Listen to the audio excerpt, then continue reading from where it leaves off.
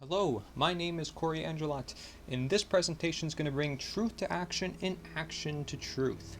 Please, if you care to watch this will give you an in-detail presentation about action and how we can relate that to the truth, how action is necessary for the truth, how truth requires action to go into effect, and how do we go about that exactly. There are specific action steps, there are guidance mechanisms, there are accountability mechanisms, and we're going to cover them all in this presentation. Okay, as you can see, it says detailed presentation. Therefore, it does rely on individuals taking the time out of their day to listen and watch or read the slides that I have for you today. Each slide will be enlarged for each individual, therefore they can read on their own if they shall choose to do so. There will also be downloadable links on this webpage to which you see this presentation, or in the description below in case you are on any video platform, so that way you may see that you can also just download the slides for yourself. There is no incentive, there is no product that I'm trying to get you to buy, nothing that it has anything to do with money here. Even though money is perhaps considered one of the world's biggest religions, as many individuals can agree with perhaps, this is not something that I am saying you have to do this or have to do that by the end of the PowerPoint. This is all one big informational, transformational transmission, okay? So it says a necessary connection on the screen for what is called the natural law and nature's the answer. Nature's the answer being also just the action that is required, the necessary action required for the optimal condition. So therefore, you can just see it as natural law and the necessary action required for the optimal condition surrounding the law, right? The law keeps us accountable, and we will understand how exactly that works. So for individuals who perhaps have not seen the natural law first before this presentation, I do recommend that you watch the natural law seminars by Mark Passio. It is not required, but it is recommended. Okay, so if you want to understand all the concepts and all the ideas that are presented in this PowerPoint, it is recommended that you watch the natural law seminars first by Mark Passio before moving to this one. However, it is not required. I will go through his slides as well in this presentation, so there is a time investment as I mentioned, so please feel free to take your time through this. If you have to, audio listen to it as well, right? Because nature's the answer. The reason why I chose that in particular is if you notice the word natural law has the word nature in it, right? The laws of nature. Therefore, assuming that is the answer, and your human nature to listen to what I have to say, to watch what I'm presenting, to read what's on the screen that will be enlarged for you for each slide, as I mentioned, that relies on your human nature, and it relies on my human nature to then present it as well. So we can get through this and we can understand that nature's the answer is technically just the action that is required, and we will explore this idea more and more as we go through it, because like I said, this is the best presentation perhaps for anyone who wants to take action within their lives and want to know the specific action steps that they can take as well to do it. Okay, so the natural law slides and the images here are provided by Mark Passio, who is a 21st century natural law teacher of teachers, as I like to mention, because he is trying to teach other teachers. He's not necessarily trying to do anything for any other reason. He's not doing it for himself or whatever. This information has been taught for millennia, essentially, for ancient times even.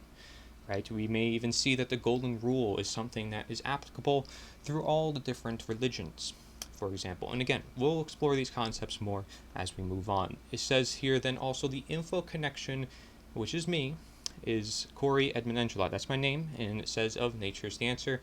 That stands for nita, or N-I-T-A, nita, however you like to prefer to say it.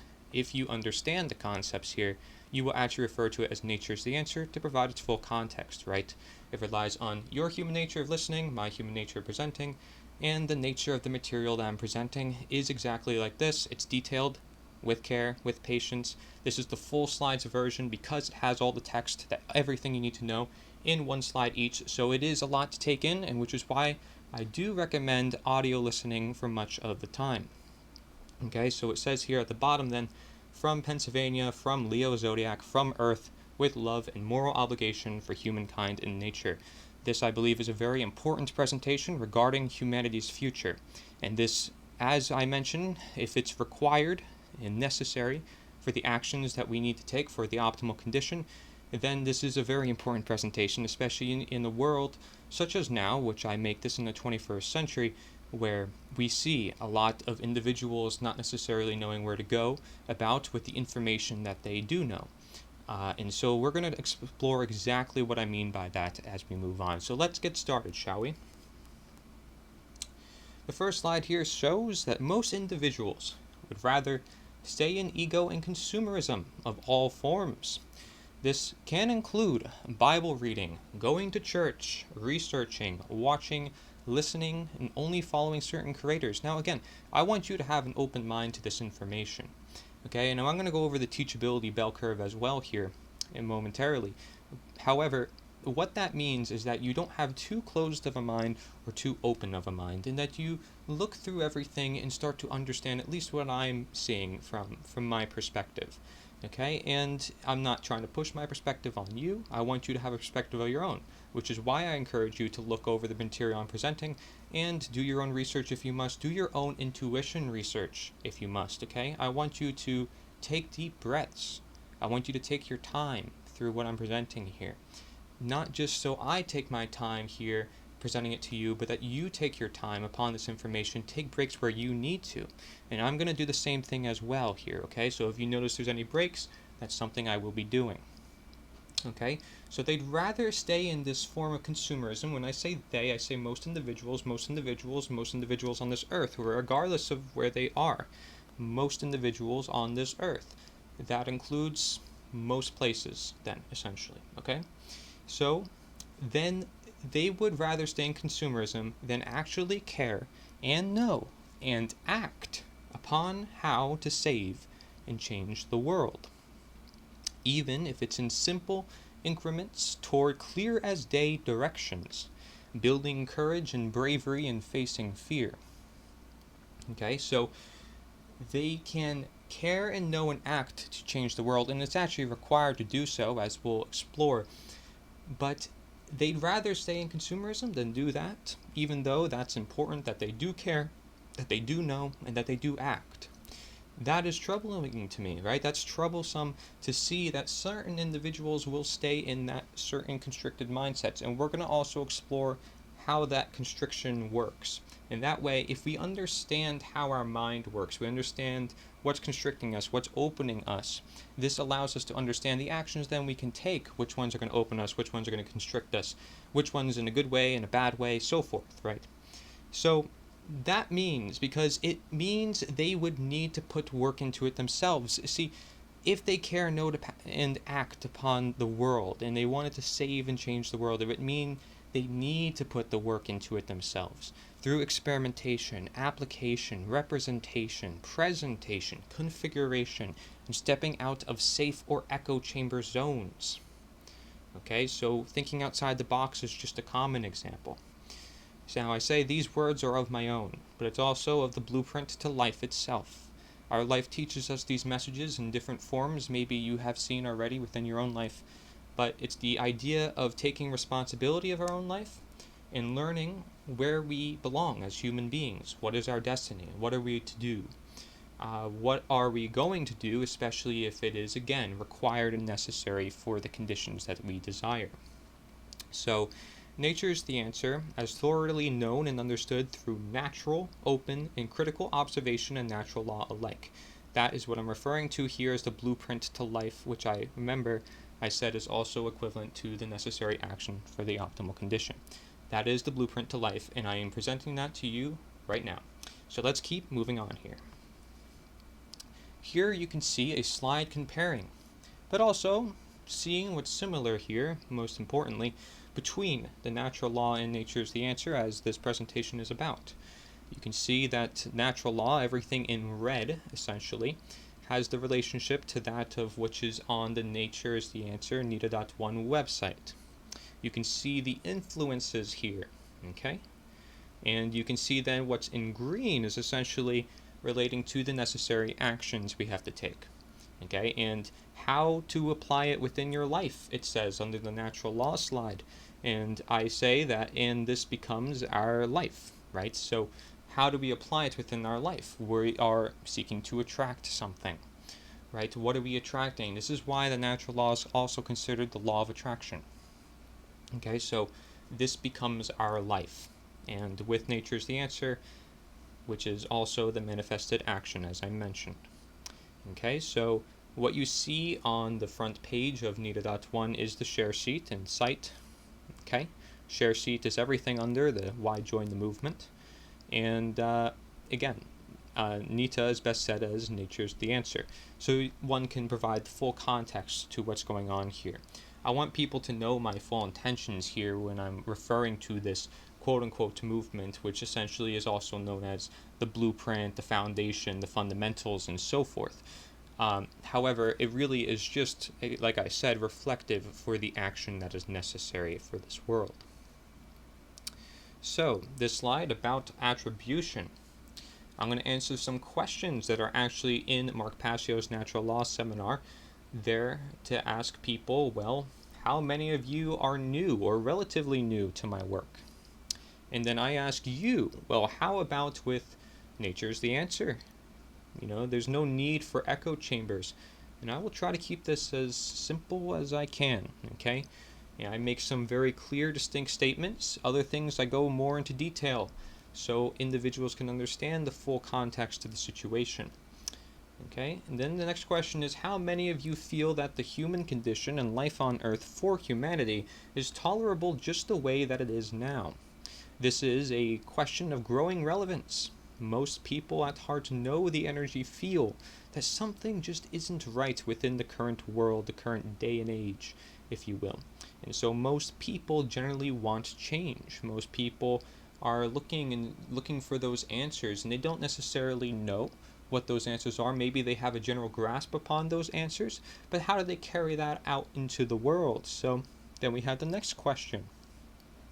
You will not be seeing or hearing anything new here today. This is on the Natural Law Seminar PowerPoint slide.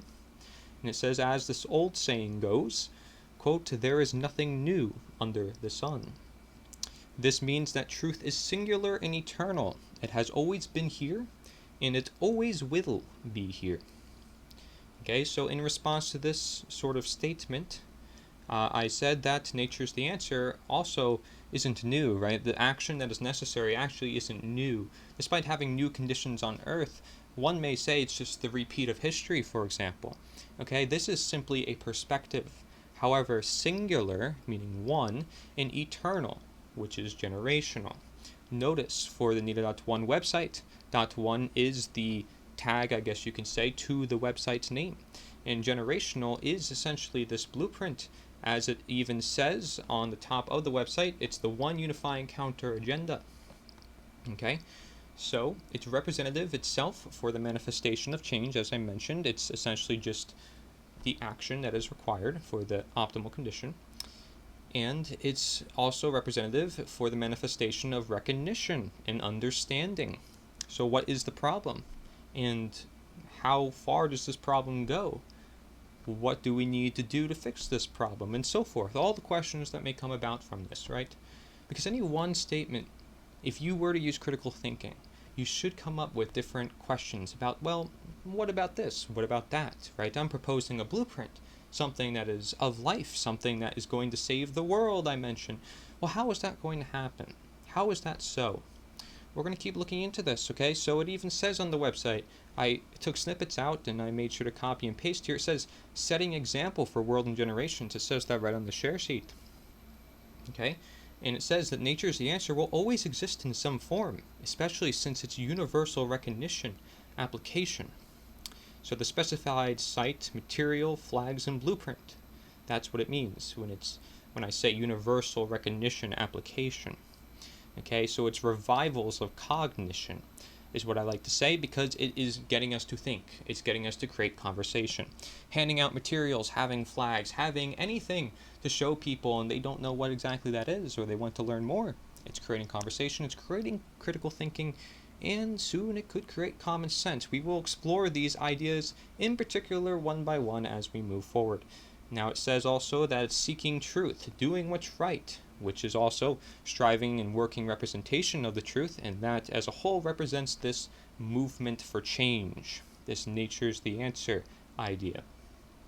Okay, so that is about attribution, right? What are you attributing to? What are you contributing to? All these words are here for this very reason of helping us spark this dialogue, helping us provide perspective, helping us really open our eyes to what's going on here. So, presenting all matter, or may you say representing all matter. So, his slide, Mark Passio's Natural Law Seminar slide, says, "My presentation style has been described by some as extremely intense, and at times even combative. Some of you are very likely to be angered by things you will hear me say during the seminar." Then he says, "So be it. The very fact of the matter is that truth itself, by its very nature, is belligerent, because it wages war against all forms of deception and mind control." Then he goes on to say, "I do not present this information to be liked, to be popular, to make money, or to make friends. To be honest, I don't even want to do this with my time, as I already know, understand, and live this information." Okay, I particularly underlined the part where it said understand and live this information, because this is just foreshadowing to the actions that we can take. So anytime I underline something, again, in green, it refers to the actions that we have to take. I do this only because I recognize that in a time of such overwhelming ignorance of this critical information, the fact that I do understand it places me in a position of moral obligation to speak this information to others in an attempt to help them understand it and live it as well. So sort of reflective, sort of helping people see the ripple effect, if you will. Hence the sun, right? The sun ripples its sun rays toward us. This is just an example, perhaps you can say, in nature. The same thing goes with any stream or water run, for example. But here's what I have to say about this. So, nature's the answer, nita.1. In my own content, which is, of course, coming from me, so I have in parentheses Cory, is not supposed to be quote-unquote inspiring, although it could be beneficial, or even happy or sad, right? It is to simply state as it is. That does not mean those feelings will not be invoked. Okay, so I make this presentation also out of moral obligation in connecting the natural law to worldwide action, for it is here for that very reason. Nature's the answer is not about me, it is about you and everyone among all there is. Action is done within my own life to do my part among you, which we may explore later, these specific action steps, right? Because for the first part of this presentation, I will be presenting essentially the connection between nature's the answer and natural law, and sort of, again, saying the blueprint action and the blueprint essentially of truth, which is the law which it runs by. And then from there, we will get into specific action steps in many individuals from many different accounts, helping guide us into that direction. And from there, then we will have conclusions, to which I encourage you don't just skip to the conclusions, because those conclusions still need context that is provided all among here. So it is necessary to have this pre-context before leading into the conclusions and seeing what the world would actually look like under this blueprint that I'm talking about. Okay, so action is done within my own life to do my part among you. We shall walk the talk. I do make this more of an enjoyable process for myself than a burden. However, it's a matter of priority and weighing odds for effective change among the moral obligation as well as keeping good health. Messengers of nature's the answer, that would be you, or me, for example, are to appeal and understand others, but not for popularity, rather consensus and manifested change. So again, the ripple effect requires that we seek out other individuals, requires that we create that conversation, and the only way we can create that conversation is if we have other individuals with us. Okay, so the blueprint of Nature's the Answer, aside from its simple title of Nature's the Answer, helps us take action among our moral obligation. As Mark mentions, are all our actions in alignment and in accordance to nature? This is the big question, right? And if we understand, how do we help others understand? Okay, notice the words I put in capital. I say we, I say how, I say help, right? You can't just tell someone what to do. But we're going to explore that concept as well. So understand in general and understand the truth both. Okay, and again, some snippets from the website. It says, have a voice to share, want to simply live life, represent truth, represent your presence, to promote unheard voices, unheard truth. A stepping stone in the right direction. Representation of an idea is the first action. Okay, so representation of an idea is the first action. What does that mean? Again, it means creating this ripple effect, conversation. And we're going to start talking about that as well. It's not just conversation, though. And we have to understand, what are all the aspects around that conversation? What does the conversation bring? Where could we follow up? How do we not go too far? What limits are there for us? So let's see. What I have here is a compelling creative compendium. That's what I call this presentation as a whole. And so what Mark says about his presentation is that his seminar is a tapestry. It is meant to be taken as a whole in its entirety. Okay, again, I underline that because the whole of all of us as humanity, humankind getting together, the entirety, not just one nation, not just one little area. And although making impacts there will make a big difference in the domino effect of the ripple effect of change, it is important to understand that this is a worldwide issue, as again I said, most individuals are facing these problems here. And if you gave a monetary donation to be here in person today, he says, I highly recommend that you stay for the duration of the seminar. Otherwise, you will most likely not recognize the patterns inherent to the tapestry, and more likely than not, you will have wasted your time and money. So that's what he says about his presentation on natural law. So I can tell you exactly how this presentation is going to work, just to get the intentions down packed and clear, how you understand how to consume this information. Transformation. Nature's the Answer can be taken face value for what it simply stands for. Nature's the Answer. The whole of Nature's the Answer comes of greater necessity to those who wish to become more leading guides or messengers.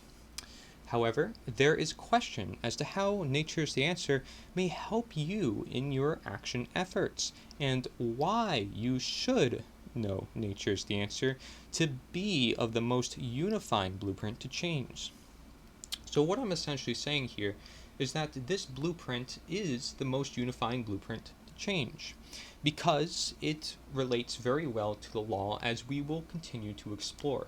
It's not just these slides I've already gone over showing this and showing how this kind of already relating. We need to get down to the details. What laws specifically do they correlate with? What principles do they correlate with? Where does Nature's the Answer stand for? Because if this is representative for our actions, we probably want to align our actions with the law. Shall we want to promote this law and work in alignment with nature, which is essentially working in alignment with the law? So we will, again, if you have any confusion about this, go over this more in detail.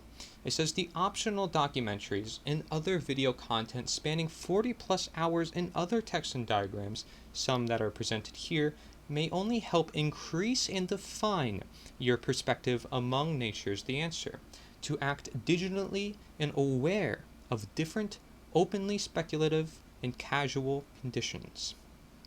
Okay, I meant causal conditions, sorry.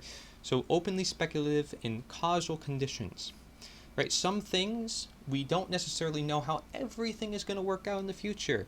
We can take actions, we can know generally the response that we're going to get, but we're not going to know every little detail about what's to come given a situation where there's many individuals and many different outlets and many different words of mouths going through people's brains, essentially, since everything is created here in the mind. And we need to start working with the heart, as we have been demonstrating with care, with how the heart is the center chakra, for example. If you study that system, there's connections all over the place in this world, and this is why the conversation is necessary, because there's so much information, in fact, that's not in this presentation, that it is encouraged for you to keep looking into, even though there is a lot of information in this presentation.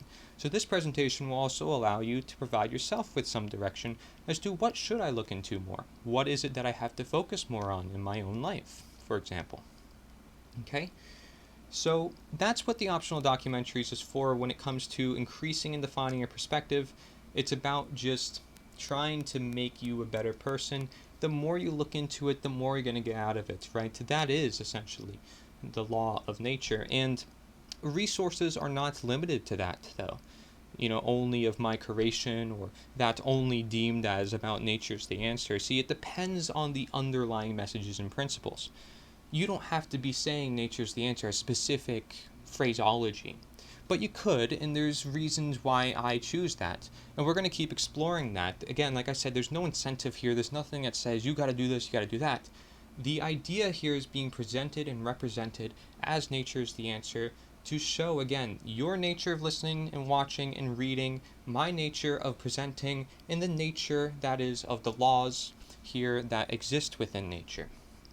Okay, so nature is all over the place here, and essentially it is the answer to this entire presentation. It is the nature of this presentation to have this much detail and to connect all such dots. So if you study natural law, nature is therefore complementary to help further define action steps, specific action steps, and resources within your own life. In the transition for change and for others to also learn and apply the natural law. Any said claims made about nature's the answer will be further explored in this presentation as well. Okay, so transitioning steps. This is a very important slide to help us understand what exactly are we going to see given these directions that we are embarking on, essentially, for this journey of action that we are taking, this blueprint that we are carrying through into the world for the change that we want to see.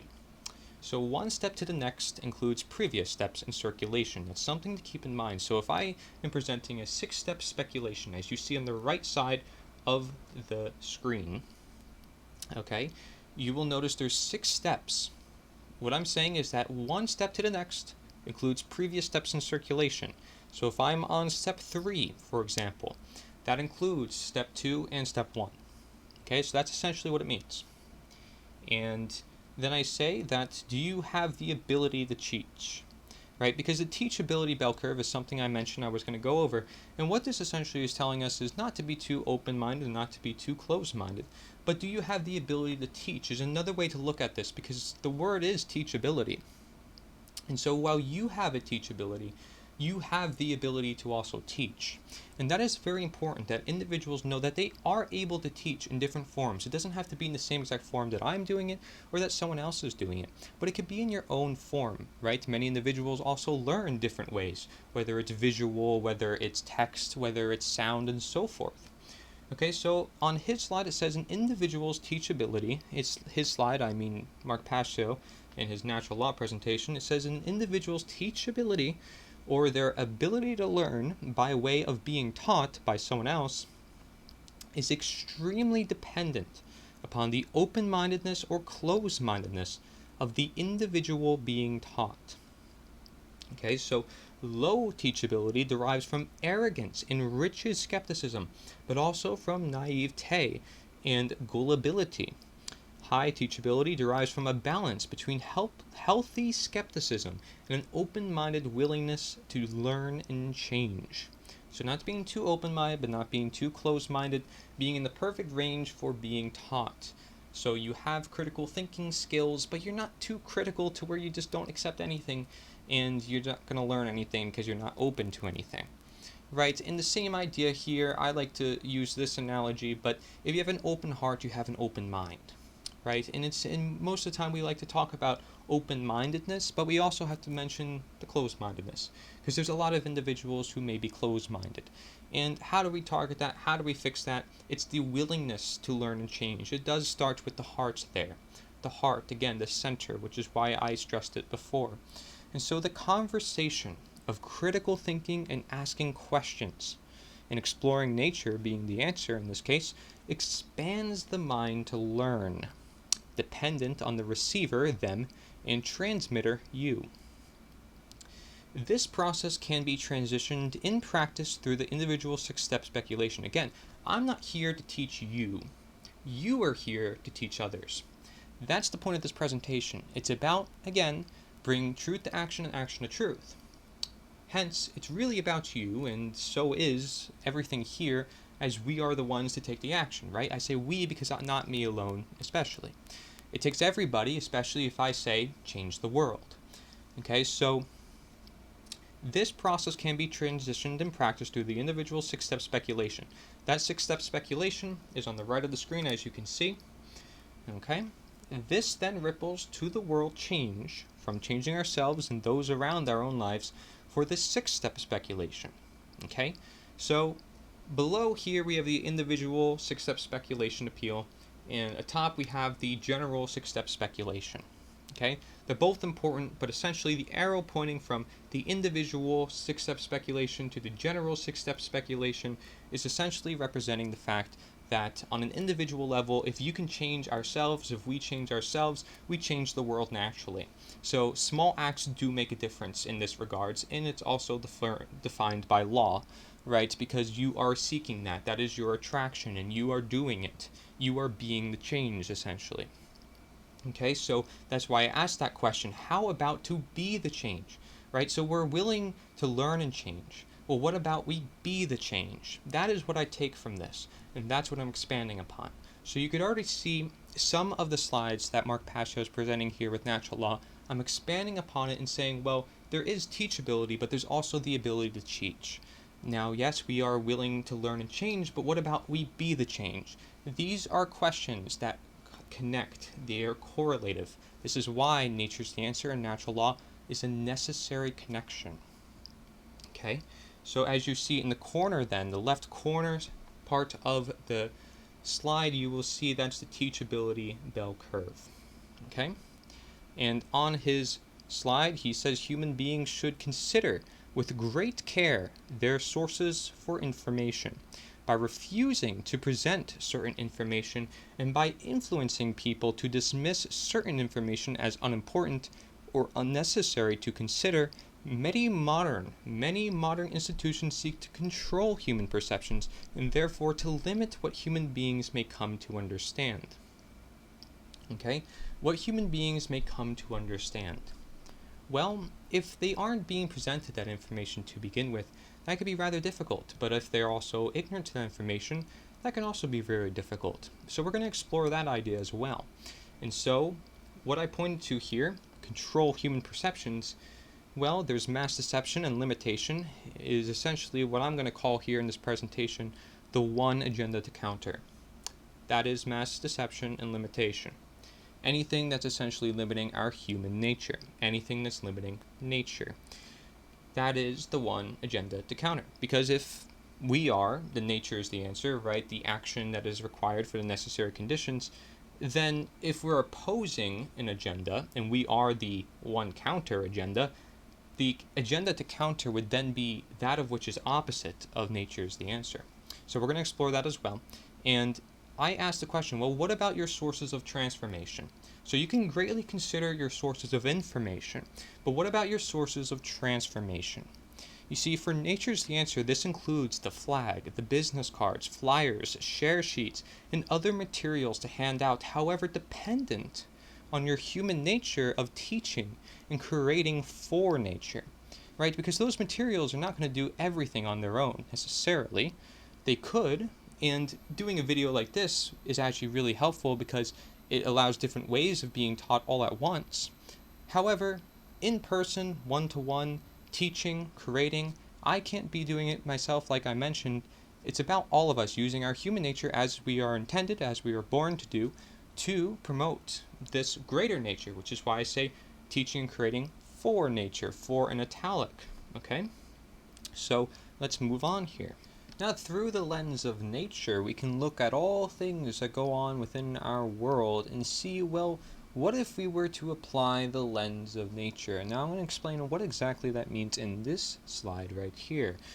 Okay, the very nature of isms and titles and ideologies creates traps in expanding perception. Nature's the answer is a quote-unquote movement of recognition and accountability to morally obligated necessary action. The ironic, therefore used for controlling or learning, up to you, nature of the following is what creates much debate and confusion within society, requiring lens through nature. The problem often lives with individuals consuming and adhering to the extremes of each. So therefore, we're going to be going over some extreme applications within these different ideologies, these different isms and titles and different ways that kind of most of the time constrict our brains instead of teaching us and learning from all the different types and kinds. But we're going to explain exactly how that works and what that has to do with our action. So let's first start with politics, and then I have religions, money, and science. These are perhaps the four biggest, as you can see on the natural law slide that Mark Passio provided. There's four, and then there's money in the middle. So you have New Age on the bottom right. You have all the different modern organized religions right atop of that. To the left of it, you have politics, left and right side, for example, and then below that is science, which a lot of individuals often utilize nowadays with modern technology and different inventions, different innovations. We will explore that as well. And notice there's also two other slides right next to it, one called the Trivium and another called the Worldview of Simple Deism. That worldview of simple deism has to do with the religion area, and the Trivium is essentially the true scientific method as taught by Mark Passio. That's what he calls it to be, and essentially has to do with input, processing, and output, really getting down to the why as to why something happens. And you can use the Trivium process as a means to greater understand the situation rather than the scientific method. Although both the two are of course great, the Trivium is something that he considers very good, and the Quadrivium is another counterpart of that. So, politics and political sides. Let's start with that one, shall we? So, is it of, and therefore with, nature or man? Provably and originally. These are questions for you, right? Is based on man's law and ruling over others. Simply put, that's what it is. And is this moral according to natural law? Left brain nature extremism? That's exactly what it is. Politics is often of the left brain. It is not necessarily moral, depending on what we're talking about. If we're just considering politics as some simple conversation, then it's not necessarily immoral, right? But if it has to concern with harming others or contributing to a situation of man's law, which we will explore later, there could be some ins and outs of that which make it indeed very immoral.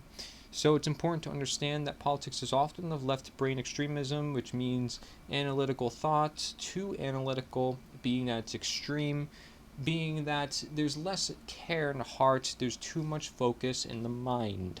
That's essentially what it could be seen as, symbolically.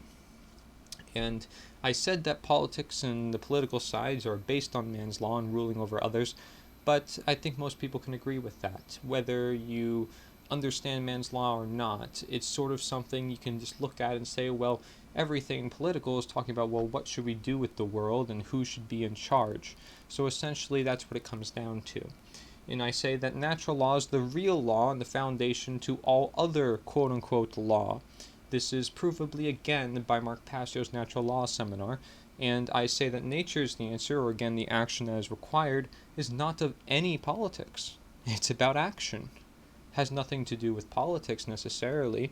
We don't have to confine it to this one select area of ideology. I don't have to say this is some new political party. I don't have to do that. It's simply the action that is required. That is something we can all do. And I say that politics must be brought to nature via, of course, conversation for the most part. Okay?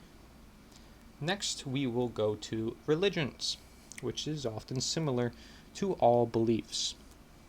So, religions, is it of and therefore with nature or man? Provably and originally. This one obviously has a lot of debate, right? But the point is here is that we can learn from all things within and throughout. Is it right to constrict the mind to one ideology? Nita, which is nature's answer, in its very nature, seeks to question all ideologies. That is essentially what it's asking for. Nature is something that combines all these different religions, essentially being that they're all within nature.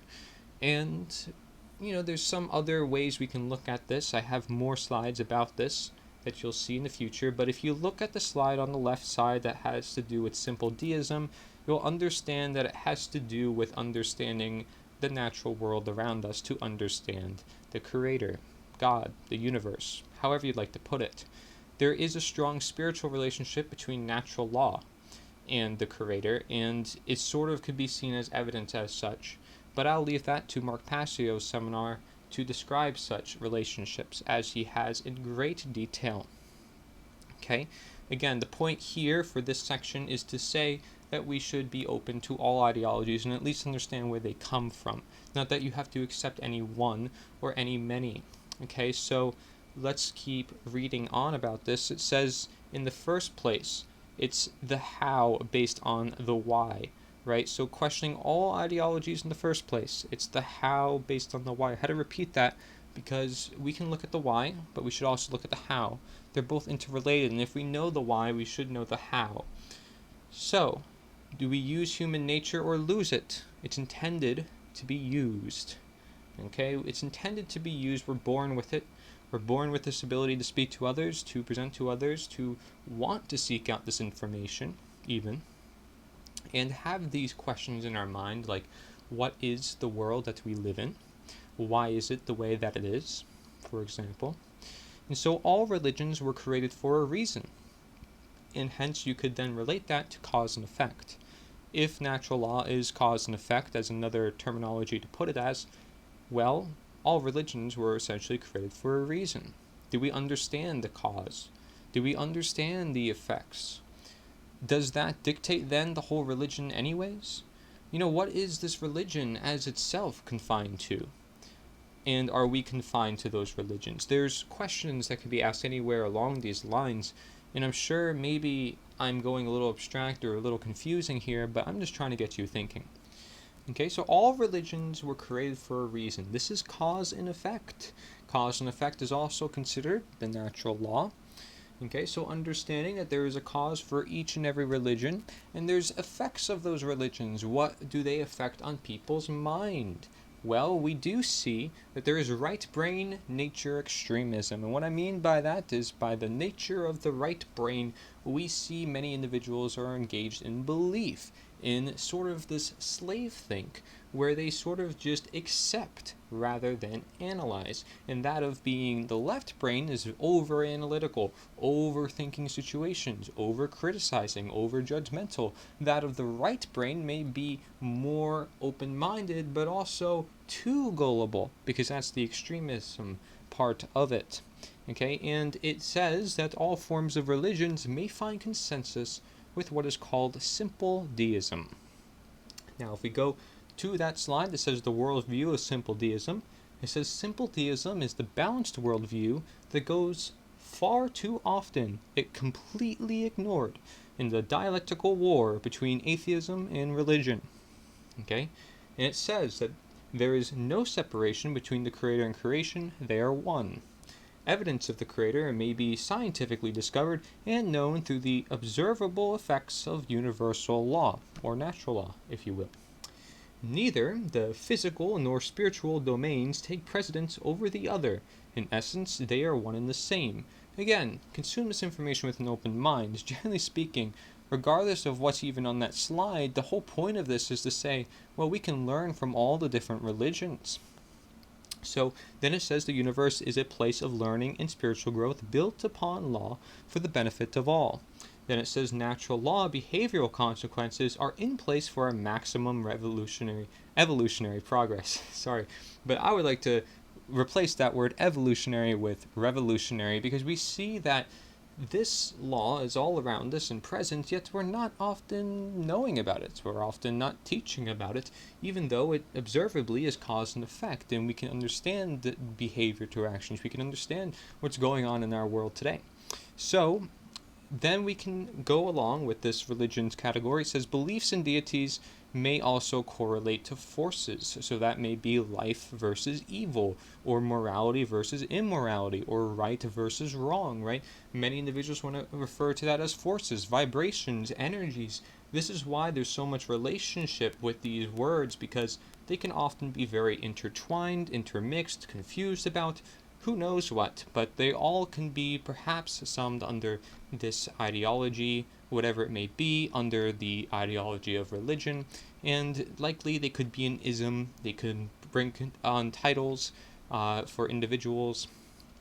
Okay, so nature may be depicted as any deity or god, and that's the really special case of the word nature. Harmony with such supposed original or intended creation would also correlate to harmony with the creator. Okay, so if you are in harmony with nature, essentially, you would then be in harmony with the creator, so to speak. And that is sort of also the idea of that simple deism that I mentioned before. Simple deism. The word deism comes from deity, which literally just means God. So essentially, it's just Godism. It's the most basic underlying understanding that there is a God, right? And the New Age supposed movements are among religions due to the similar nature of restricting individuals' mindsets, if you will, to certain limited belief systems. So what I say to all this, and to wrap up the section of religion, is that nature is the answer, and of course our actions that are necessary is not of any one religion, and that religion must be brought to nature through way of conversation.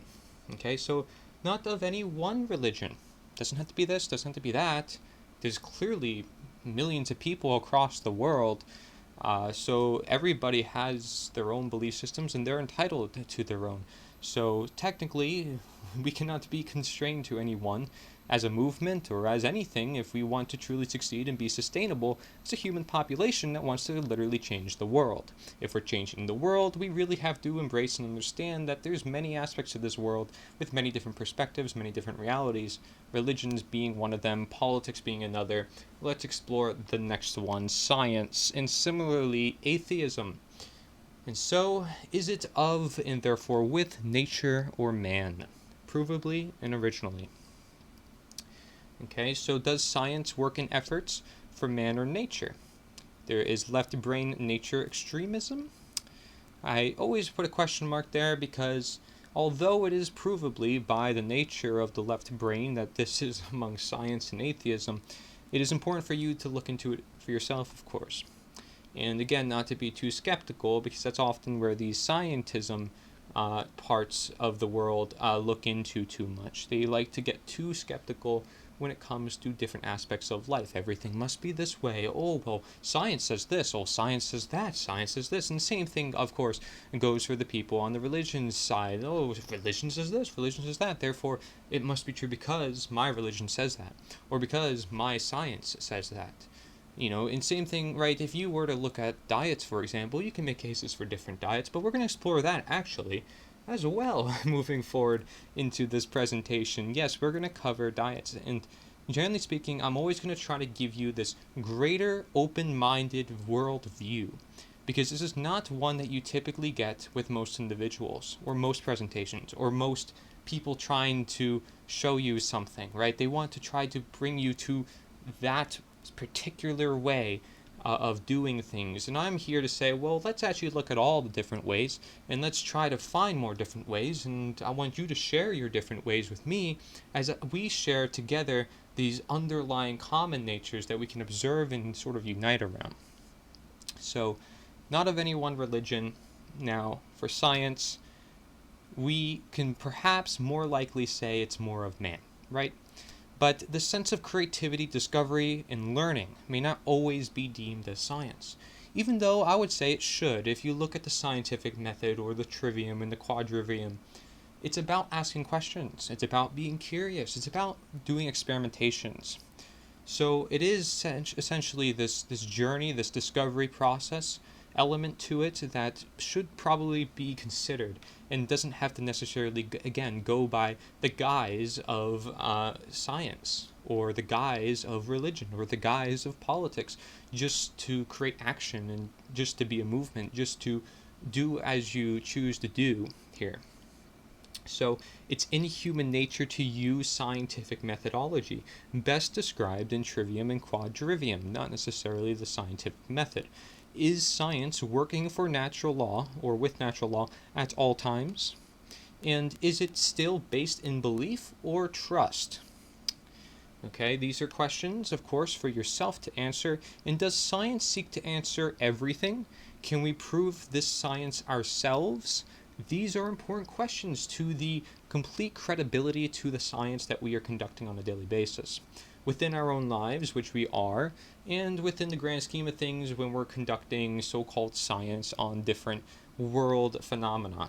So, nature is the answer, or again, the action that is required is not only of science. It's not of only science. Science must be brought to nature, again, through way of conversation. It's not of only science, it's also of religion. A lot of people in religion want to count out science. A lot of people in science want to count out religion. Why can't there be both? Why can't there at least be some open-minded perspective of both? Okay, this is what I'm talking about. And the same thing, of course, goes with politics. As much as we don't like politics and perhaps don't want to talk about it, it is something in our world that is contributing to a lot of different situations. So it's funny, the things we don't want to talk about are sometimes yet the most important that we should talk about. We're going to keep exploring that, and money is then this really big religion that we see, especially in the modern day and age, where I mentioned earlier consumerism takes its toll. So I use money here in the context of fake currency. So you have to ask the question, well, the money, what type of money is this? Is it some gold and silver? Is it some paper money? Different forms of money. So let's ask the question, is it of and therefore with nature or man, provably and originally? It's often used as the bond belief between all other man-made belief systems. So you'll see religions asking for money. You'll see science institutions asking for money. You'll see politics and politicians and people who are running for Congress or running for president or so forth constantly asking for donations and money, and different advertisers and so forth. It's all a matter of money. And it seems like those who have the money seem to have the upper hand on most things because they're able to create that greater presence. And that also is to stress, again, the one counter agenda to that one agenda to counter, again, of deception, of limitation, and so forth, that we have our own presence as well. We show the presence of what is true. That way it can sort of crowd out all that is artificial, all that isn't real, all that doesn't belong, okay? So money does not always correlate to the fruits of labor. This is important to know, because are you working for what you're getting? And there's also questions coming from money like taxes, which we're going to explore in depth later on as well. In forms such as plastic cards, cryptocurrency, and paper money are not the best of nature. So a lot of individuals will fall under these different types of forms of money, but we do have to understand the very nature of money. So that is what I'm stressing here when I say nature is the answer, or when we're looking at natural law, which is the laws of nature. Nature best relies on free trade and voluntarism, upon effort in and getting out, literally living by the laws of nature directly, if you will, and value in and value out in simple economic principles in nature are true currencies. That's what I'm saying is not necessarily fake currency, but that instead, value in, value out, voluntarism, free trade, and all sorts to speak, is moreover the true currencies. And most individuals can agree like this is the basic economic principles. And a lot of people get caught up in the system as to making different proposals around that and saying, well, we don't necessarily have to do that, we can do this if we implement this, and then they create a whole new monetary system. And we have to understand that centralized systems are often used to control the populace and governments of any nation or nations within nature, taking control of the freedom inherent in nature. Right? So, and we see this of any limitation, of course, it's going to limit our freedom. Money is, if it's the biggest religion, is going to be often the most targeted. So we have to understand that although there's politics, although there's religion, although there's science, the big elephant in the room is money. And we'll see later on how the economy is actually a big deal with the action that we can take here for creating the change that we want to see in the world, essentially. And so claims made of the ideal or best or true nature may also refer to the greatest abidance to natural law. So essentially what is intended for life to live upon.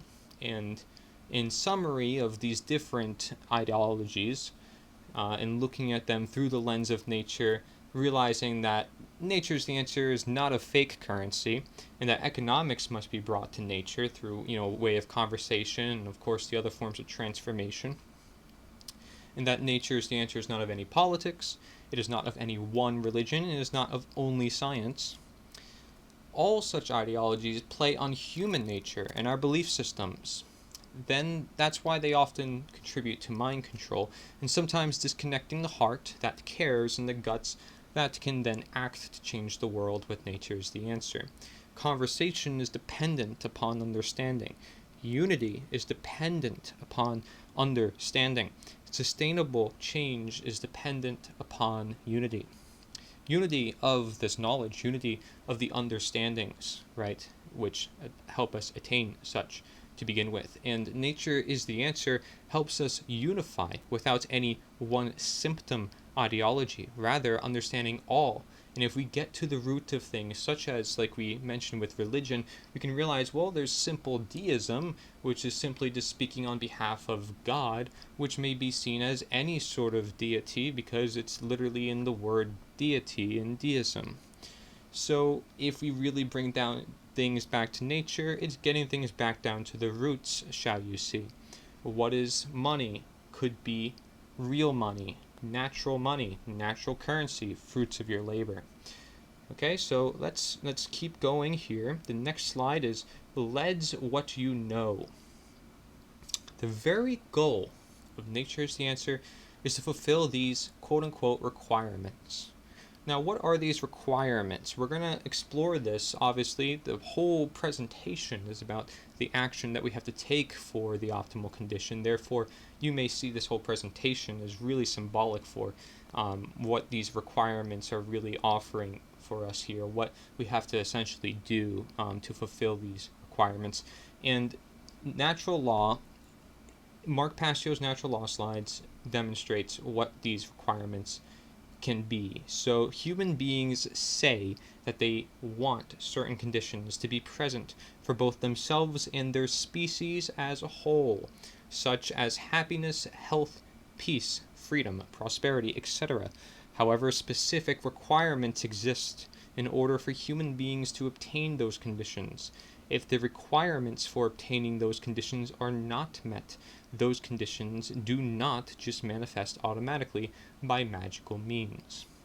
So essentially what that is saying is that there are requirements to the change that we desire, and it's not just going to come about magically. And in response to this, I said the very goal of nature's the answer, again, is to fulfill these requirements through understanding, however. Therefore, natural law, due to the understanding of cause and effect. Once the cause is understood, the problem and symptoms may never arise once more, or at least in as high as a circulation manifestation. Like it is now, may you say, those very aspects listed as happiness, health, peace, freedom, prosperity, shall be the very unifying principles to be, and therefore live with and for nature's the answer. We are losing these very simple aspects in this life. You may see as simple human nature, even as simple as conversation. Having a conversation with one another about any of these ideas or any of the things I even mentioned could be rather difficult in these times where they don't want to even talk. They don't even want to have critical thinking or common sense. And again, when I say they, I am referring to most individuals who perhaps are among the constrained ideologies. And that, again, constrained ideologies could be money, could be religion, science, or politics in particular, again, the things we don't want to talk about. And if we are losing these very simple aspects, which are well correlated to being achieved with nature, we probably should work with nature if we want to use those aspects. Because like I mentioned, it's in our human nature to have conversation, to speak with one another, to critically think. And it's a matter if we're going to use it then or not. That is up to us ultimately, ourselves. And so this is well documented in over 25 hours worth of philosophy, quotes, and wisdom from many different cultures, only some brought together here. You can see those are 3 thumbnails of videos that I produced, another documentary essentially talking about the philosophy and past and verifying how we can unite and change the world through those understandings that they've provided us in the past. People like Gandhi, people like Buddha. There's many different things to learn from, and we're actually going to explore some of that here as well. So this is really going to wrap up a lot of the material that I've been producing on the matter. So it's great if you are still watching this. I encourage you to continue watching it if you really want to get that in-depth understanding of what we should do, being that I've also produced content on this matter for the past years, and I really want to bring that together, and that's what this whole presentation is about. You can find more information or watch those documentaries on nita.one/perspective. Okay? Now, let's go into the other 2 slides of natural law by Mark Passio. It says nescience versus ignorance, the context of not knowing. Nescience is to not know because knowledge was absent or unattainable. Whereas ignorance, as Mark likes to put it, is to not know even though information is present, because that information has been willfully refused or disregarded.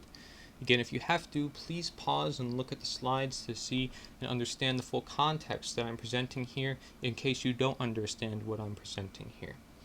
Nescience is essentially saying that the information is not present, and then ignorance is essentially saying the information is present, therefore it must be willfully ignored if it is if it's disregarded, if it's something that is not being utilized or understood.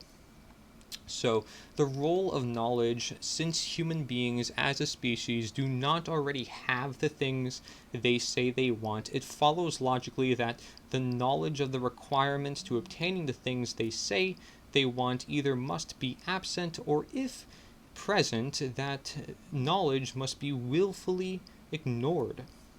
Okay, and as long as this knowledge continues to remain unknown, which is nescient, or ignored, the manifestation of the desired conditions will be impossible.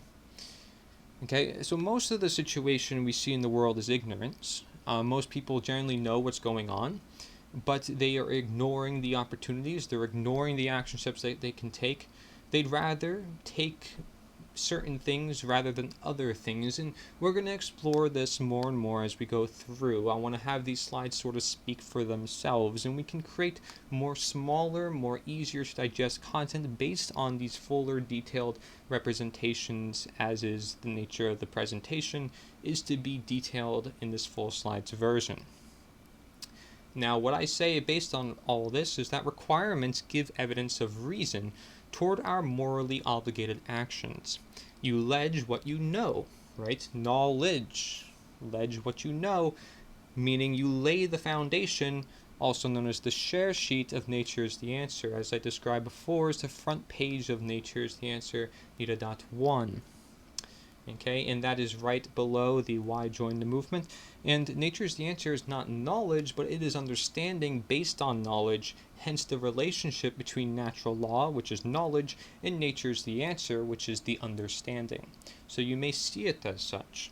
And the understanding is seen being a required step during the 6-step speculations and transitioning society also applies to that of goals being impossible to attain if understanding is not recognized and utilized with individuals, alike the point of the natural law's own presentation slides. So, essentially saying that understanding here is the really key aspect here for Nature's the Answer, whereas knowledge is definitely key for natural law. But in order to have that knowledge, it requires understanding.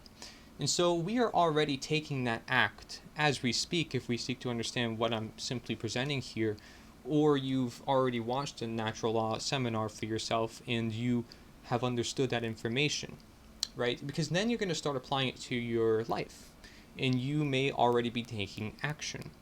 The point here is to understand our full actions, what actions are necessary, and what we will run into, what accountability mechanisms are there, what is going to motivate us, and so forth. That, again, is the intention of this PowerPoint presentation, and I stress that only because if we have that whole context to the situation, that tapestry, as we mentioned, it makes everything way easier to take action. It makes things knowingly saying, well, if I do this, this is what's going to contribute to the world around us. And it really helps bring things to perspective when we are thinking about our actions. Because if we understand what our actions do, we understand where our own intentions are, then it's more likely we're going to attract what we do desire. So the 6-step speculation has the requirements of its own. Nature's the Answer has the requirements of its own. Living in abidance to natural law has requirements of its own. All that has requirements, and all that may be seen as different forms of utilizations of knowledge. So, therefore, it is necessary for understanding knowledge. Therefore, it is necessary for understanding to precede knowledge. Ignoring, which is ignorance, the understanding of Nature's the Answer, or the necessary action will lead to impossible conditions for desired end goals, which, as Mark even mentioned, includes happiness and health, etc. Nature's the Answer and natural law is being presented to you. Therefore, nescience of how to change the world is not an excuse. Only ignorance is. If I'm saying here that this presentation is all about the action that we need to take, then it is willful ignorance to not really care about what I'm presenting and not really look into what it is. And you may have some excuses on your line, but if you really care to create the action, and I'm saying that this is really important, and I'm not just trying to convince you, I'm going to show you, then it's really important that we do understand that if there is a cause and effect that says, well, this is going to create the desired change that you seek, that you should probably go about in doing it. Otherwise, you're willfully ignorant, and you're not going to get that desired manifestation that you do desire. So, Nature's the Answer can then be seen as a bridge for constant or generational, the great work, collective understanding and knowledge of individuality standing, which is power play, conditions, and natures, which then contributes to the mass awakening of self-responsibility. Something a lot of people would say this all comes down to is responsibility, right? Because if you're responsible for the world that you live in, you realize that you have the power and your minds dictate your actions, that there are requirements and you are making sure to fulfill them if you have certain desires that have to be fulfilled for the manifestation and result. And Nature's the Answer exists particularly as a bridge connection toward knowledge and further understandings through way of presently understanding one's own conditions. So nature is the answer as a movement, essentially, is accelerating our own actions that we take within our own lives, as I mentioned. The small little things can become the big things, essentially. That's what it's saying. And that's through way of presently understanding one's own conditions and worldly conditions and demonstrating representation for such, being the example, teaching, speculation, and from individual to nature to individual in continuance. And that is teachers who utilize nature. There's even famous quotes about how doctors must go through nature in order to treat the body, or that nature is the teacher for all of humankind. And that's also shown in those documentaries that I mentioned that are above and on the slide for you to see. So this is partly why it's encouraged, mostly one-on-one, closest to human interactions, right? Because this is the more natural way we can do this. And despite planting the non-invasive seeds elsewhere and everywhere, which can include, the flag standing for itself, having the flag of nature is the answer, and the flag being seen multiple times, and questions being caused in the observer of that flag, seeing it and asking, well, what is that flag doing? What is it standing for? Why is it there? Who is the one that put it up? Can they tell me what it actually represents? And they probably should, again, because it's using their human nature to describe on behalf of nature. They are not nature, they are not God, they are not to speak on God or nature, but they are to understand their role among it, right? We have a human nature in nature. And so any material or phrase of nature's the answer is utilized, and our own partaking of research for more investment. Because if we do put our own efforts into it, we're going to get more investment out of it. We're going to feel a greater sense of worth, greater sense of value, if we put that personal touch into the matter.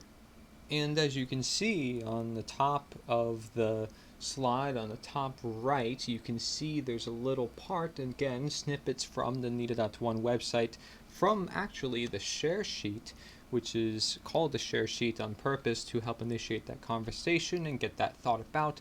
It says we can be more at peace with simplicity, fulfilling simple needs of nature. Again, such refers to those simple things such as happiness, health, peace, freedom, and prosperity, as we mentioned on these slides, the simple aspects well correlated to being achieved with nature. Next, we have shifting to balance. As you see here, this might be a bit confusing at first looking upon it, but what we see on Mark Passio's natural law slide says occult knowledge.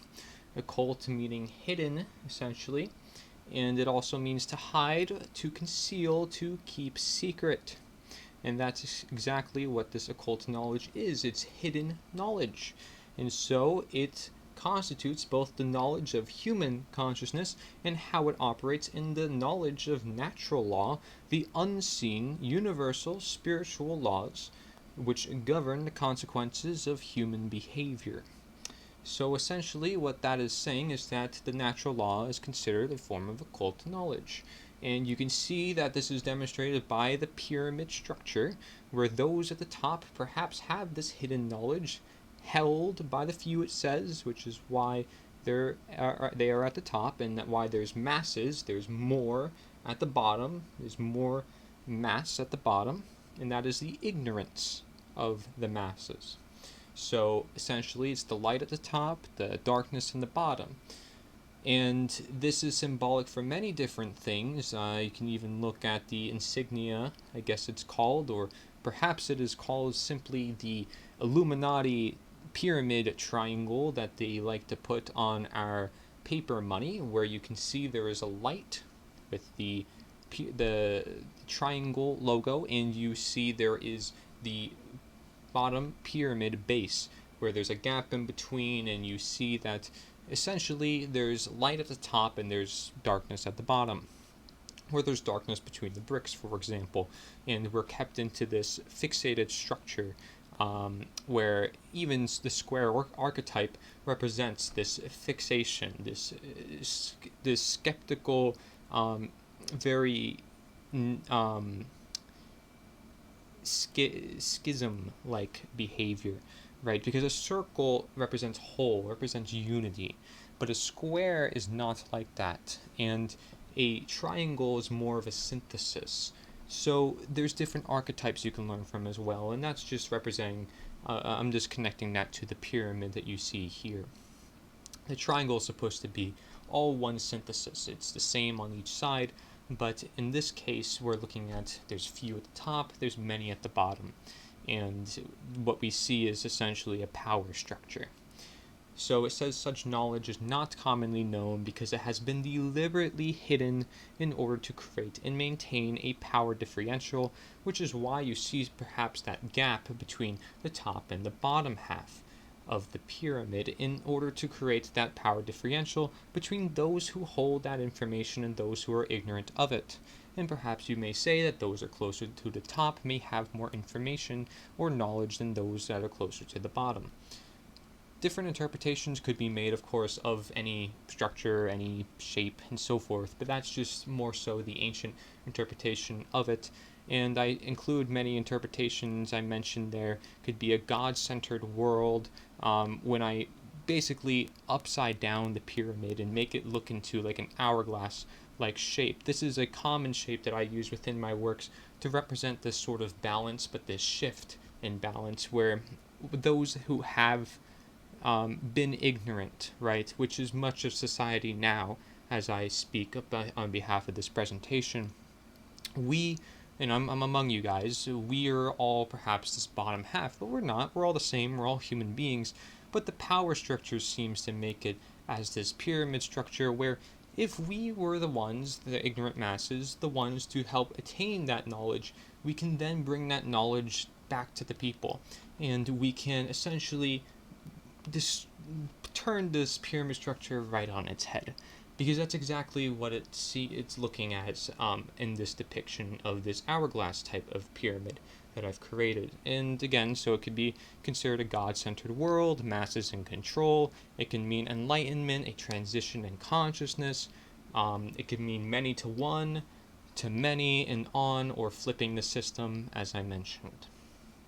So among that, another important thing to note then is consciousness. What does consciousness mean? It mentions consciousness and says that occult knowledge constitutes both the knowledge of human consciousness and how it operates and the knowledge of natural laws. So consciousness is the characteristics of a being generally regarded to comprise qualities such as subjectivity, self-awareness, sentience, sapience, and the ability to perceive the relationship between oneself and one's environment, right? Because you can absorb yourself all day in information yourself, but if many individuals around you do not have that same information, that same knowledge, then your own environment may be very different from the way you see yourself. Right? So for example, what I mean by that is many individuals around you may not truly understand you because you are one among many. So your job is essentially to appeal to that many so that way they understand you and you can then hence integrate within that environment and become part of it rather than being this burden or unwanted influence. So consciousness should, generally have this relationship between oneself and one's environment, not either or. And those either or extremes can of course cause problems, as most extremes do. So we help make up the environment, and many individuals may not have a relationship between them and others, or nature, may you even say, right? Many individuals are stuck in office jobs. They don't get to even be outside. They don't get to see the sun. Some people working night shifts. It can be a whole bunch of different situations there. So relationships, right? Relationships as a whole has grown less desired, if not more, and confused due to nature disconnection and lack of consciousness. And this is a very big deal because, again, human beings are more so social animals, not just political animals. Again, you can sort of resort that back to social animals. And that idea is that, well, we are to have conversation. We are to use our human nature as intended. So moving on, it says action is possible without nature's the answer, often only extending to your personal life and helping others within such. however, not for a recognized designated cause. However, on the mass scale of manifestation, getting behind a message where you and all are fellow messengers coming together around the similar direction, nature, or community garden, etc., whatever it may be, and allowing great minds to meet one another would result in a more optimal reality. As I mentioned, you're creating relationships, you're building relationships, you're building in general. And where therefore our individual actions are recognized and then more easily mirrored on mass scales, perform for growth, motivations. We unite around humanity. We unite around humanity and nature and simple principles of life to bring these more to light, away from the occult in life itself. These are actionable and intended factors to unite around in the first place. Nothing may ever be as unifying, still dependent on understanding, as some will distort rather than simply hide knowledge, and for different reasons, such as ego, deception, and lack of ability, and understanding or ignorance. So, essentially, let me rephrase what this sentence says without the parentheses this time. We unite around humanity and nature in simple principles of life to bring these more to light in life itself. These are actionable and intended factors to unite around in the first place. Okay, nothing may ever be as unifying because we all share that. We all share this common reality. So if we understand what is universal, it's very easy to then come up with a unifying ground. Okay, moving on. The Nature's the Answer guiding shift from mass occult to mass enlightenment is dependent on conversation of nature and change through such manifestation, then best fulfilled when the masses know and utilize the knowledge from such, and that would be the six-step speculation. Any aspect of Nature's the Answer shall not be of any occult knowledge, for the unifying intentions are simple, upfront, and rooted in place, hence the reason for the share sheet, which is also called the foundation. Thus, we see the context of Nature's the Answer being a unifying movement as opposed to simply a standalone idea.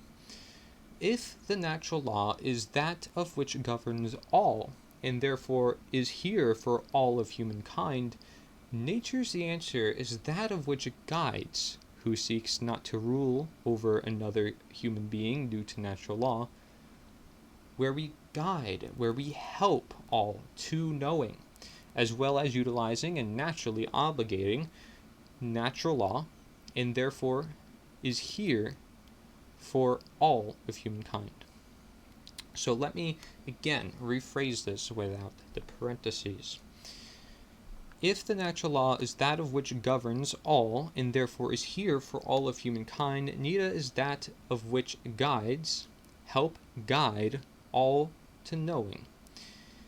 Natural law, and therefore is here for all of humankind. Okay, so that is essentially what it is saying. That we are guides guiding others to also guide one another. It's sort of this loop that is intended, right? It's sort of like passing down a message from generation to generation, letting your children know, well, this is what I've gone through, this was what happened in history. It's essentially teaching history, but just in a different context.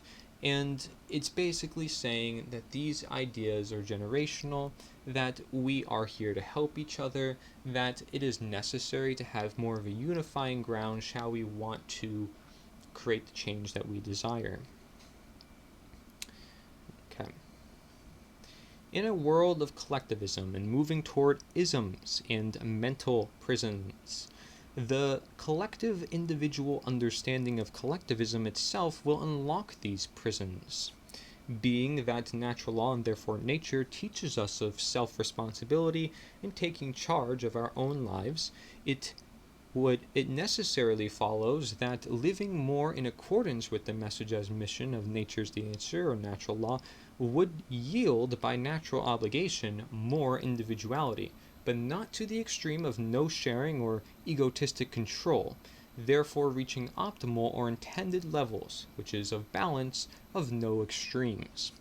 This may sound a little complicated to individuals, and I understand, but again, I suggest you read over the slides that I'm going to enlarge for you right here, and you can see for yourself what I mean by this. I encourage that you pause the video and you read these sentences, because the parentheses are there to help you bring these correlations between certain words and certain ideas. This is something that does depend on your human nature to understand. Again, shall you want to be a more vocal guide among this matter? Crime, which is immoral in nature acts, becomes trivial, which is lessened, and by sustainability. And mass populace control does not persist, knowing statism, disintegration, and demotion steps 4 through 6 of the 6-step speculation. The movement of nature's the answer is therefore simply recognition and utilization of nature's call of movement. How much is in alignment with natural law determines this. It grows more relevant at certain times. The movement is the mission, is the message. Natural law or nature's answer, both for all three. Nature's the answer shall work with natural law, aka the law of attraction, to succeed. Among conversation comes appeal, guidance, and accountability, supportive rather than authoritative. The simple act of conversation helps prosper consciousness as long as both parties still seek to understand as able to in nature. While nature calls for change and we are to use human nature to do so, individuals of higher consciousness will know more of the right or moral or justified actions to take in the current environment among the grand scheme of life for those certain desired environments. Actions of you, of nita, in alignment with natural law. So again, I encourage that you read that by yourself to understand the full context of what it means. Essentially, again, what it's saying is that nature's the answer works with natural law, and that if you are to take actions with nature's the answer, with a collectivist push for individual understanding, there is a greater alignment to natural law. And we talk about this also later on in the PowerPoint, how numbers are necessary for this great work to be done. And so while nature's the answer cannot and should not provide you with everything you need to take action, its understanding and resources may help guide you. So essentially you can look at all this as one big guide, while its messengers, those among you, may help guide you as well. The great work, quote unquote, as we'll describe also later, of nature's the answer relies on you and all. After all, you and all make the movement itself among the share sheet and natural law, which is to abide to, act, including speak, and unify about. So natural law is generally a very connected topic to this movement that I'm proposing, this blueprint that is essentially, again, the necessary action for the optimal condition. And you can see another snippet from the website. It says the direction should be evident. Given direction, people may lead themselves. Otherwise, they will be pushed in the wrong direction because they cannot lead themselves. We can provide direction for one another as well as help you understand how to lead yourself. Very, very key during this process. So I'm going to go back real quick to the slide that says transitioning steps. And the reason why is because now I want to read what is considered the 6-step speculation and the individual appeal 6-step speculation.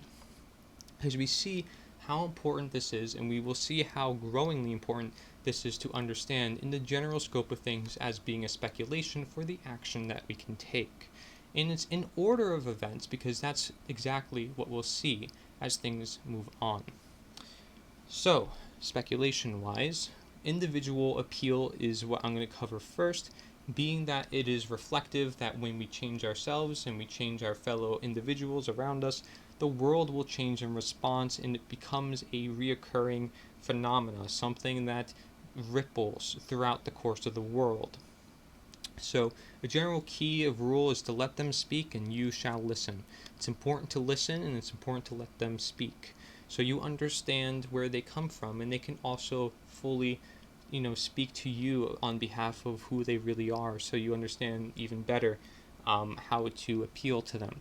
And so number one is to introduce yourself and to connect with them. Simply that.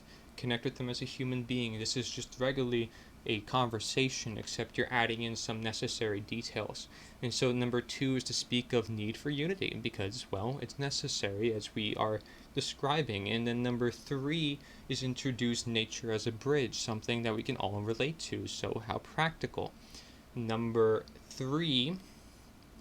four is to introduce then nature's the answer, which is how do we connect ourselves and our own change to the mass collective change? How do we create presence around that? So that way the whole world understands this idea, and we can get about the natural law, which is something already happening, a phenomenon that's always happening all the time about in people's minds, so they can create actions thereover in response. Number five would then be appeal to be the change and therefore represent. So representing with a flag or any material as such, because that will help with their presence in showing that they are part of something, part of this mass awakening on Earth, to inspire others to be curious into what that is, and to look into it for themselves and explore concepts that they previously would have not explored and is not being told because of the occult knowledge. Okay, and then finally step 6 is guidance, discovery, and journey. And so just like the general 6-step speculation, it sort of leaves off on this note of forever trying to improve oneself. You don't finish with that, right? You don't finish with just, oh, I got it, I know it all, and I don't need to know anything else. No, that's an extreme, and we don't want to be there, because then it stunts our progress. There's always more work to be done. There's always more things to discover. There's always more guidance that can be done. There's always more ways you can help the world as a fellow individual in this world. And there's always more to discover. This world is vast. It's huge. And don't let anybody ever tell you that everything has already been discovered, that everything known has been said before, everything done has been done before. That's not necessarily true. There is nothing like what I'm presenting to you guys today.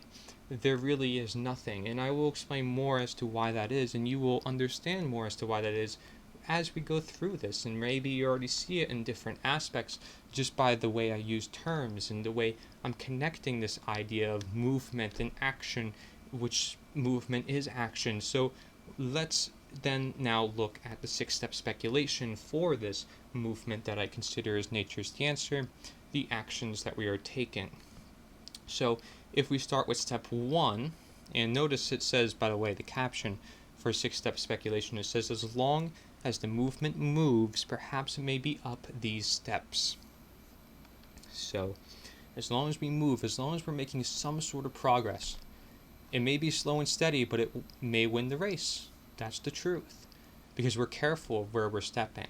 We're building strong connections in the process, connections that may really make a big impact in individuals' lives, at least to create some of an impact where we want to see the desired change. We are creating at least the environment that we desire for ourselves, even if we can't for the whole world. We're doing our best that we can, right? And so we're moving. And as long as we're moving in the right direction, we're asking the right questions, we are creating the right prompts for dialogue, and getting those questions out there that aren't being asked, then we will continue to move. We will continue to improve as a human species, because we are intended to have that dialogue, as I mentioned. It's in our human nature. So again, now going to step 1, demonstration of representation, which is the pre-creation starter reminder stage. The flag, as simply put, is perhaps the best form of representation because it gets people's attention and because it's very versatile. As Nature's the Answer's flag, it's very neutral. As a flag within itself, of course, you could use many different things, but something new, something exciting, something that is representing nature itself would probably be very good in doing what it's got to do, and we will describe more of that as we go on. Generally, demonstration of representation stands for you being the change and showing that to the world. So it's essentially your presence, which is what brings us to step 2, which is your presence being seen. That's presence of essence, which is the recognition stage, right? Recognition stage, if you want to say it like that, it's getting the mind going. It's creating the conversation that is necessary, which then brings us to step 3 again, and you may see how this is a natural transitioning process. You have a material that people see, they ask questions, it creates a conversation, you're already now at step 2 and step 3. But if you have to look at this on the mass scale of things, that's where the 6-step speculation comes into play, rather than the individual appeal. So step 3 being the voice noise, because when there's a lot of individuals thinking certain ways and acting certain ways, it starts to become quite noticeable. That's why there's a speakerphone logo right next to it, and it's also called the unity stage, because many individuals are realizing the same reality and partaking in the same actions and thoughts. Step 4 is recommendations and accommodations. So I'm not going to tell somebody what to do, right? Because I'm just a guide. I'm just a fellow messenger just like you. So I'm just going to provide some useful tips and ideas and try to get those ideas out there so individuals understand what they can add in and integrate into their life to perhaps complementary adjust within the different aspects that are influencing their life. And so it's recommendations that should accommodate the current environment, therefore being complementary, not necessarily supplementary, but complementary, and we will discuss that as well in that particular word terminology. And that is also considered the controversial thinking stage, because let's face it, when we get certain ideas out there that aren't supposed to be out there, many individuals will deem that as controversial, but frankly, controversy is quite natural in nature, and having those differing opinions is natural because we're all unique, we're not all one and the same. It's simply in our nature to have that. And controversy as a word stands for face to face with change, so we're willing to change things. If we accept and actually embrace controversy to the extent and realize that it's not necessarily a bad thing to have controversy, it's actually a necessary part in bringing about the change that we desire. Okay, so it's controversial thinking stage. That then brings us to step 5, which is education, because if you have this controversy, how do you clear it up? It's through understanding, it's through the knowledge that, by the way, the whole conversation should be about. The whole reason why your presence is there is you should want to be understood while you're there. You're not doing it for egotistical reasons, you're not doing it for any reason that isn't well-intentioned, if you will, because you have a heart and you are demonstrating now from your heart what is in your brain. And you already had the guts to represent, you had the guts to get out there. Now you have to show why you got out there. So bring that gut back to the heart, use some emotions. I mean, it's important to make that appeal. Just simply being human is enough. And having that brain to connect the ideas and sort of help everybody else also bring the brain back to the heart, it would be important. So you have to have this connection from heart to gut to heart to mind, and having this bridge connection between all three, with the bridge being the heart, the bridge being nature is the answer toward the action, toward the knowledge that is necessary from the action for the action, essentially. And again, this is a lot of wordplay to help you understand basically the same underlying aspects. And with education of natural law, it is to direct the mission. Because if we understand the law and we understand ourselves, it is quite easy to understand what actions we need to take. If we understand the world around us using the law, since it's here for that reason and it's universal and we all live it, we'd understand, well, there are consequences to our actions. This will happen if I do this, and these are the specific implications that will manifest if everybody does this on a large scale. So the law has a big part in doing this, which is why it will technically direct the mission, and it's on the website and it's in the material. So when that material gets out to the public, individuals are more likely to look into that law, and it will begin to direct much of the world, essentially. as it is intended to do, and we will continue to explore. We haven't even got to exactly what the natural law is and relating its definition compared to nature's the answer. So this part of the stage is the reasoning understanding stage, because again, we're introducing education. And there's many quotes as well online about education being important for individuals' freedom and upholding all that we know and love to be good and true. So again, it's this important connection between the mind and the heart, as necessary, as literally born and intended in nature. Step 6 would then be generational sustainability through nature's the answer, which then is through the message to continue the mission. It's also considered a consistent willpower creation stage, similar to that of the individual appeal. It's something that it could be ongoing and should be ongoing, hence why it has all the other logos within it next to that sixth step. And you can see generational sustainability. How do we uphold the knowledge? How do we keep what is good, what is necessary, what is intended in circulation? So it's literally a combination of all the other steps, and it's keeping those basically in accordance. And once we are living more in alignment with nature, some of these things could actually be easier. And I'm going to discuss exactly how this is and how we bring it about and so forth. All the little details will be covered as we move on. The little caption at the bottom of that part says your job is to bring truth to action and keep it in action using nature's the answer as the guide. So if the truth is related to that of the natural law to which it helps give way to the truth, then it is helping us understand that if nature's the answer is the action, we have to bring that truth to action, and we have to bring that action to truth. And that's why I started this presentation mentioning that, because that's what this whole presentation is about. If we are to go back here to shifting the balance, that's exactly what we have to do with this pyramid structure. Flip it right on its head and awaken the mass public from darkness to light, from mass deception, mass ignorance, again, the one agenda to counter, defeating that with the one counter agenda, nature's the answer, to shift the balance, to create freedom, to create all that is necessary and intended of nature.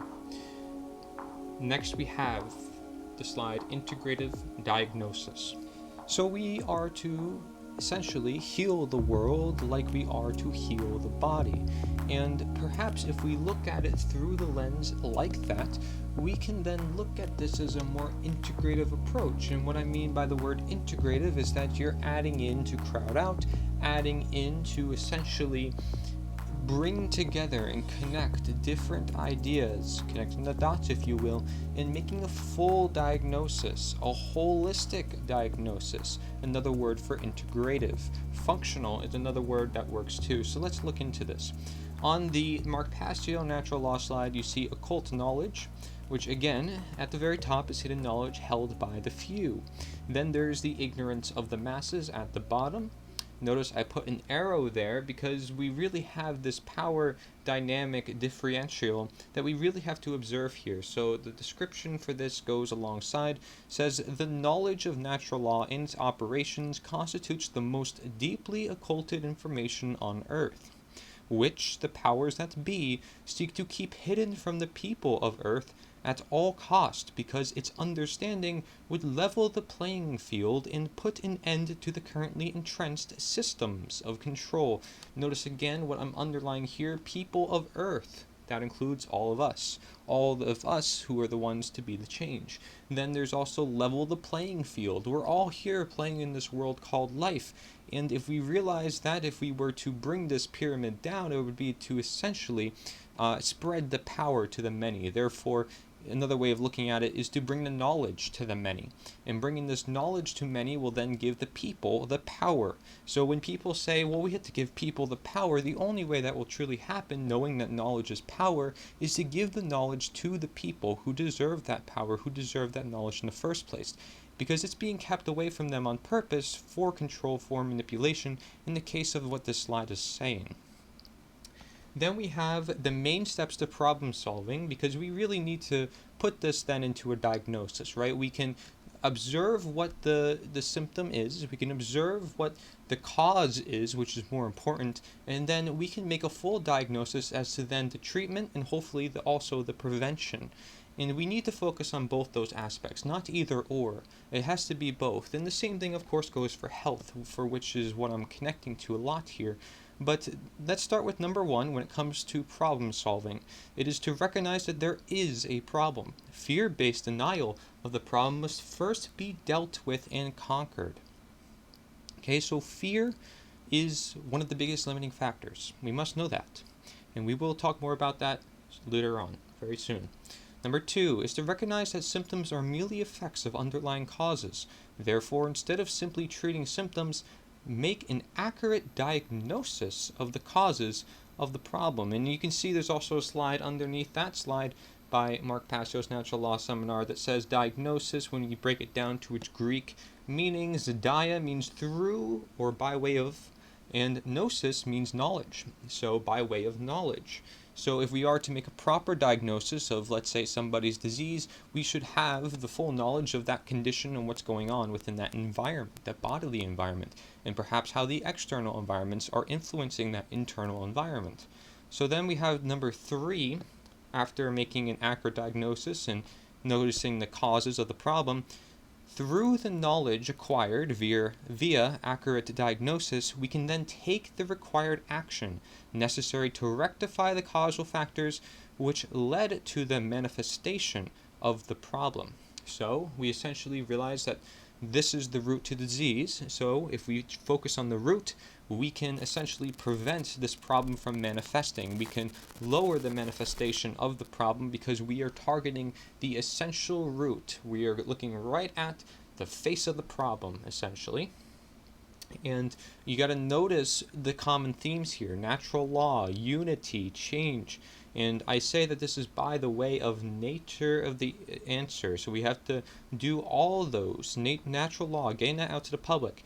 Unity, and then creating change, all is going to be done through nature is the answer, as this movement, as this blueprint, as even the Tao Te Ching, which is an ancient book, is said to be the way of nature. So we have to learn from all these, and we will also observe what those terms mean as well as we move forward.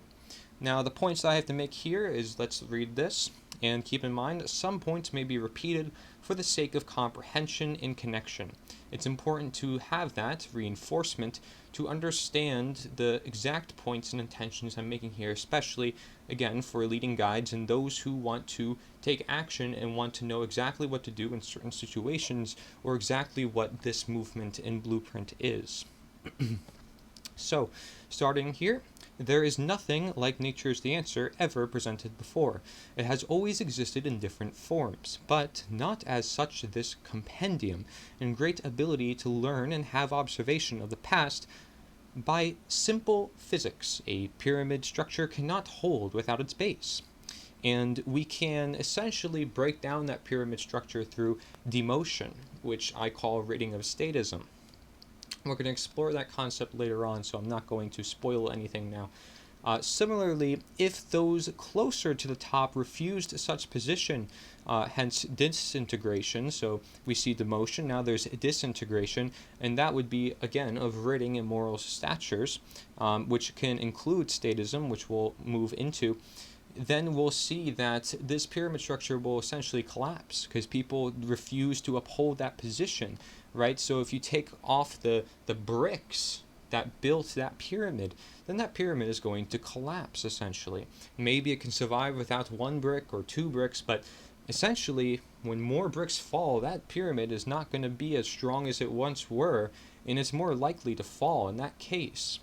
So, moving on here, those at the very top become a very easy target, an identification for the masses, to where the small triangle pyramid, it meets the large pyramid base and disperses, if not finding new followers or slaves to rebuild the pyramid and holding them back up into place.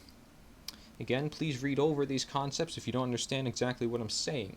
But it's as simple as breaking down the pyramid and making sure that the structure this power, this knowledge, belongs to the people. And in order to break down the structure, we do need some sort of structure in order to help reach that top of, hence why Nature's the Answer is that blueprint as structure to do so.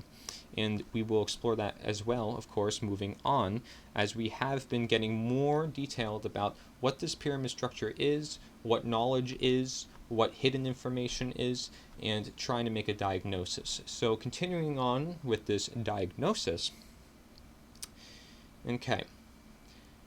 Disintegration and demotion of any pyramid system will come many different conditions within that system. However, the larger the disintegration, which includes man's law enforcement and politicians, and demotion, which may come from supportive sources for those who are to disintegrate, the more ensured effect of dismantling, which is the total ridding of the pyramid system, occurs. Okay, so the more disintegration, the more demotion, the more the pyramid structure falls down. That's essentially what it's saying here. Disintegration comes with the integration or unifying efforts of Nature's the Answer, again, through crowding out the bad by adding in the good. While demotion comes with the promotion or the principles and natural law with understanding efforts of Nature's the Answer, and again crowding out bad with the good. So understand that there's disintegration and demotion, and then there's integration and promotion. Both these are complementary to one another in the effects for creating the change that we desire. Okay? Then we have here, the two go hand in hand, just as I mentioned, in required nature for one another. Such gives evidence to the quote-unquote one unifying counter agenda, again, what you saw on the top of the nita.1 website. And then it also says the motto, which is also alike, the quote, one integration for one disintegration. Another, say, phrase that you can put this one blueprint under. Though, of course, Nature's the Answer is the primary phrase for the very reason that we're looking at multiple natures. The nature of how to solve a problem, the nature of a pyramid structure, the nature of government, the nature of people's mentalities, the nature of action, the nature of you listening to me, the nature of me presenting, the nature of the presentation, the nature of the slides, all so forth. Okay?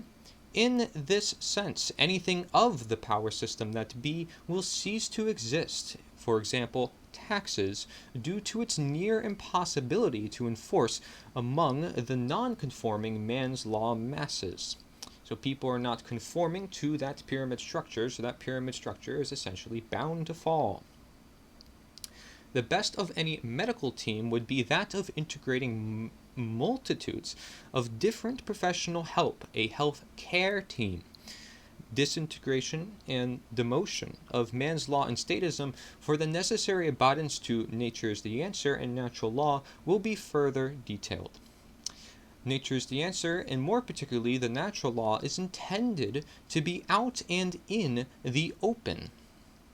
So this is also considered the golden rule, since it perhaps may allow individuals to get an easier grasp upon it, it is an easier grasp upon a less denatured or detached from nature society when we understand these concepts that are universal, right? And stuff that is here to promote our nature instead of demote our nature. All right. The powers that be may then never be, as they never were to be in nature, as soon covered.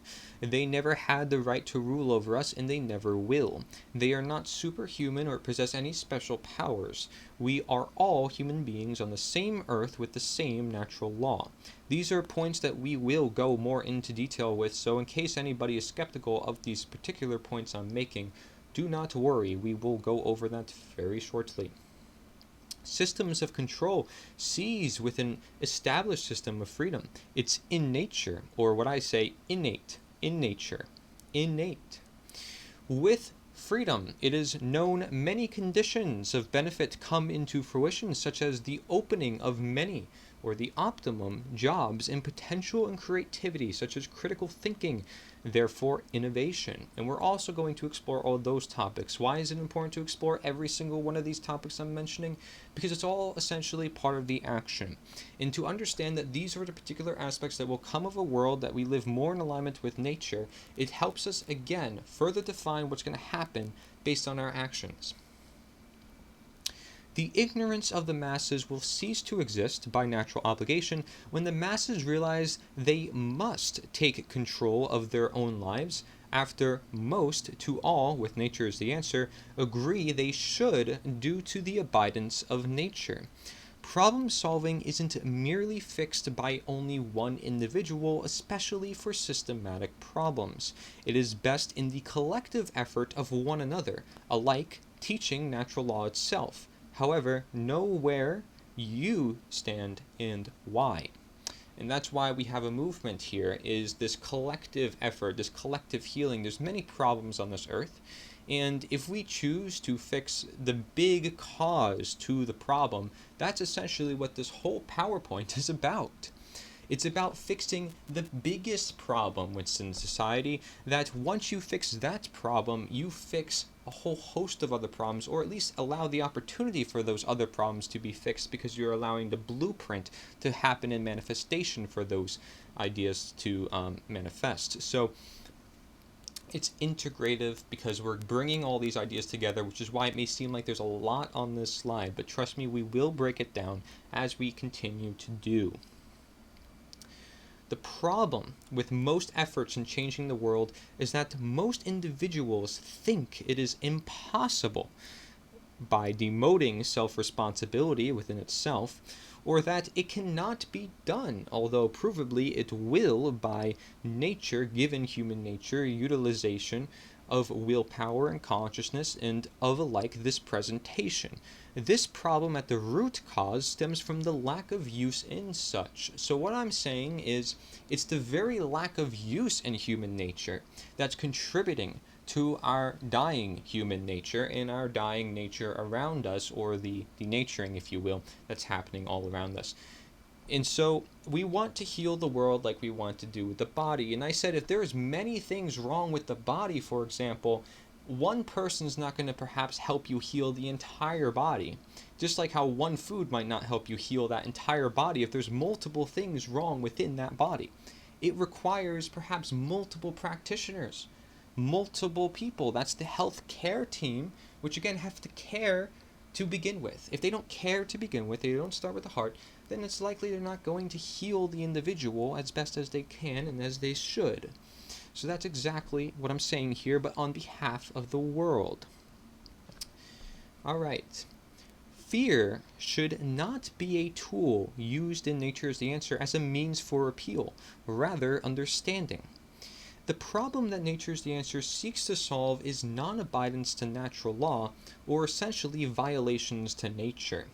And this means that we are trying to do the right thing, essentially. Doing the right thing. And we're going to talk about right and wrong as well, since this goes alongside natural law and in respects to morality. Therefore, all action in Nature as the Answer is about utilizing and understanding nature alike to restore and optimize nature by all sense of meanings, best abiding to the blueprint of life.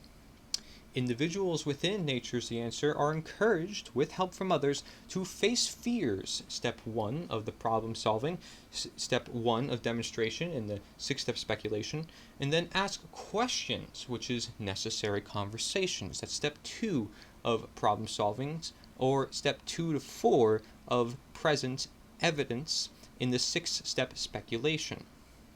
Then creating such ripple effect for action, which is aligned with thoughts due to questioning, and that is step 3 of problem solving, or step 4 to 6 of diagnosis in the 6-step speculation. Individual actions at mass then account for a manifested change of collective action naturally. Diagnosis, by way of knowledge, shall also be understood for dot connection multitudes of diagnosis and integration with reasoning, which is evidence of causal factors, identification of problems, and influencing in surrounding forces, etc. Nature is the answer, as presented by myself, in its entirety of the blueprint, covers this for foresight and oversight upon chain reactions and expectations and attractions. In other words, speculation. Hence the 6-step speculation. Hence, what I say is perspective for the documentaries that I produce, because they're not going to be particularly detailing every little aspect of what's to come and what's to happen if we do certain things, but it's a perspective. It's a speculation based on what we see and what we know. So this is important that we at least get that conversation going across all those different ideas, for I see no conversation currently in the current day and age about nature and human nature and natural law when it comes to politics. When they're dealing with man's law, you would think they would start with the law of the land first. And when it comes to healing the body, you think they would start with the body's natural healing mechanisms first. These are all ideas that tell us that if we're not talking about that in the modern day and age, we really do need to bring nature back into the focus. And when people say we need to get back to nature, what does that really mean? In the extreme sense, that is what I'm saying here, is that all the world is becoming denatured. And we're going to keep exploring this as we move on.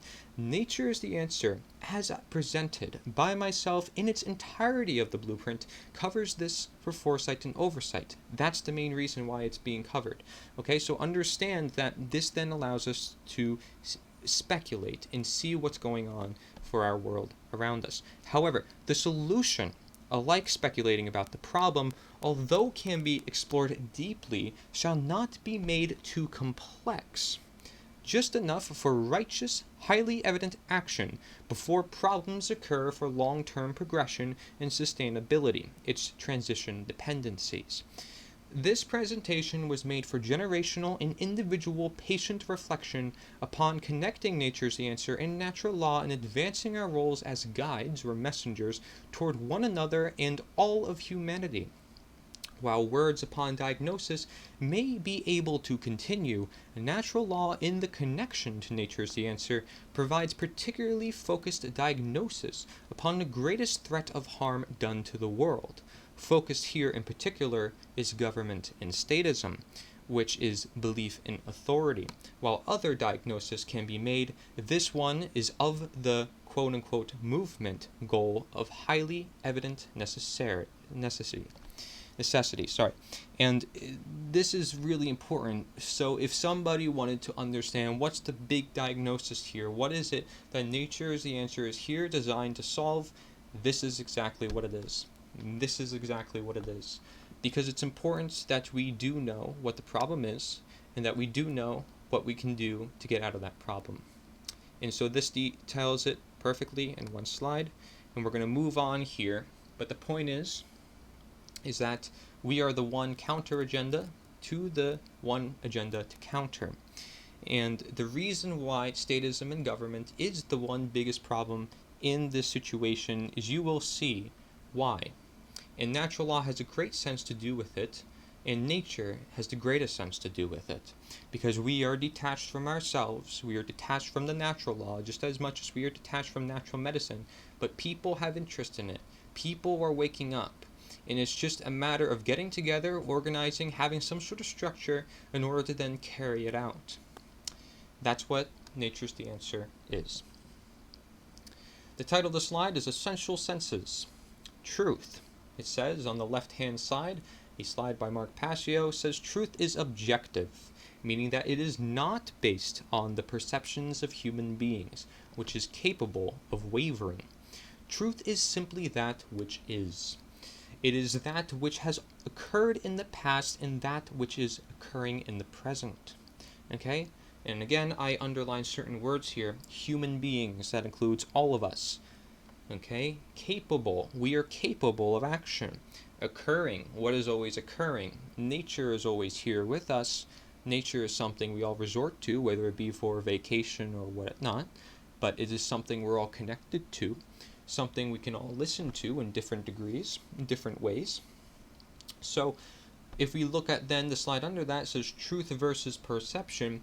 We have 3 different lines, and to briefly describe what that means, aside from Mark Passio's description of it, essentially the more we align ourselves with the line, the frequency of truth, the more we are accurate with our diagnosis, may you say. So we are more aligned with the truth if we are crossing the truth more, but everything is going to reap and sow, and we aren't perfect human beings. We aren't truth ourselves. We aren't gods ourselves. We must understand where we fit in among nature. That's why there's human nature. That's why there's individuals going out and about discovering for themselves what they should do in this life, and why we all have this conscious ability to take our own action and be responsible within our own lives. It says perception is not reality, but our work is to align the two. Our work. Not just one individual, but every individual. And again, this necessity for collective action has been shown already through the course of this presentation. So if you look at the first line with truth versus perception, we want to align our perception with the truth. And the perception is this sine wave, this wave that's going like this, right? And essentially the bottom wave, which is in red, is not really aligning with the truth that often. So it's more likely to waver and not likely to be more of the truth because it's less likely to be there. It's not hitting the truth too many times. If you see how many times it's intersecting the line of the so-called truth, it is only doing so 1, 2, 3, 4, 5 times, as opposed to the ones above, which intersect much more. So essentially, the lines above the red line are more aligned with the truth. Then, if we go to the slide that talks about solipsism, this is important to know, because we were talking about left brain imbalances and right brain imbalances. Solipsism could actually fall for both. And this essentially means in Latin, the alone self. And it's the ideology that only one's own mind is sure to exist. Solipsists contend that knowledge of anything outside of one's own mind is unsure. Hence, there is no such thing as objective truth, and nothing about the external world and its workings can actually be known. So there's only me. There's a lot of ego perhaps you can see in both of that. So ego can be involved. That can be involved in right brain and left brain. Mostly we want to attach ego to the left brain extremism, but there's a lot of ego in both ends if people are very stuck in their ways and say, well, I'm right, and only I'm right, and I have the perfect vision of the world. I'm not claiming to have the perfect vision of the world. I'm claiming that we have a blueprint that can bring us to the optimum state of the world. And it's not a utopia. It is simply what is optimal by the nature of how this universe works, by the laws, hence why this whole presentation is connecting the law with the action. Because without the law, the action is sort of lost. It's like having action without having the full diagnosis. And we do need to have a full diagnosis before we can take action. So in this slide, Essential Senses, this is what I have to speak on behalf of it. The truth speaks for itself in this sense, to where it is a matter of us listening and understanding what it is. Alike, natural law enforces itself among also some degree of ourselves without contradicting enforcement, to where it is a matter of ourselves knowing behavior and consequences, what is done and what we do. Nature's the answer material is dependent on human nature for deliverance, hence the representation, like natural law. However, its share sheet is rather that of which can be related to objectivity in nature to clear the air, hence the foundation set in stone. Therefore, the one unifying factor, aside from the nita.1 website, among that consists of and within Nature's the Answer.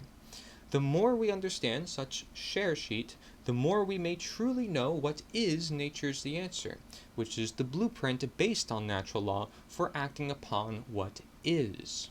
The intentions to its creation and what it serves to do.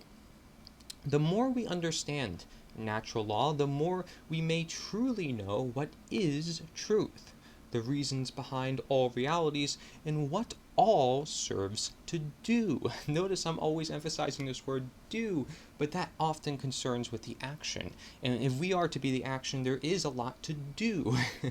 So, due to the close relationship nature of Nature's the Answer and natural law, being that they both helps us live and understand truth itself, Nature's the Answer has blueprint fulfillment when natural law is in higher circulation among higher representation, and therefore higher conversation, action, and actually inaction. Natural law does not need Nature's the Answer. However, the state of the world, in the current realities, does, in the case of natural law being delivered, represented through Nature's the Answer, and Nature's the Answer reviving human nature utilization that helps us come to terms with natural law to begin with. Okay, and when I mentioned inaction, we're going to explore that as well. So there's action and there's inaction. There's actually times, right?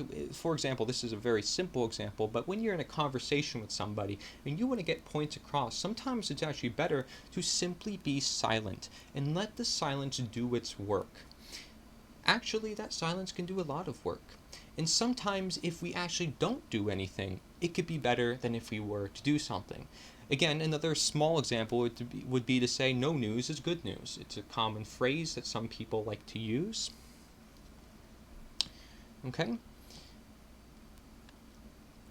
Nature's the Answer is not based on the perceptions of human beings, rather that of which is based on the nature of human beings, as we are to have conversation and be free, including that of many perceptions in truth, having more conversations when it comes of greater need.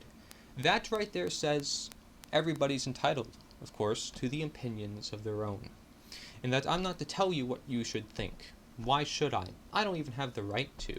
Because frankly, you're a human being, just like me. We're no different from one another. We're all both human beings. Nobody will view Nature's the Answer exactly as I do, or even as it's presented. However, when we understand Nature's the Answer is simply representative for such very facts of the matter, being that of human nature, then it's natural to that of already being part of Nature's the Answer, like how all that goes on still is within the laws of nature, and simply helping to open the mind, then realities, therefore all possibility, therefore bringing to light the optimum. Nature's the Answer has always existed as previously stated, just in different forms. Therefore, Nature's the Answer is representative for unity of action, as I mentioned in the beginning of this PowerPoint. I mentioned that it's essentially equivalent to the necessary action for the optimal condition. And this unity of action is essentially amassed efforts around understanding nature, including natural law, to solve manifested problems. Then Nature's the Answer will always exist, especially since its creation and foundation, as even presented here, due to the matter of connectivity to nature in all realities of any time. Natural law, understanding action, of reality, is not Nature's the Answer, reaching and maintaining natural law with action of perception. But our work is to align the two as nature intends. It's the human nature expression. So, it's our human nature, essentially, to want to seek out that truth. And then, in order to really carry out our human nature, we have to bring action to it, which requires our human nature. So, we are bringing action to truth, and we're bringing truth to action, as I mentioned also in the beginning of this PowerPoint. Now, based on solipsism, because that slide is here, solipsism should not take place within Nature's the Answer, because the very nature of such quote-unquote movement is to reach out, help, and educate others for a greater cause of objective gain for truth, natural law, both teaching us the dangers and extreme nature of solipsism and other extreme natures. And it's important to also mention that I say for truth and natural law, that's not necessarily one and the same. Natural law is not necessarily of truth, but it helps us find the truth actually, and especially within our own lives, because it's essentially the law of attraction. It's essentially law of cause and effect. So, through trial and error, through understanding, we realize what certain things are going to do for us, objectively, as their actions intend. Now, therefore, based on what all this I said about solipsism, Therefore, the efforts amassed with nature is the answer will, if anything, contradict the very nature of solipsism in seeking its riddance by naturally seeking the all in objective causes and effects for problem solving. Now, this is part of crowding out by adding in, as I mentioned in the integrative diagnosis slide in this presentation. Nature is the answer was essentially created for problem solving by even its own phraseology and generational sustainability, which is moral obligation and relevance, by simply using human nature with and for nature, the essential message from nature, for nature, and truth, for us all, perception within nature. So that is essentially saying human nature within nature, human nature for nature. And if we choose to use what we were born with and what we are intended to use, especially at a time such as now where it's of great necessity, then we will use it for the world that does desire it, that does require it for the change that we want to see in the world. The next slide here is meaning above words. And you can see again on the left-hand side, Mark Passio's Natural Law Seminar says definition, which is a statement of the exact meaning of a word, or it's an exact statement or description of the nature, scope, or meaning of something. Or it may also be said as the degree of distinctness or clarity of an object, image, or sound. Or the most accurate our definitions for words or concepts are, the better our clarity of meaning, and therefore our understanding of those words or concepts will be. So if we can define what this is, what all this is, are we going to know more about what this is? Yes, because we made a clear as day definition, which is often summed up in an exact statement, so it's easy to understand. And so nature's the answer may be seen as a statement within itself, and we're going to talk about that in the words that I have complementary to those slides. But there's also a quote underneath that slide, which, by the way, definition is essentially another way of saying the clarity of meaning. And it says, this quote here, I've come to realize that the biggest problem anywhere in the world is that people's perceptions of reality are compulsively filtered through the screening mesh of what they want and do not want to be true. And that is a quote by Travis Walton.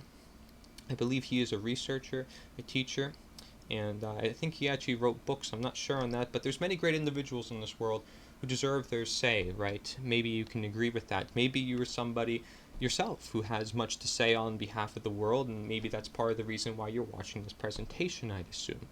But many individuals want to look through everything through this filter, and that then can block out some things. Maybe, they are intentionally choosing to block out certain things through, again, ignorance, as we mentioned. Now, if we were to then define natural law, natural means inherent, having a basis in nature, reality, and truth, and it's not made or caused by humankind. And then we see the word law is an existing condition, which is binding and immutable, which means it cannot be changed. And if we were to then bring both those definitions together, and we were to understand the working definition for natural law, it is the universal, non-man-made, binding and immutable conditions that govern the consequences of behavior. Natural law is a body of universal spiritual laws which act as the governing dynamics of consciousness. We talked about what consciousness is previously, the relationship between oneself and one's environment. So if you want to put that into the perspective of natural law, you can essentially see that natural law is governing these environments and how they interact with one another in sort of this natural integrative blueprint called life within itself. Now, let's move on here to the words that I have here complementing these slides to really see where does our action align up here with natural law in this sense of also getting to the clarity of meaning, definition, and the working definition of natural law. While the definition matters for natural law just as much as nature's the answer, the exact statement, meaning of nature's the answer, as nita is also preferred, as is face value. What that means is that nature's the answer is nature's the answer.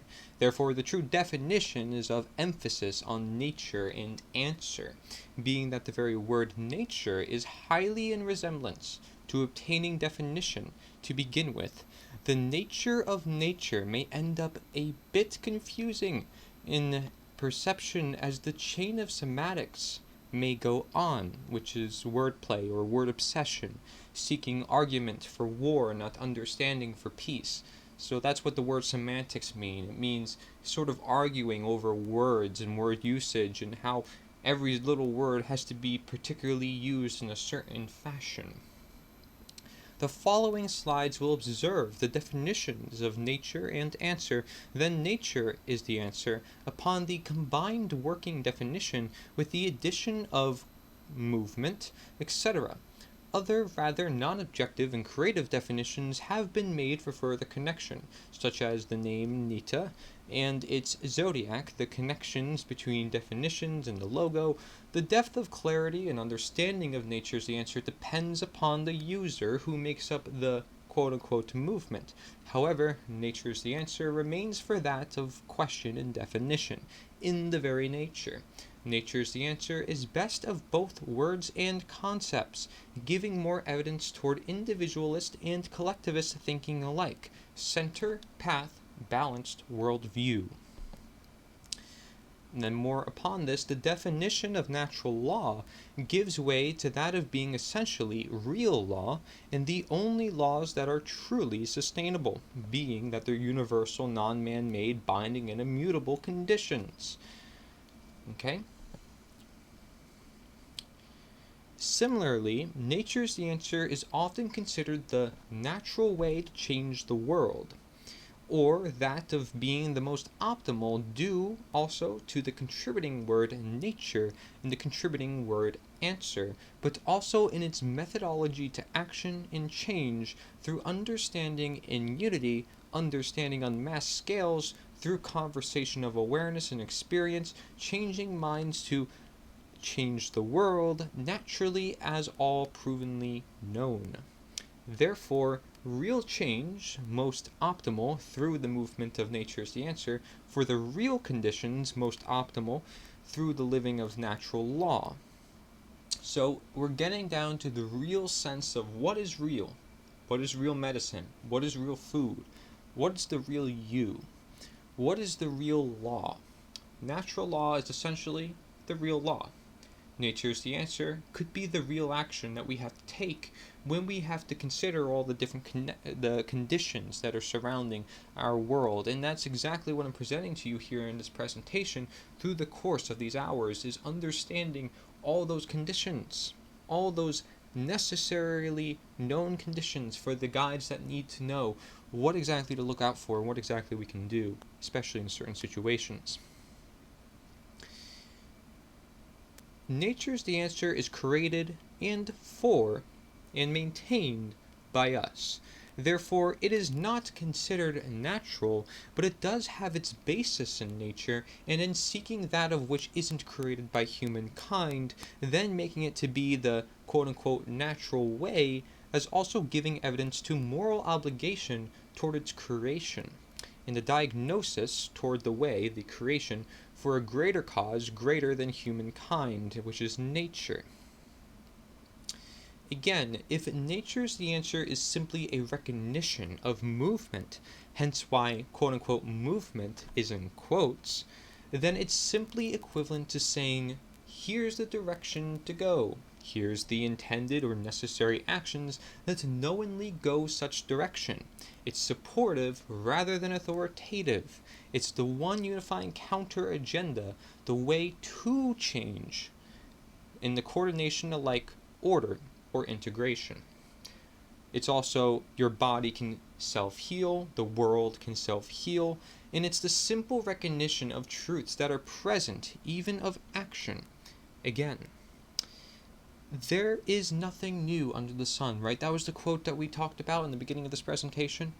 So it's important to understand that nothing within nature is the answer shall be any law. Everything within nature is the answer shall be with natural law.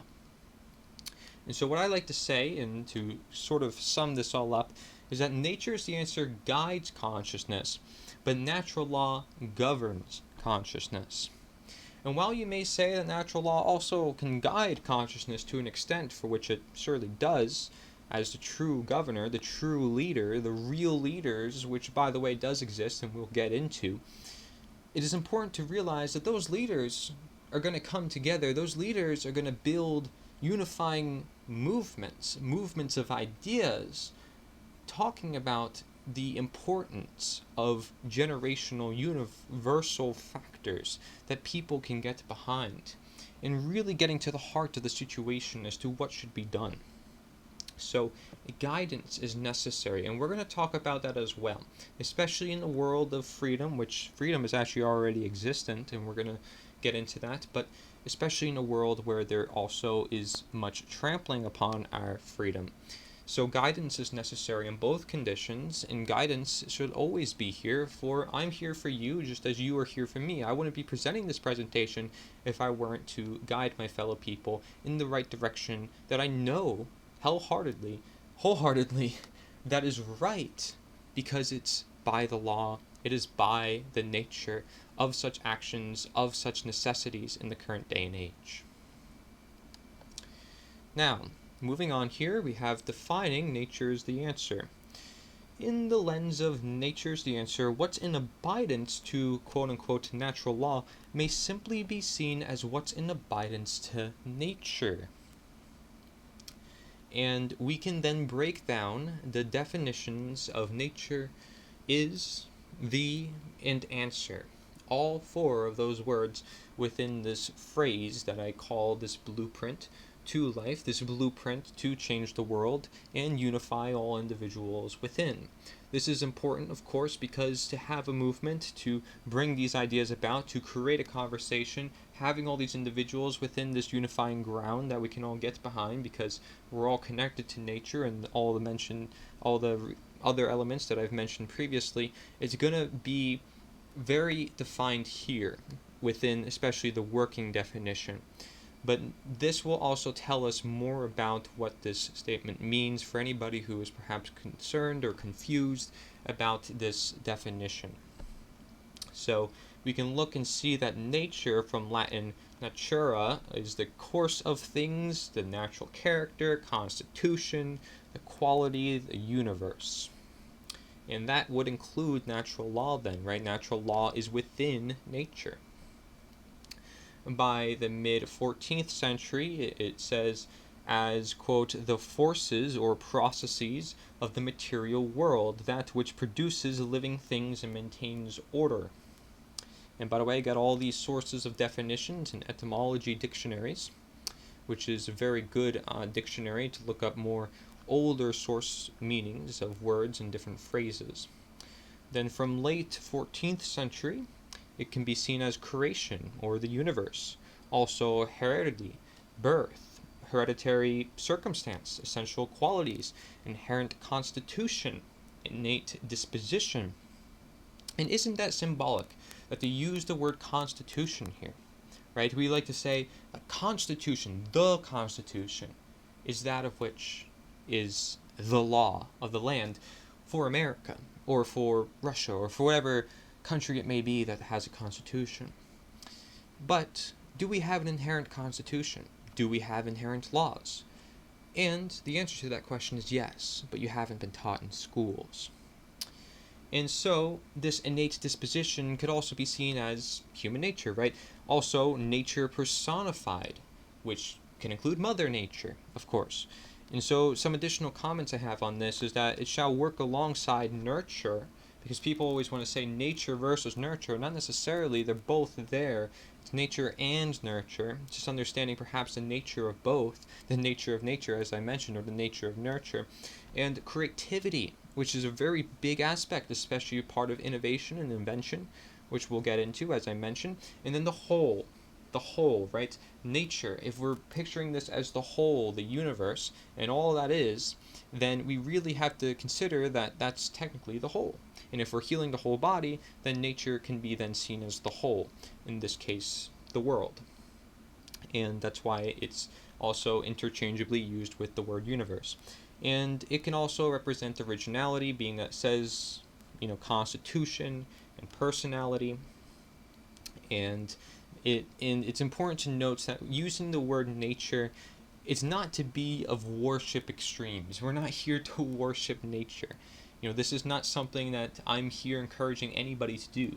Like, sure, you can probably go some sun gazing and forest bathing, but please, do not worship nature. You don't have to worship any one thing or one being.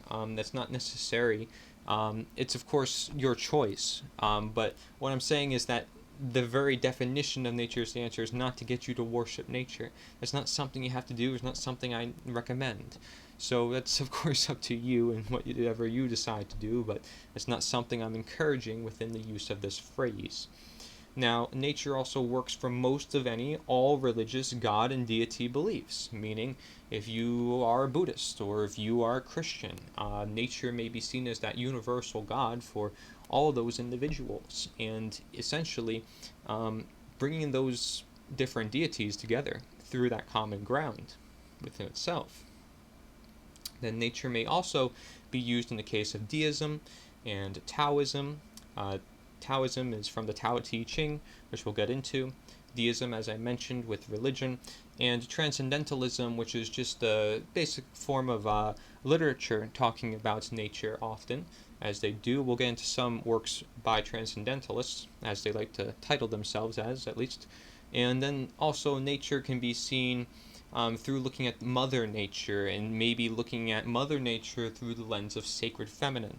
And if people study divine femininity or sacred femininity, it's perhaps under attack in today's modern world of masculinity. Not saying that males have any dominance. It has nothing to do with genders, has nothing to do with that. It has to do with brain imbalances. There's a masculine, there's a feminine side. Again, we'll get into exactly what I mean by that, so you get the full details and context as to what I'm talking about. And that's the sacred feminine of need and nurturing and protecting, right? Because you do need to protect and you do need to nurture the heart. The heart is what beats your whole body and pumps it full of blood. It's necessary to protect the heart. Very important organ. Just as important, of course, as the brain or the gut, but the heart is the center. The heart is really where a lot of things come down to. And when we're looking at the feminine, it's the caring side. And when we look at the left brain, we're looking at the action side. So if we are to protect, it's more of an action. An action, okay? Which, by the way, feminine, masculine, it doesn't matter. Again, what race you have, we all have masculine and feminine. So it's just about utilizing those two sources correctly and as intended within nature. And so more context about nature is, it says nature should be avoided in such vague expressions as a quote-unquote a lover of nature, poems about nature, unless more specific statements follow. The reader cannot tell whether the poems have to do with natural scenery, rural life, the sunset, the untouched wilderness, or the habits of squirrels. And this was written, I believe, in a book, 3rd edition, in 1979 by Scrunk and White, The Elements of Style.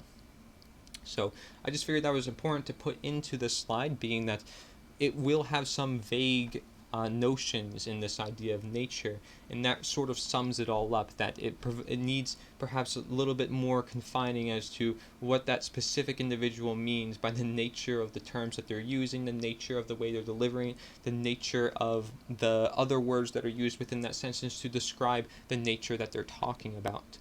And so then there's also this snippet below that that is also from the nita.one website, and it says that nature means innate and or God and or world and or universe and or what can be considered the intended or righteous, based on this definition that we found. And that can be found, by the way, that little snippet could be found within the share sheet, which is in the front of the nita.one website. as you can also see in the corner of the presentation. But yeah, then if we are to look at Nature's the Answer through different means, these snippets come from the video version of the share sheet, which you can also find at nita.1 or nita.1/video. And essentially, it says we see Nature's the Answer through a multitude of factors that intertwine with the already asked questions, often going alongside the many desires for change within our world at any given moment. Essentially speaking on behalf of the relevance of a necessary movement for the world, or the necessary use of the phrase in a world that is perhaps denatured. Then we have Nature's the Answer. Nature means God, or innate, or world, or universe, or through the lens of it being an answer. As I mentioned, those are just snippets from the video version. And notice it says for answer, however, it means solution, or alternative, or fulfillment. This is to prove that I've been putting these definitions in different areas so people can understand this, not simply from this slide. Nature's the Answer is often symbolically phrased for the active promotion of the lost to truth, the present. An example would be from learning from the past, or upholding helpful principles from generation to generation. Then it also says message, which is Nature's the Answer, and you, to the mission, which is to understand truth and to unify. And interchangeably, I say the message is the mission, so the mission is the message. You're going to see some mix between the two, as I originally started this presentation saying that the message is natural law, and the mission is us, and Nature's the Answer. But again, interchangeably, this could be used. You are a messenger, so you technically are also the message. And being that you are the one that helps use the law, and you are the one who helps recognize and understand that law, you're technically also the message, and then you're also the mission because you're doing something, you're bringing action to that knowledge, you are putting it into fruition. And if it's something that is generational, something that we're giving to others, something that we want the whole world to know, certainly is a mission.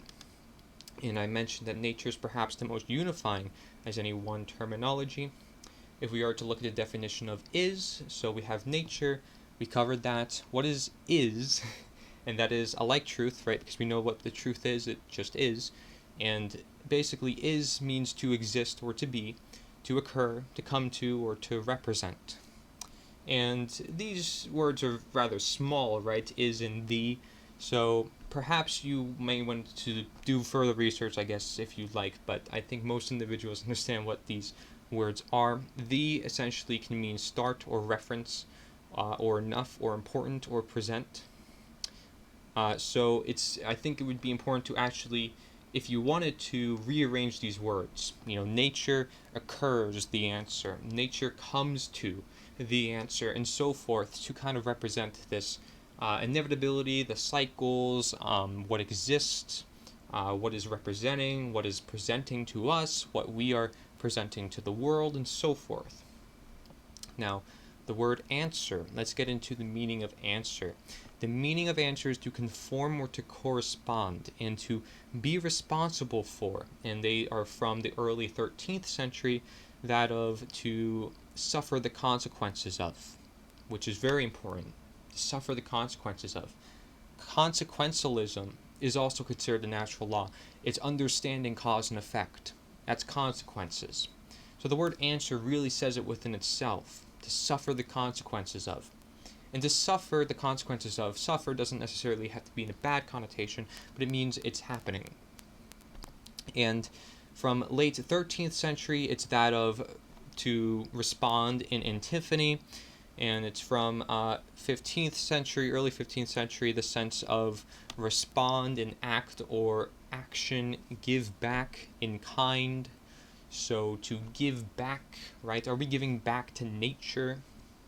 If nature is the answer. And then from the 1570s, that of solve, find the result of, and from 1742. So we have some years there, maybe that's confusing a little bit, but most individuals also understand what the word answer means. But when we look at through this meaning, to conform or to correspond to conform to nature, the all-present reality that we live in, is essentially to live within the laws, to understand the laws, to abide to the laws of the land. and to correspond for what it's giving to us, perhaps its own messages that we have to listen to, for the actions that we have to then give to the rest of the world, the messages that we have to give on behalf of the messages that we're receiving. And Old English answer is a response, a reply to a question, from and against, and there's also front, forehead, derivatives meaning in front of or before. Then there's affirmation, there's to swear, suggesting an original sense of sworn statement, rebutting a charge. And then there's Old English version of answer, which says to make a statement in reply, or meaning a solution of a problem. So if we have many problems present within our society, for which we do, it would probably be important to understand the answers. And what answer are we sure of? Perhaps it is the answer found in nature and reality within itself. Maybe that would be a good place to start, at least. And so, if we were to wrap up this part of the presentation with combining the ideas of problem solving and definition. If we are to combine definition and problem solving, this is what we get. So the problem solving, the world. If we are to problem solve the world with nature as the answer. Nature, which is the world or life, when at question, nature is the answer. So what I mean by that is that our world today may be seen as that it's very much at question. We don't necessarily know what's going to happen because we live in unpredictable times. Is that good to live in such unpredictable times? Is it good to have a world where we're questioning the littlest things, perhaps that we've never questioned before? We're questioning so many things, and we feel the need to question all these different things. And should we, or should we have to? Do we have to? Why do we? What brought us to that questioning? And what I'm saying here is that we're essentially given a lot more answers than we are questions, and those who then ask the questions realize there's so many questions that aren't being asked because so many people are being given answers and they're not being encouraged to ask questions of their own. And in case any of this is confusing to you, again, I encourage you to look at the slides here. Nature, when at question, nature is the answer. When our world is at question because it's being denatured, and we lose a sense of ourselves, a sense of reality, nature is the answer to bring us back to our reality, because nature is our reality. And so natural law, which is nature, plus you can be the answer here. In this case, I'm going to say you are the answer. Okay? That will equal nature is the answer. You plus nature. And so that is the nita movement, or again, what I refer to as nature is the answer. And so the root cause is that the world is denaturing, and the diagnosis is through nature, and then the action from the diagnosis is with nature. So the root cause is the world denaturing, the diagnosis is going through nature, and the action is with nature. Now nature, in the which is also the innate blueprint, of course, plus is, plus the, plus answer or response equals cause and effect. Correct? Because it's the response, it's the cause and the effect. And when we understand that cause and effect is then also the natural law, it all starts to make sense. Nature is the answer is just another way of understanding natural law, but putting ourselves in the equation, to understanding that the truth will not manifest on its own. It seeks its manifestation, but it goes through us because we live within this reality. We are living among the truth. We are living among nature. And therefore, we do have a part in this. We do have a say in this. Are we going to contribute? Are we going to continue to do nothing? Are we doing nothing where it's necessary, or are we just doing nothing when we do see there are problems to be fixed, right? So are we ignorant, or are we not? Are we going to take action where it's necessary, where we can?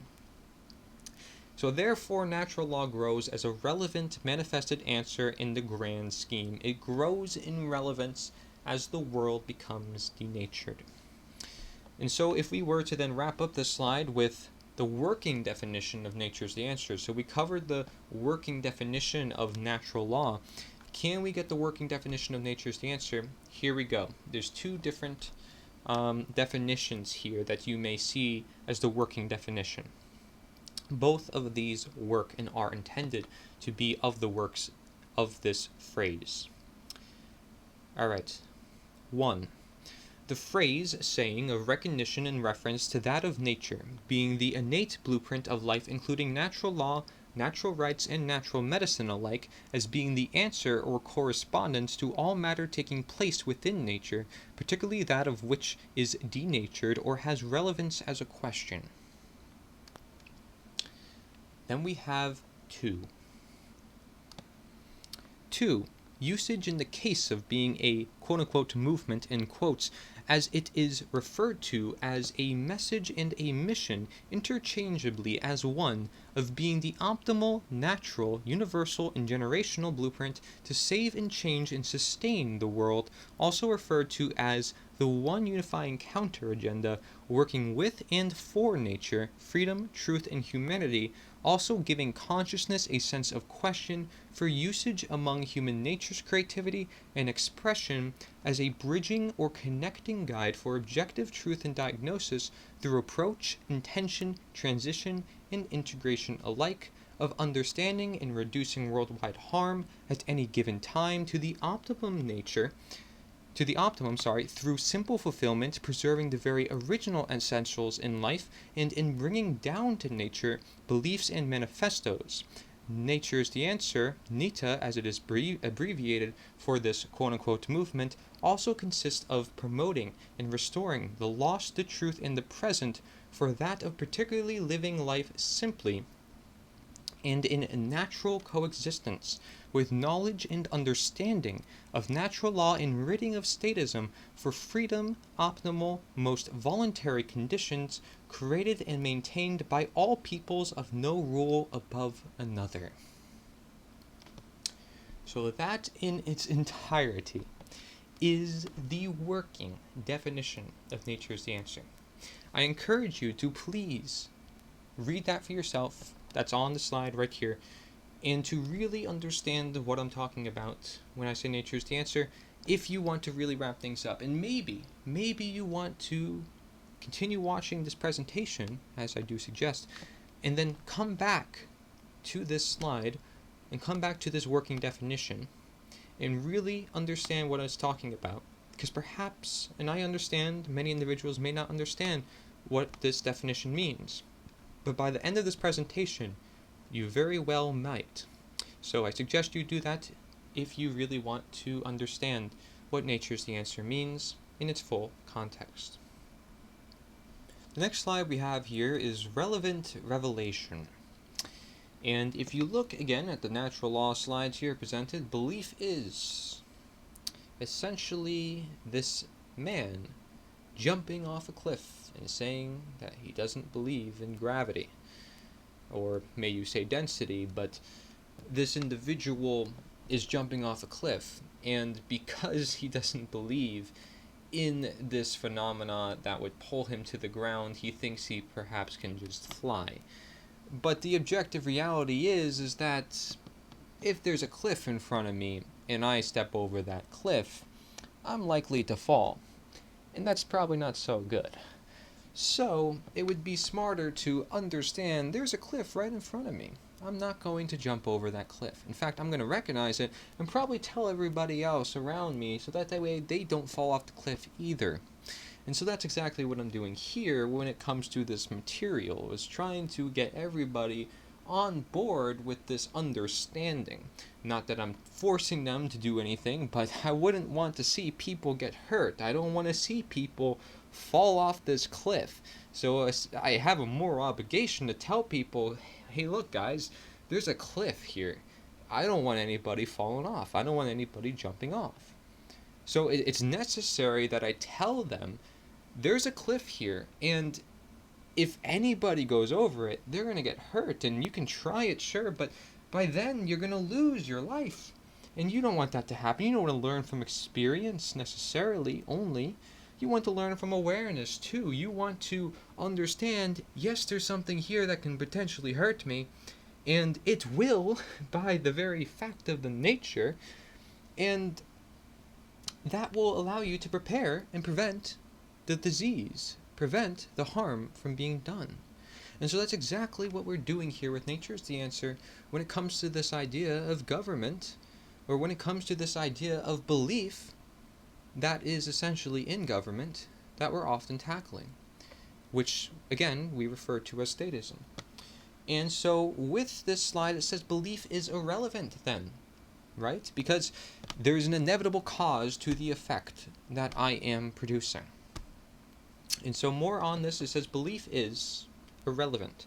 Human belief is completely irrelevant when it comes to the existence and operation of natural law, just as it is irrelevant in relation to any of the other laws of nature, such as gravity, inertia, momentum, thermodynamics, or electromagnetism.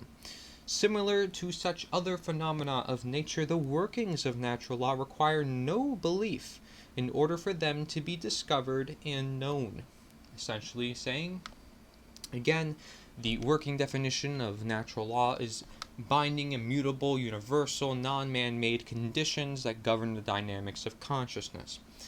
And so we then have a slide to the right of that, which talks about consciousness, and we're going to see this is another way to define the word consciousness. It's the ability of a being to recognize patterns and meaning with respect to events taking place both within oneself and in the realm in which the self exists and operates. So we're all conscious beings as we are as human beings. And so we all have these internal, these external environments, and to recognize these patterns and understandings, then we have a greater grasp upon the world that we live in, essentially. We're conscious, we're aware. We're saying, hey look, there's somebody walking down the street, hey look, there's a cliff in front of me, hey look, there's somebody over there, hey look, there's a PowerPoint I'm presenting, hey look, I have to present to the camera, oh hey look, I need to make sure I captivate your attention. This is important, because I'm not just doing this for show, this is the reality, is that if there's something in front of me, I have to tell other people. I'm not doing this for show, I can't do this for show, this is literally talking about life and death. And that's how I feel about this, because I know it's that important. I know that this material is that important. It has to do with life and death. I'm trying to reduce the harm done to this planet. And by reducing the harm done to this planet, what I mean by that is reducing democide, for example, which is mass amounts of death, millions and millions of people happening every so annually now and then. And again, that happens permissibly, meaning people let it happen. Good people, generally what we would consider good people, which often is just equated with obedient people, they're the ones that let it happen. And that, in my book, doesn't seem so right, for good people to let bad things happen. They're not bringing truth all the way, as they should. They should bring the truth all the way in saying, well, I need to say what's going on here, otherwise everybody's going to get hurt. And I really have to do that because we need to save lives. I care for people. I have a heart. I'm not just all in the brain and having fear control my whole life. No, I'm opening up to the heart and I'm realizing I care for other people and I don't want them to get hurt.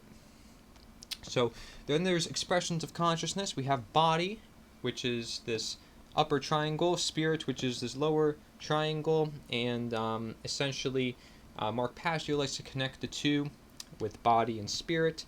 And then the mind and the body makes up the actions, the spirit makes up the emotions, the mind makes up the thoughts.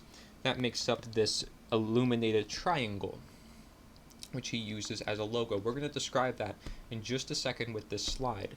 So let's start reading what this slide has to say. Opening the mind with irony and polarity, which is to denature or nature, plus or equals question and answer. This is an equation, okay? So this is an equation that you can look at, and you can sort of see, is denaturing the answer in some people's case, is denaturing the question in some people's case, is nature the answer, obviously in this case for the movement, the blueprint. And so the blueprint to life is in the blueprint of life. Okay, so the blueprint to life is in the blueprint of life, and it's utilizing very natures for true natures. It requires that we listen, which is too best utilized in conversation. I ask you not to believe in nature's the answer, but to understand beliefs with nature's the answer, alike natural law. Nothing in nature's the answer requires belief, as it shouldn't, upon self-sustainability and natural law. But we should know the potential and therefore have hope and courage and bravery, knowing what attractions we give and receive as part of confidentially pushing or moving through and forward toward the one unifying counter direction or agenda. We all will have beliefs and perceptions, but what does matter is the objective truth that is, because we know the truth is all that is. For this reason, nature's the answer is not about me, nor is natural law about me. Okay, so nature's the answer is not about me, and nor is natural law. Those two can relate as well there. And if it were to be about me, that would be man's law, right? Because it's all about my opinions and what I think should be done for the world and blah, blah, blah, even though I have no right to do that and put it and impose it upon others and force them by the threat of violence, which is immoral, which we'll get into. The agenda is openly nature is the answer itself. Then matching our actions to those beliefs that are matched to the objective truths in nature, and that would be part of the 6-step speculation, as mentioned previously. And then you can see here are actually some snippets from the disclaimers page on nita.1 or nita.1/disclaimers, and it says, as a human, I have thoughts of my own, never to be forced onto others, although I will freely recommend and speak. This includes free speech video content for thought, and nature's the answer, health video content is not necessarily of the mission. So that's video content for myself, and that's why I have an arrow pointing from my YouTube channel, my Brighteon channel, my BitChute channel. They're all titled the same, Cory, Nature's the Answer. That is my video channel. I produce video content such as this, and I try to educate people in my own way. But everybody I encourage to educate in their own way, and I provide a lot more tips and resources about this moving on to the presentation. In fact, many resources. And among the line that says, although I will freely speak and recommend, this may perhaps align with step 4 of the 6-step speculation, which says recommendations and accommodations, because I use the word recommend. Then also we see on the disclaimers page there is me saying it has nothing to do with me, in that this is not for any agenda, right? So I will clear distortion of what nature's the answer is not, especially through a PowerPoint presentation as this, which I have been doing, but it's about all of us, right? And that's what nature's the answer is about. This is a movement for you. This is why my video content is not on the website, because it's about you. It's about all of us. It's for all of us. So why am I going to put myself on the website? This is not about me. It doesn't matter who I am. It doesn't matter, how virtuous or whatever I am. It doesn't matter. I don't even need to put that upon myself. I let other people judge me by the actions that I take. And let's be fair, everybody has something to contribute. Everybody comes from a certain place and background, because everybody has different experiences and different awarenesses. I stress this idea, especially in those perspective documentaries, how many individuals, no matter where they stand in life, can be a part of this, and how this can actually help them with their own personal life.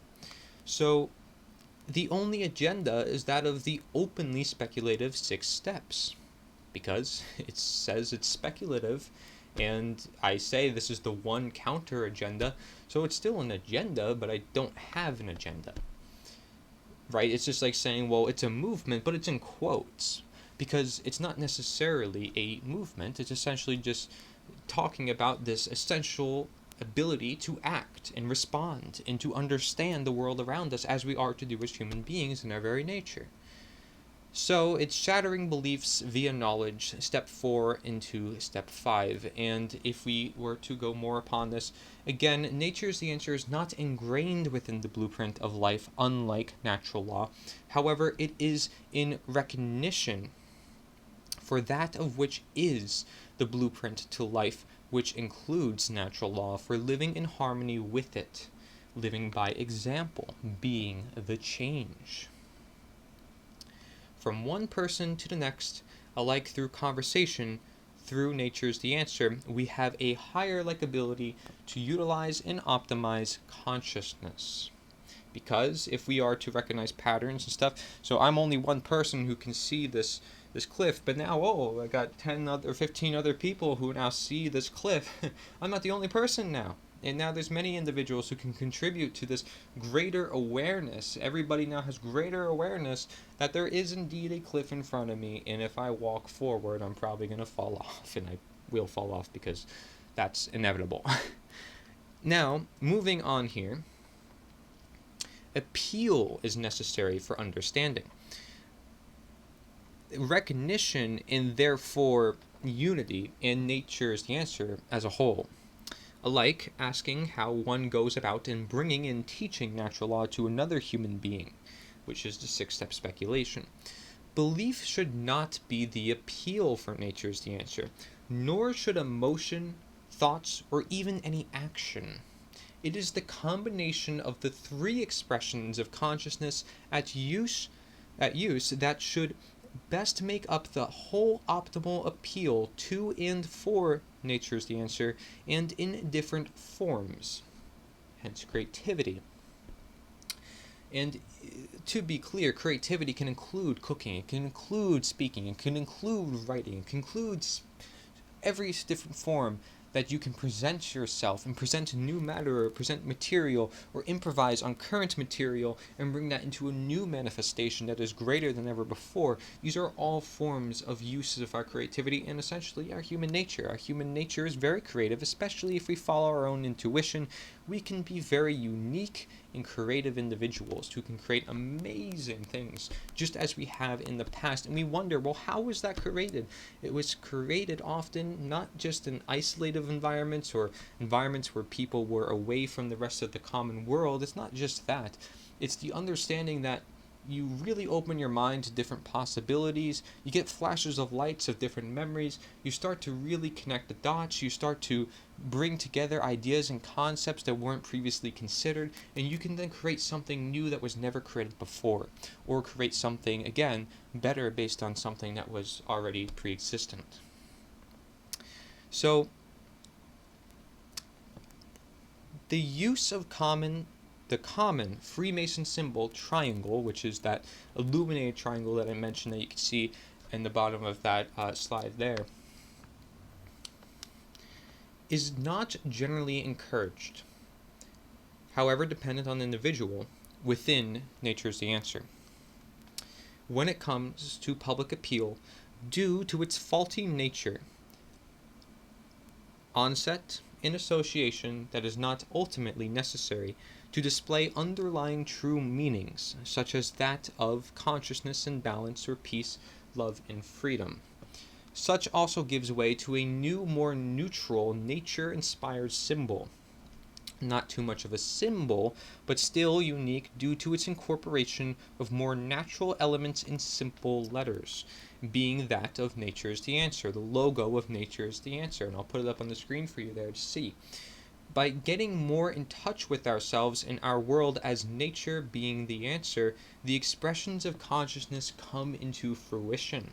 Nature's the Answer may be applied universally, like natural law. The two are complementary and not supplementary. So the two are complementary, not supplementary. We'll get into that relationship more, I believe, as we move on. And again, if you see this logo, this flag, we're going to actually also break down the elements within this to sort of bring more transparency and understanding around the different interpretations that could be made. But generally speaking, what I said there is that I would rather not use this illuminated triangle as any means for enlightenment, although it has a positive and a negative connotation. I would rather use something completely new that is simple, that is not necessarily based on symbolism, as we've done with so many old structures of the past that have essentially just made so much fuss and confusion and made people go crazy over different ideas. So we can use that. Obviously, it's an individual choice. You can do as you wish, but nature's the answer is unique. I had to come up with something that was something neutral, something people don't know, something that will perhaps spark some conversation, something we can relate to because it's talking about, the natural world. It is the natural world. It has a tree and so forth. And so we're going to get into why that is and the elements within that symbol. The next slide here is moving the mind. So, moving the mind. What does that mean to you? Does that mean bringing action to our thoughts, bringing action to the ideas that we have here in this world? Well, let's get into what that is. First, we're going to start with understanding the brain structure and the behavior. Brain health plays a critical role in human behavior, so it is extremely important for human beings to become familiar with the brain's basic structure and function. 3 main complexes comprise the human brain. The R complex, which is the reptilian brain, which facilitates basic survival functions, the limbic system, which is the mammalian brain, which facilitates human emotion, and the neocortex, or the human brain, which facilitates higher thought functions and conscience. There's a reason why the neocortex is considered the human brain. Us as human beings, we have this ability to have these higher levels of thought, and shall we choose to do so and use that part of our brain, we will then come up with more better aligned understandings of what we should do in certain situations. So in other words, we have perhaps a greater grasp upon the world that we live in, and that may mean we better understand natural law and the aspects thereof. Because oftentimes, and I hear this from a lot of individuals as well, the natural law is simply information that a lot of individuals already know. Mark Passio starts off his presentation saying that this is information you generally already know. And when I'm introducing this concept of nature's the answer, perhaps it isn't something you already know, but it is something, again, that can be complementary to that of which you already know, and it seeks to be, as we are to seek understanding for unity. And if you can look at the brain structure and behavior part of the slide right below the part I just read, you can see the structure of the human brain, the mammal brain, and the reptile brain. And perhaps you can see why some individuals talk about our reptile origins as human beings. It is not that abstract when you consider the areas of the human body. And then if we are to look again at this neocortex, the human brain, it's the higher order thinking. So it can be very helpful when coming up with our integrative diagnosis, as mentioned previously. And if we are to look at the human brain, as we are getting more into, as we are for this presentation, the intellect, or the masculine side, which is this left side of the brain. So if I'm going to turn around here, the left side of my brain, okay, that is what I'm talking about. And it's the intellect, okay, it's the intellect, the masculine side. It's the part of logic, analytical thought, and science and math. Whereas the right side of my brain, so if I turn around here, it's this side of my brain, is the intuition. It's the feminine side of the brain, the creativity, the holistic thought, and the compassion, right? A lot more where the care comes from, although we want to associate it with the heart. So it's important to understand that both these aspects, represented by 2 different parts of the triangle, can come together and form a union. That's essentially what that middle star represents. There is this union between 2 archetypes of masculine and feminine energies, may you say. So looking upon all 3 slides there, we can then how we can connect this, to nature is the answer. We can connect those to nature is the answer. And the mishap is distortion and blockage from our very nature. These can include beliefs. As is all things within nature, all has its balances. The human brain is a prime example. Survival needs often come from understanding in living in or with nature. Emotional occurrences are often understood by learning human nature. Higher thoughts and conscience then comes from our greater understanding as a whole and of nature and how we as humans may relate and correlate.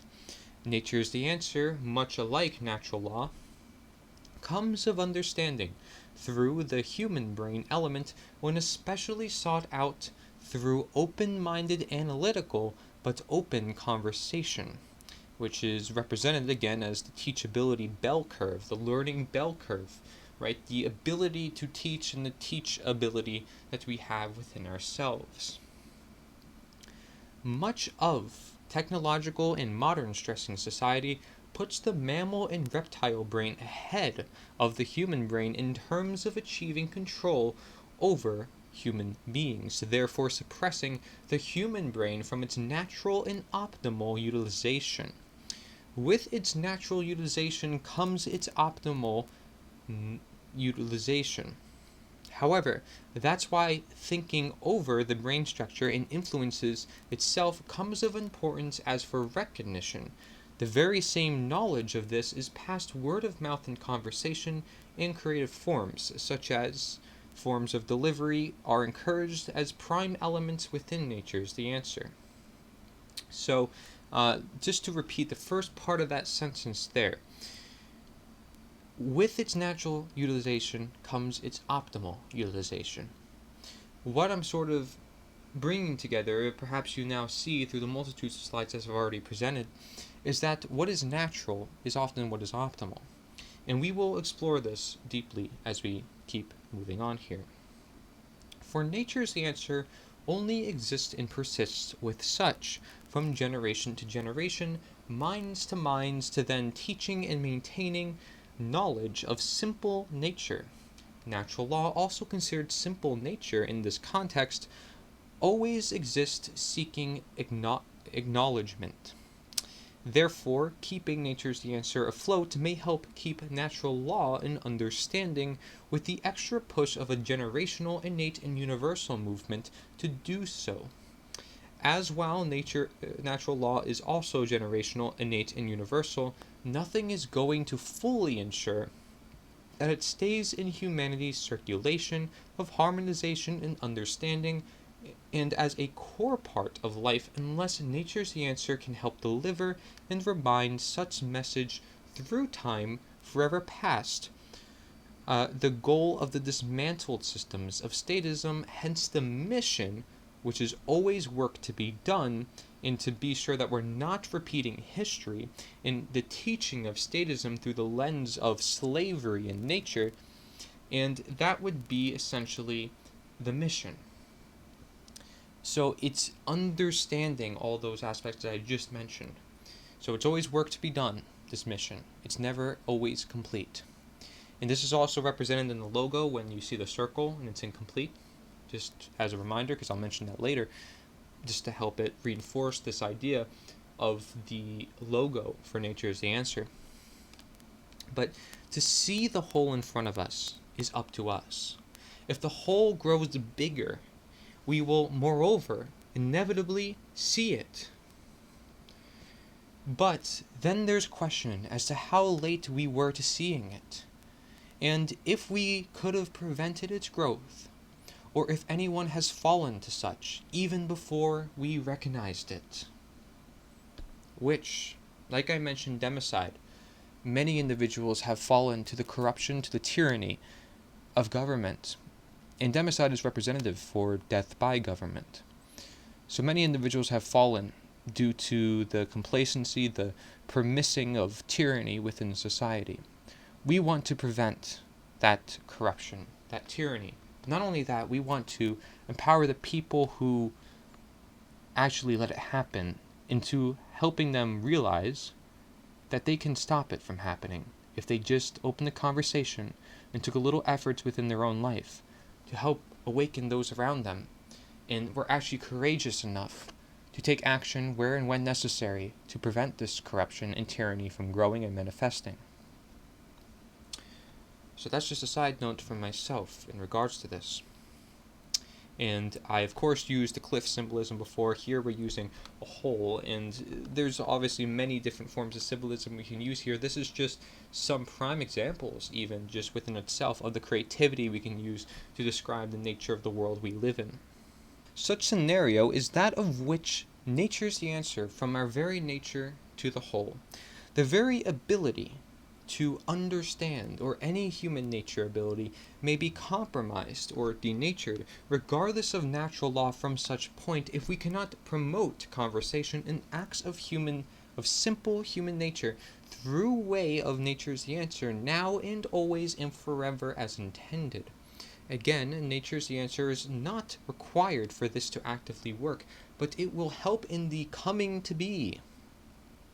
Technology coming of the mind may very well also compromise it or any other bodily function, if not for the realization of humanity's natural living being with nature. Threats of technology are greatly lessened in the riddance through disintegration and demotion of statism or slavery or other manifested denaturing and dehumanizing threats than with the active promotion of freedom and integrative creativity, which encourages trade and economics through voluntarism. The power of nature is the answer, and also the power of harmonization of natural law is laughable and insignificant. Without mass amounts of people reaching out hand in hand to mass amounts of people and actively being the change within their own lives. There is no laughing by the elites when their denaturing and dehumanizing agenda is broken and out of control. Hence why they may make appeals as if the world is then out of control when it isn't. It's simply in our humanity's control, and in transitioning to generational sustainability, where none has any place in hierarchy and all has place, equally as human beings of nature on earth, using the human brain to its best. And so one must have confidence for that of being on the pursuit for truth, learning how individuals can be controlled by very few, and can then also help us know how we can be uncontrolled by man and more controlled by our nature within nature where we belong. Once fighting nature, but living among and seeking to harmonize, now seeking to replace it. Therefore also fighting or claiming and believing to harmonize.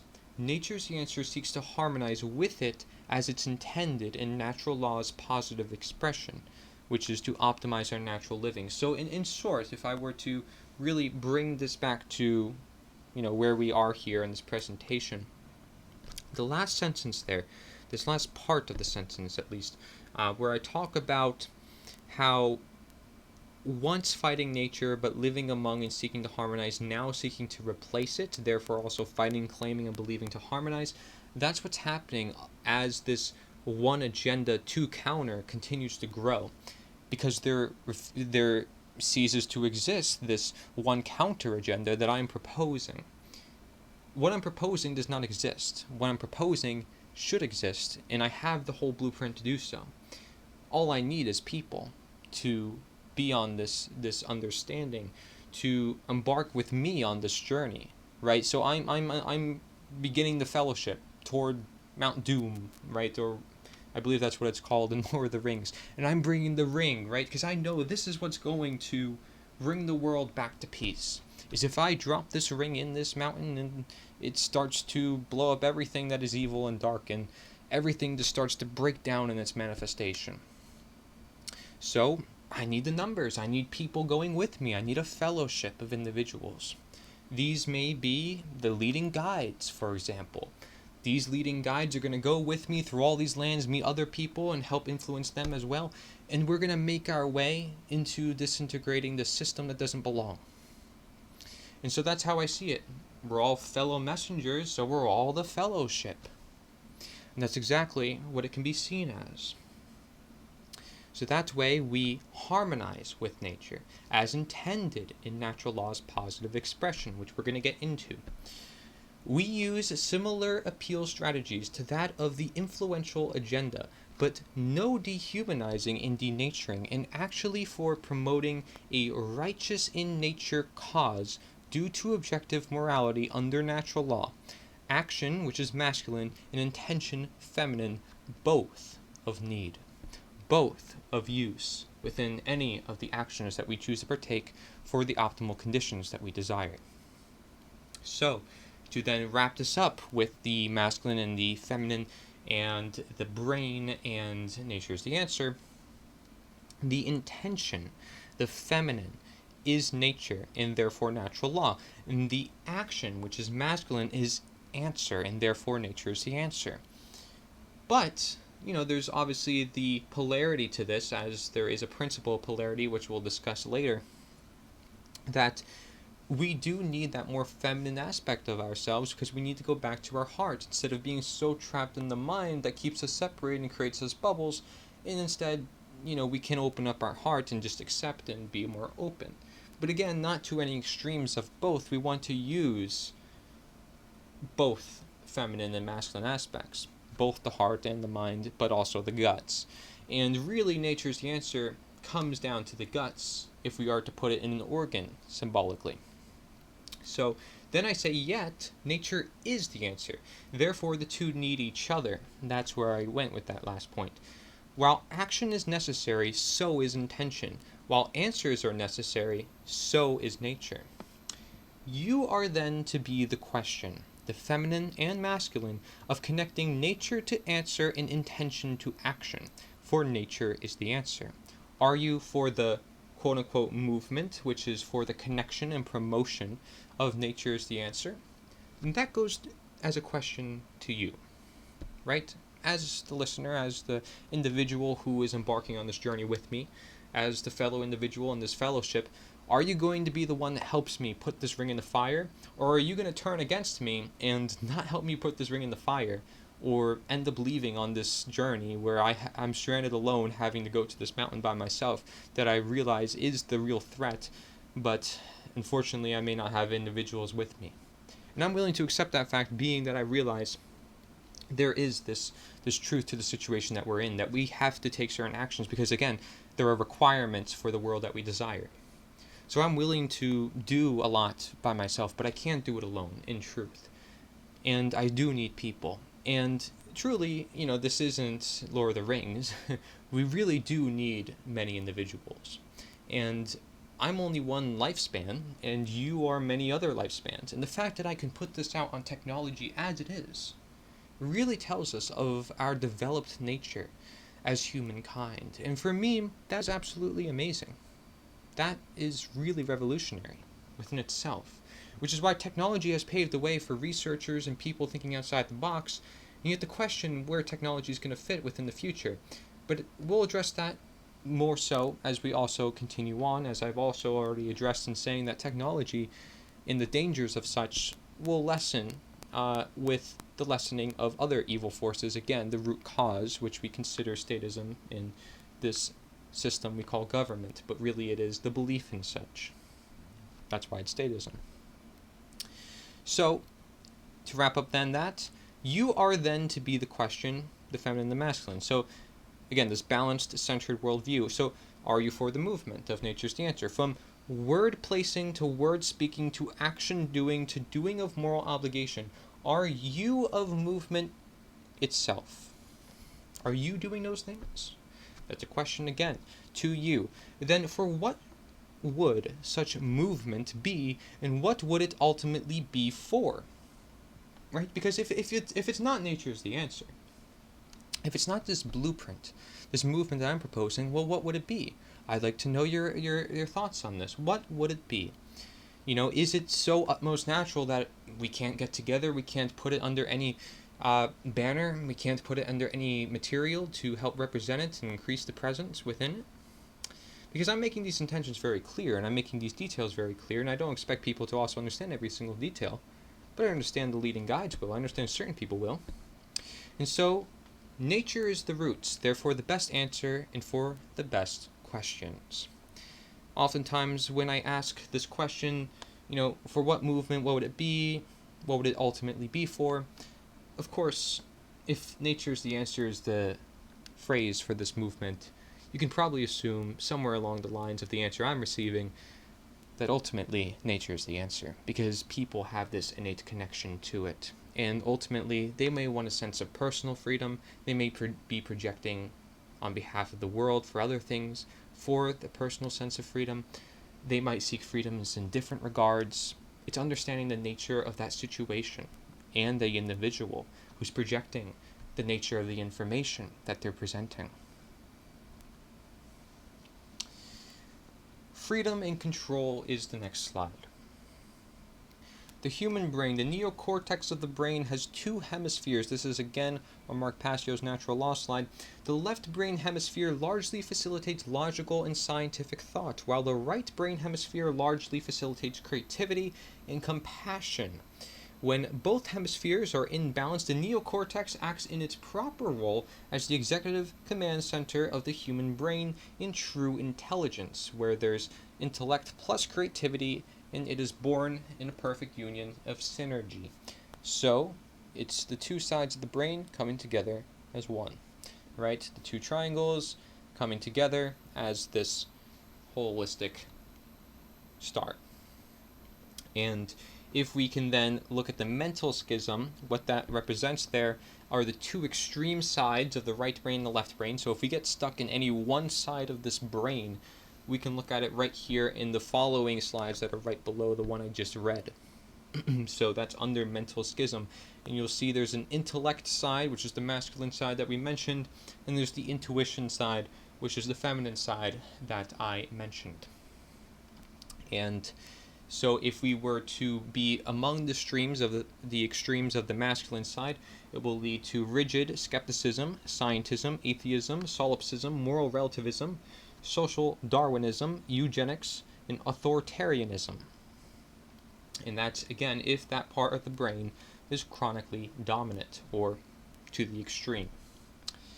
Then, if we were to look at the feminine right side of the brain, and if we were to look at it through the lens of an extreme, that would lead to naivete, blind belief, religious extremism, solipsism, unworthiness, self-loathing, order following, and a willing slave. So another way to also look at it is that the masculine side is more of a leader, and the feminine side, or the right side, is more of a follower, somebody who is not likely to lead, but maybe more likely to listen, and maybe in the future be able to lead. See, it's important to understand that there's both important ideas within the two, but what that particular slide is detailing are the extremes of each two. So if we were to be on the extreme of the left brain or the right brain, that would be essentially mind control, or where we will be mind controlled, because we are trapped. We have nowhere to go. We don't have an open mind, so we likely don't have an open heart. And our actions are limited by the scope of thoughts that we are feeding ourselves. And we might make this feeding loop where we create an echo chamber for ourselves to only accept certain thoughts that fall aligned with this certain way of thinking, whether it be left brain or right brain. And then that's going to dictate only doing certain actions that will only be within that certain line of thought. Okay, so then if we were to then look at the slide right after that, and putting that mental schism into the worldview schism, which is perhaps even more important on behalf of speaking about a worldwide movement such as Nature's the Answer, we have the masculine left brain as the random component, and the feminine right brain as a deterministic component. And if we are to look at the randomness component side, which is the left brain, it says that the extremeness could be that an individual would think the universe is a grand accident, that there is no creator, therefore there is no underlying intelligence in nature, that there is no such thing as spiritual or moral or natural law even, that the existence has no purpose other than that to continue to exist, or that hallmarks of statism scientism, atheism, and totalitarianism. What a word. Basically authoritarianism, but to the extreme that you're the leader of it all, so it's totalitarianism. And I can't just say that word, so for the life of me, I just really can't speak. And for determinism, which is the right brain side, the feminine intuition side of the brain, we have that God controls every event in creation, and that all occurrences are preordained, that free will is an illusion and does not exist. Again, these are individuals who fall among that extreme, okay? That since God controls everything, change is impossible. Action is ultimately meaningless, and that hallmarks of religions and religious extremism and slave think essentially fall within that right brain of thinking. Not very good if we want to open our possibility, if we are to get trapped in those two ways of thinking. And so not very good at all. It would be smart to bring the randomness and the determinism together, and that's what we see there with that slide. When we look at the middle of the slide, we see again the enlightened pyramid of the eye standing for enlightenment. Okay, enlightenment of the eye of seeing, of awareness, enlightenment of knowledge, which is represented as truth, which is a combination there, again, with Mark Passio putting the equation here with natural law being the deterministic component and free will being the random component. Okay, so free will is the random component and natural law is the deterministic component. And it makes sense if we want to put nature's the answer under the free will area, because free will is of human nature, and as I mentioned in the previous slide, nature's the answer is more of the masculine part, even though of course there's a polarity to that situation. So the masculine is more of the randomness area, but the area that is willing to take action, and the whole point of nature's the answer is to take this coordinated action. So that's why this idea, the whole slide here is called freedom and control, is we want to understand there is freedom in understanding the structure, there's freedom in understanding these laws, there's freedom in getting control of ourselves. There's different ways to interpret the titles of the slides that I'm presenting here, and I encourage different interpretations. Sometimes the way I word things even are meant to be as so individuals can interpret it in different ways and make those interpretations for themselves and really expand their mind more upon the creative idea of each. Because I don't have to be the one to tell you everything. I shouldn't. I don't have to. And it would be more of a discovery, more of a journey for yourself to really find that out for yourself. Okay? But this blueprint is something that I said is set in stone, and it is something that if we understand it more so, we will definitely know more where to go with it, and your creativity will spark, being that I'm presenting many different topics and ideas for you. So hopefully that can help you within that journey of yours. So as this slide mentions, it says natural law is the answer just as nature is the answer, because again, natural law is within nature. The two brain hemispheres are designed to work with one another, not to be of imbalance, therefore attracting fault.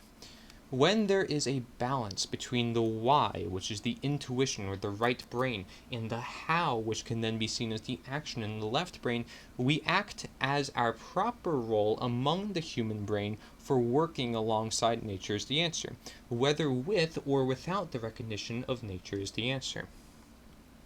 However, if we connect our why and how to nature is the answer, through recognition and natural law alike, as done also here, then we help pave the way for others, hence a guiding movement in governing law, aside from ourselves, and remain the accountability and circulation for this balance to persist among one another with active and coordinated or integrative efforts. You should know what you are representing or obligated by question. It should mean, through intuition, something to you. Then you are more likely to act. See, if you care about something so deeply enough to where you have this personal investment, you are more likely to then take action based on those ideas that you have then grasped. So what are you representing? What is that logo? What is nature's the answer? What is nita? Nature is the answer. Why is the question? And, different images may come to mind for different people about what they want the world to look like and so forth. If you want, write them down. If that's the way your memory works, if that's the way your creativity works, if you want to make a book about something, how does your creativity work? How does your observation of the world work? How will your personal investment increase? Does it mean taking nature's the answer and keeping all the materials and so forth, but creating a different type of logo for yourself, or making your own presence within it? So just that way you can still reap the same benefits of the presence, bringing together different individuals, but bringing light to your own works and your own creative efforts within it. What is it that's going to work for you in that way? So it says, you come into play for nature's the answer. The dependency is on you. It's the free will component. Nature's the answer encourages that your representation is also that of your own creativity, as I just mentioned. You of nature's the answer, as you are the movement, the right brain, the intuition. Look into you for the world outside of you. You are a reflection of the world you see about. For if it's based also on intellect, the left brain, action, intelligence is being expressed among the natural intelligence of nature.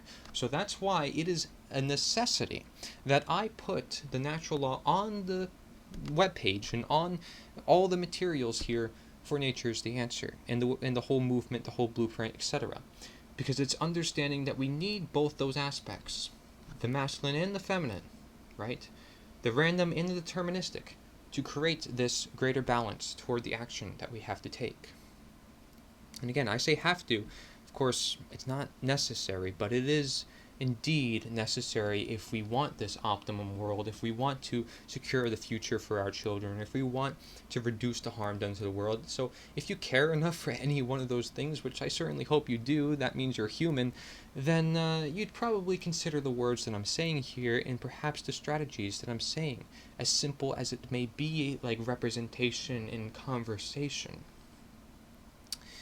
And so intelligence is being expressed among the natural intelligence of nature. Symbiotic and synergistic relationship. It's actively being changed. And so as born creators, because we are, as human beings, in forms of creativity being the appeal, it is our duty to have this become a great focus for the how, as long as there exists any some why. Although there is not much talk of why, those who do delve deep or speak upon the why, and they do not necessarily have a detailed blueprint as such as nature's the answer to help put necessary requirements into action, especially upon worldly affairs. And so worldly would be, of course, amassed or manifested situations or influences and ideas, and the affairs would be the world effort, cause and effect, the eliminating statism. So that's what I mean by worldly affairs. Okay, so what I'm saying here with that sentence is that some people will go all day, and this is something very common, especially among individuals who may be online, who may be researchers, who understand the nature of the world we live in, people who are observers, people who spend time in the woods. They spend time writing, they spend time reading, thinking, reflecting, but not getting too among any extreme, and realizing the bigger picture, and always having an open mind and having set principles for their life. These individuals may be able to describe every single inch of this room, every single influence as to why something happens, why something in the world is the way that it is. But the problem with that is that, what about the action? If I were to do something, drop something right here, and you were to say, whoa, well, you probably shouldn't do that because of this. That because is the why, right? You're telling me why I shouldn't do that, why it should be picked up. But if you didn't tell me to pick it up, then it wouldn't get picked up. So you can tell me that's a problem, and you can tell me why that's a problem, but unless you tell me to pick it up, the problem is never going to get solved. So this is equivalent to understanding that there's the why and there's the how, and that they must work together in harmony for the world to really work together here. It's about both of those aspects. Okay, so now moving forward with this, we should not get caught up in action nor intuition, or any left or right brain elements, or absorbing all day, or meditating all day, although non-action as taught in the Tao Te Ching can be very well integral. The truth remains in the center path worldview balance that considers the all of nature, because all, again, is created here for a reason. All is here for a reason. If it didn't exist, then it wouldn't be here, right? If it wasn't here for some reason, then it wouldn't exist. Perhaps if you look at the world through that lens, you would have an open mind to all things. Because there's a reason why people believe in what they believe. There's a reason why certain people have certain things that they've done. There's a reason why there were millions of people who died in past centuries. If we don't understand the reason why those millions of people died in the past centuries, do you think it's going to happen again, or be more likely to happen again? The answer to that is, yeah, it's very well likely that it will happen again, because people don't understand what actually caused it. They don't understand the why. And that why really gives way to the how. And that how can really give way to the why. Especially if it's just action to create that conversation to begin with. It's literally taking the why for the how for the why. So knowing the natural law, bringing that to other people with the how, and then encouraging them to also find the why. So it's a why, how cycle. May you see it as such. Again, there's different ways to interpret this. So that, for example, I just came up with on the spot, because even though that goes along with what I'm saying, there's so many ways to interpret the same truths. You will find yourself with endless content and possibility when you really consider nature and all the elements thereof and within. While many, as I continue this slide, while many in the truth or freedom unorganized movements, okay, so when I say the truth or freedom unorganized movements, I'm talking about the non-unifying, non-whole, non-generational, etc. type of movements. While they may not fall into the chronic imbalances of this mental schism, they too may be shrouded by confusion and a lack of sustainability, leading back to the two different brain imbalances without any given or built structure to hold the balance into place. It must be abbreviated that one who understands natural law will still only be of the deterministic component if the random component of free will is not applied. This free will is built into the foundation of being actively promoted and reminded in Nature's the Answer. It's the simple, again, utilization of our human nature. As simple as that sounds, and as though some people may think that's happening, there's not a general encouragement of people necessarily thinking for themselves if they're constantly being told what to think instead of how to think. And so we really have to rethink everything, literally, and just think in general, because our very nature to do so is actually being suppressed when there's denaturing elements, because they're degrading against our nature. They're suppressing us. And by suppressing, they're oppressing. So, again, actively promoting and reminding within Nature's the Answer is also then could be considered equivalent to integration and promotion, hence motion, like movement, hence integral or ration, integration, integral and ration for necessary sustenance and connection, as Nature's the Answer is to showcase such very facts of human nature usage. As we know, nature being of natural law and answer being of us. And to summarize that slide quite well, I say Nature's the Answer is a continuing expression of free will, And you can tell also simply by the very nature of its creative stature. It is a creation, something that I created. It is creativity by its logo, by its ideas, by its need of material, by its voluntarism. It relies on volunteers, people who believe in it, people who put their heart into it. That is a matter of care for our world, a matter of courage to really bring the action for the desired results that we all so seek. This slide is called Forming Out of Conformity. And so we see the natural law slides to the left again. We see human nature and human nature asking the question, well, is there a human nature? Is it an angel or is it a demon? Is it a disastrous monster or is it a very peaceful, super enlightened being that we put in the sky? Well, obviously the mix is not so much that. It is more like a computer, which is why we're often somewhat imitated by such systems of technology. And that's why we also have movies about robots or individuals as such taking over us as individuals, and perhaps them as individuals being convinced that they are conscious and so forth. But human beings as a whole are programmable, and that's what really ties us in here with computers and computing and with programming, for example.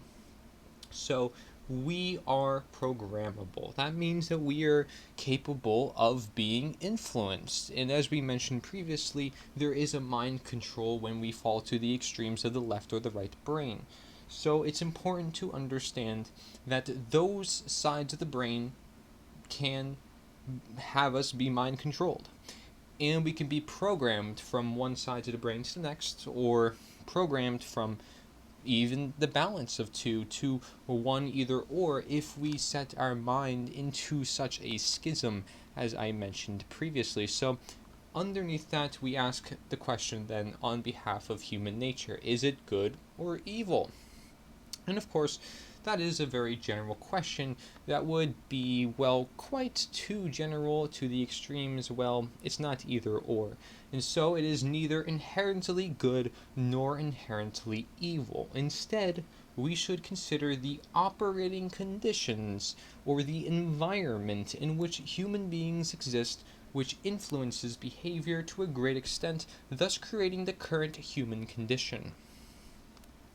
And so, if we were to then look at the human condition, that's the slide right below that of Mark Passio's Natural Law Seminar, and it says human beings are programmable, much like computers. Like a computer, if a human being has a bad file system format, or conditions during a child's formative years you may see as such, a bad operating system, culture, and bad software programs, which would be erroneous and rigid dogmatic beliefs, their output behavior, right? So we discovered the cause, now we're going to the output, which is the effect, the behavior onto the screen called life, will also be bad and will contribute to deteriorating conditions on a mass scale. Like a computer, the behavior of a human being will largely depend upon its programming, or the quality of the information put into it, which enables it to process and create efficiently. Okay, so notice it also uses the word process and create. And creating itself may be seen as a process of its own, but again, it's in our human nature to create. In nature's, the answer is a creation within itself. So the human condition could then be wrapped up as a whole in this following statement, that if there is garbage input putting in, that's hence the word input, there will be garbage output, garbage being out. So garbage in, garbage out. Same thing with quality, and the same thing may also apply to food, by the way, when we're looking at nutrition, and we see quality in and quality out. Not so much quantity, which a lot of individuals want to focus on, but quality, which will matter, and it will affect the quantity, right? Quantity and quality, and again, not either or. So, if we're going to be forming out of the conformity of the society that is suppressing our human nature and suppressing the nature that we so desire to return to, or at least have aspects thereof within our life, then let's look at what we can do. The programmable nature of human beings is what has long been manipulated for control and twisting our true or original nature, which exists with living our most intended and natural law abiding life, and that is innocence, never perfect as nothing is. The fact that we aren't monsters proves no immediate assumption of chaos upon coexistent living with one another, and the fact that we aren't angels proves no immediate assumption that anyone is perfect to hold any one position, especially above another human being, for which no human being possesses special or supernatural powers known to nature. What program do we seek to install on our hardware? This is a question referring again to the slide that I did mention before. And Nature's the Answer may be perceived as one such free open-sourced software that may optionally be programmed into our hardware, then for situational and complementary use, and or also the installation and use includes the why and the how. Okay, so we can install Nature is the Answer into our lives as sort of this complementary structure to help bring our ideas and our presence to the world stage and helping the world understand the same truths that we have found, right? We found this cliff, like I mentioned earlier, and it's about helping everybody else realize that same reality. Okay, so, however, complementary to the current hardware in place. So, although we have this hardware then that we installed, now called Nature is the Answer, this blueprint to life that is necessary for the current condition of life that has denatured us, we see that we have to make sure this hardware is indeed complementary to our current hardware in place. So that way no viruses or issues, and that way we have a full outright positive expression in that the program is abiding to the operating system and conditions via the natural law. So it's important to understand that Nature is the Answer, being this hardware, should likely be, if it's going to be a movement, should be, if it's going to work and be sustainable, aligned with natural law, because it's the existing hardware, it's the conditions of that hardware, it's the operating system, may you see, the OS, right? So we do know that certain programs may and can be used to help the operating system, file systems, and computer as a whole run more efficiently or properly, as intended if we choose to use them, hence then contributing to the output on the screen. Nature's the Answer is not inherently anything other than what it is, like natural law. However, as detailed in the share sheet, which also happens to be in the forefront of the front page of the nita.1 website. The individuals part of Nature is the Answer help make up the inside of the Nature's the Answer program, which relies inside the natural law operating system. Therefore, individuals should consider Nature's the Answer in the natural law as they exist as operating conditions for which they exist within in contributing to the human condition. There is then question as to how much an individual contributes to Nature's the Answer, being that it's a voluntary installation. However, this question, among many, makes sense due to the own nature of Nature's the Answer being that of which Nature is the answer. What is the reason why, for an individual not contributing toward a greater cause, Nature is the Answer, they know is complementary to the natural law of which they may also know, which is ignorance.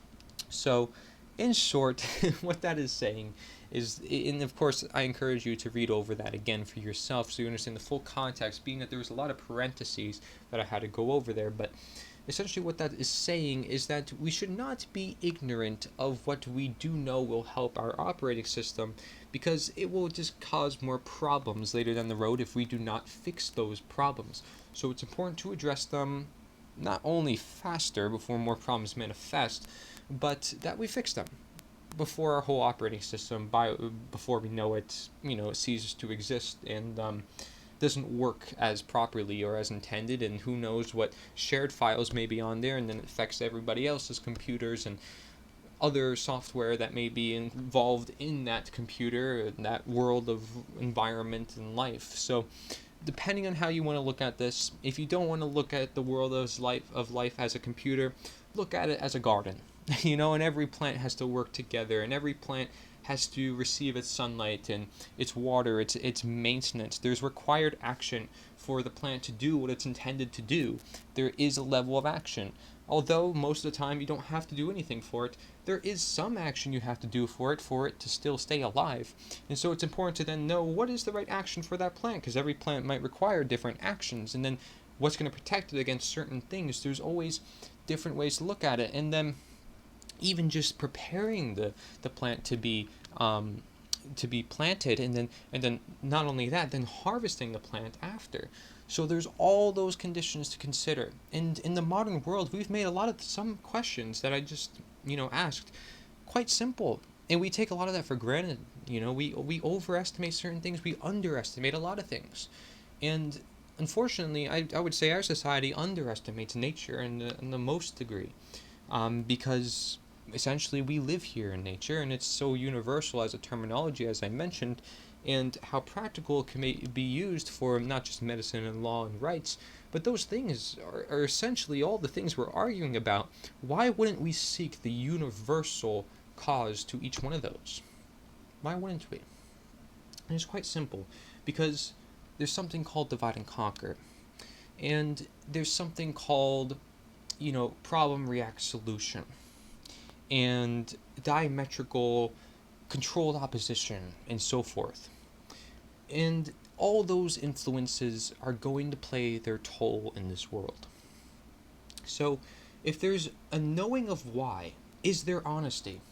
Is there honesty to the situation? If an individual refuses to install what is necessary for their hardware. And the question is, among this, the how is detailed in Nature's the Answer, but also all around your own life. Therefore, questions remain for why, if the how is not being carried through. Among nature being the answer, human nature is too, as observed here, as well as then looking at the nature of any environment or condition as we see by concluding further definitions and understandings. By bringing a child's foundation back to nature, it is ensured that child is being properly nurtured with the support and guidance it needs. Similar goes for all of humanity in the stresses of life. Because that's where we are. If we're in a world where we are seeking change, and it's becoming growingly necessary that change is necessary, or that certain individuals such as myself are going to see it early on, because we're looking far ahead, or we're looking at the foresight, and again the oversight and the foresight of the situation that's at hand, and we're realizing this is the harm that could be done if nobody does anything about it. Then it's a situation where we really do need action. It's a situation where there is no excuses. It's got to be unconditional love. And we're going to talk about that idea of love as well, of course, because we did talk about the brain. We'll get into the heart. Of course, the heart of everything is the center. The heart is the balancer. And we're going to also mention some surrounding aspects and symbology around that as well. So I said similar goes for all of humanity and the stresses of life. And if children have this basic and essential fundamental foundation to their life, they are set for life. Alike, if Nature's the Answer has these same elements within, lead by example, for nature, the mission is set for nature. Within such a society where statism, the one agenda to counter that is reliant on this dependency program, is non-existent due to Nature's the Answer and natural law, culture naturally goes into place through time, there is a greater emphasis for the responsibility and care of also taking control where it belongs of one's own life and their family, which includes children, to then where their behavior in life. So essentially saying, again, change the minds, change the world. Change the ideas, change the world. Bring those ideas out there. People start thinking about it. People feel naturally obligated to take those ideas into circulation because there's no binding forces that tell them they don't have to take any responsibility for their own life. And people will start taking responsibility for their own life. They have to for their own survival. And in accordance to that, they will find their destiny. They will find their creativity.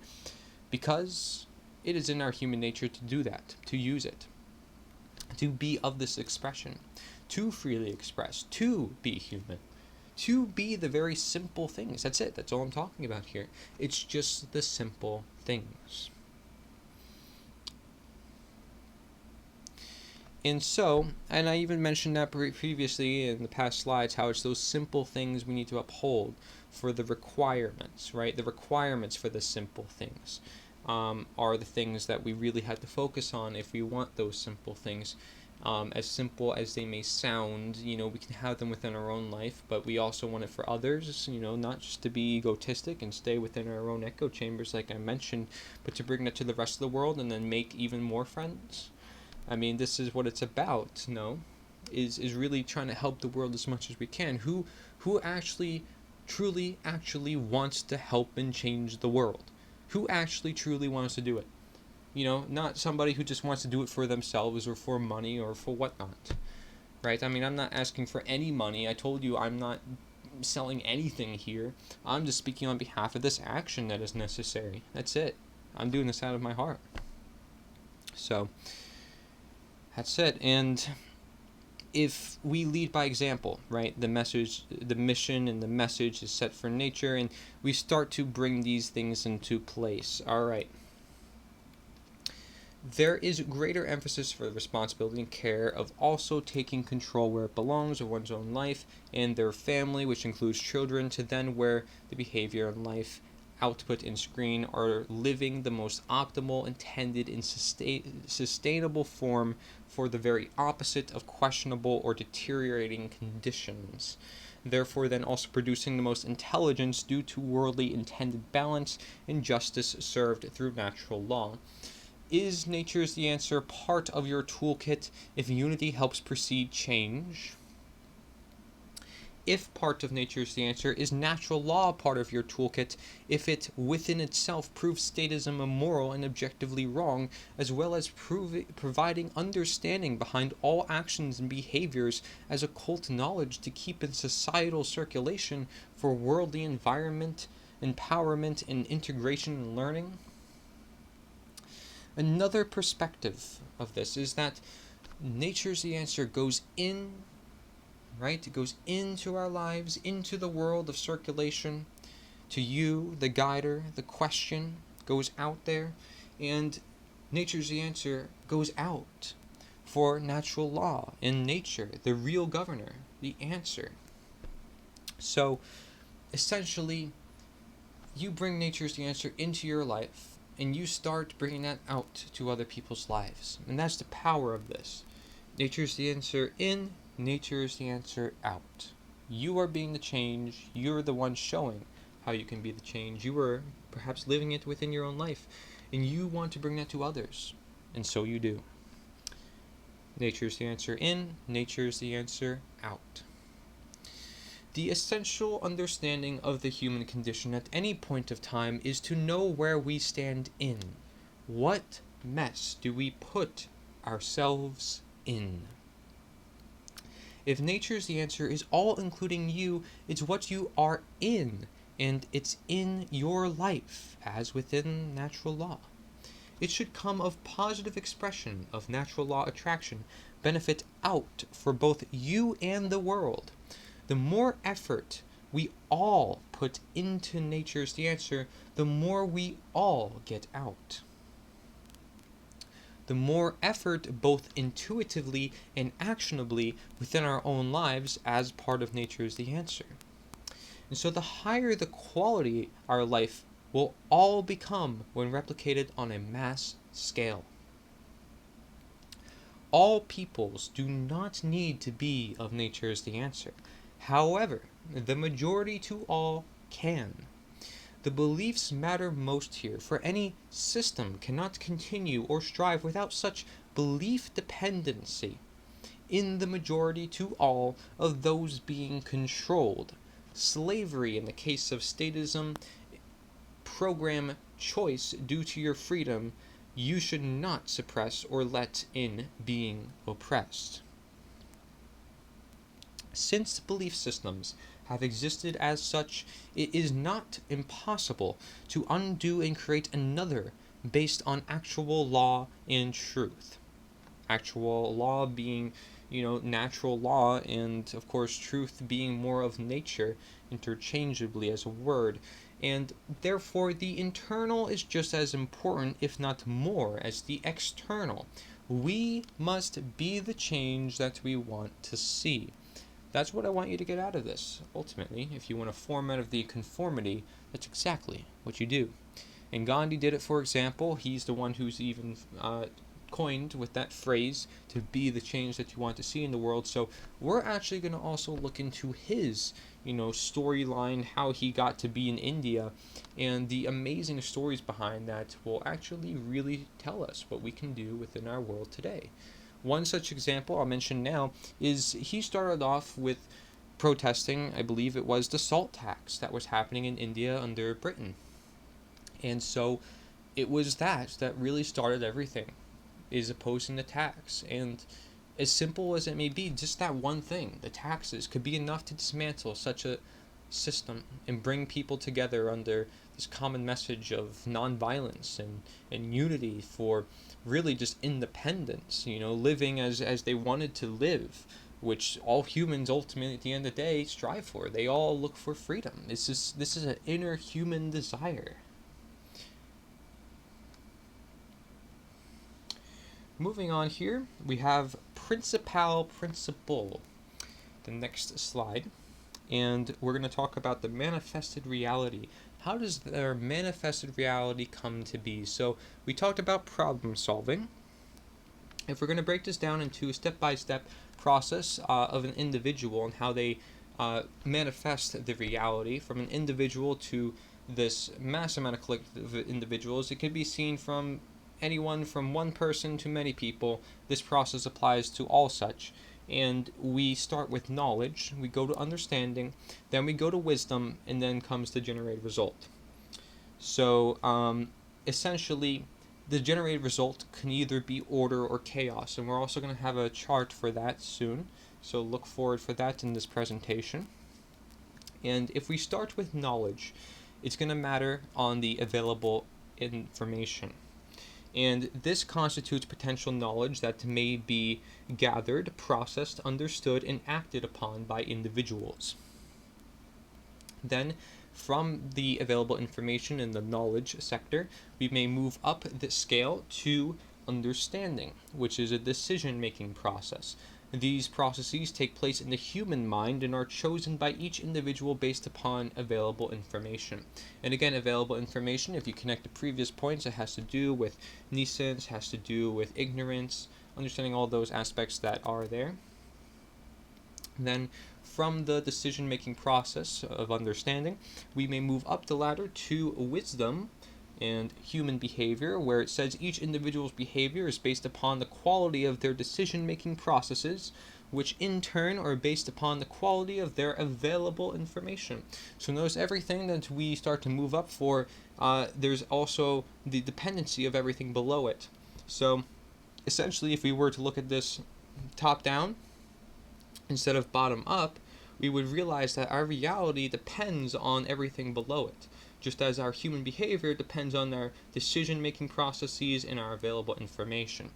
So look at it both ways, as they're both important to understand. Most individuals would rather just look at the outcome, just like we do with health when we want to just look at the symptom and not just actually look at the cause or the root cause to the disease. So if we were to then look at human behavior or of wisdom, that comes from the understanding and the decision-making process. It's each individual's behavior, and it is based upon the quality of their decision-making processes, which in turn are based upon the quality of their available information. We literally just mentioned decision-making processes and available information. So now, if we bring all three of those together, this makes up our manifested reality, which says the quality of the conditions which manifest in any society is based upon the aggregate quality of human behavior within that society. Okay, so that's what really sums up how our reality is formed. And if we then go to the next slide that's right below it, again from Mark Passio's natural law slides, we see principles, and from the Latin noun, and it says first, foremost, leading, chief, most necessary. So principles are essentially equivalent to that of which is first things, or that which is most important. And then under that we can see we have principles of natural law that we will observe in the following pages of this presentation. And what that says is that the natural law is expressed through 7 basic underlying principles plus an 8th principle which binds the other 7 together. These principles constitute a master key through which universal wisdom, including the knowledge of the requirements to obtaining what we desire, is unveiled or de-occulted. So the principles are important within the motion of how these laws operate, essentially. And we'll get into that as these PowerPoint slides move on. So let's read this part here on the slide, principle. Just like how our reality is ultimately built of anything, nature is the answer and natural law follow the same steps in creating the manifested reality, which in the case of nature is the answer is the goal of generational sustainability through having the previous steps in circulation about the knowing of statism and natural law. Just as the pyramid relies on the foundation, any structure requires a foundation. When this foundation is forgotten in how it came to be from the point of view in the already manifested reality, structure built, then we are doomed to repeat history or rebuild the structure due to not having the underlying knowledge required to move on and continue to innovate. Okay, so talking about innovation. If for example, I'm building a computer. I'm deciding, okay, I'm going to go build a computer today. I'm going to get all the parts. I'm going to do all this. If I don't know the simple, most basic thing, the whole project may just not work. It might not work.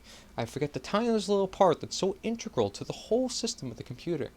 Then that computer is probably not going to run as good as it could. And it probably might not even run at all. Or it's probably going to run into some big problems as it does continue to run. And so it's important to understand where I'm coming from with that. It's essentially saying that you need the bottom just as much as the top. The bottom, as it is the foundation, will uphold actually the whole building atop. And so can't leave out both factors. It isn't as simple as just building and building up. We have to consider what started that foundation. And the same thing goes when we actually want to do anything within this current reality. Is we have to understand what is actually here within this current reality all the time that was before us. What is here that's non-man-made, essentially. What is here of nature. And that's why natural law is non-man-made, governing dynamics of consciousness that are immutable, that are universal, and that are timeless. And so they are first, they are foremost, and that's why there are principles within natural law. We can only keep creating off of the latest height so often before we eventually fall all the way back down due to our lack of understanding and knowledge, which is equivalent to that of the foresight over the whole structure, like body anatomy. This is relative to that of countries on Earth, being founded on natural law and underlying conditions, to which then any nation on Earth is rather that of which is all part of the one nation being Earth itself. Would you want a doctor treating your whole body, for which all is connected, without knowledge of said whole body? Do they even have basic understanding of the fundamentals or principles, like nutrition, for example? Each step is just as crucial as the next, like the 6-step speculation. The available information before being processed through understanding depends on ignorance and nescience as previously detailed. Then understanding comes into place, wherefore nature's the answer. This process is part of the appeal to consciousness and creating conversation, which actually increases available information, then also potentially helping with their knowledge if there is an exchange of consciousness, because I'm creating a conversation. Being that understanding helps us make decisions, then it follows that if we all agree, based on many to all seeking to understand, on the same terms, we all agree to a certain decision and therefore a certain direction. Nature is the answer. If there is truly knowledge as such through natural law behind such decision, then it works in accordance with natural law. Upon the expansive conversation nature is the answer, the quality of decision making will improve through time as comes greater understanding for the wisdom or associated action.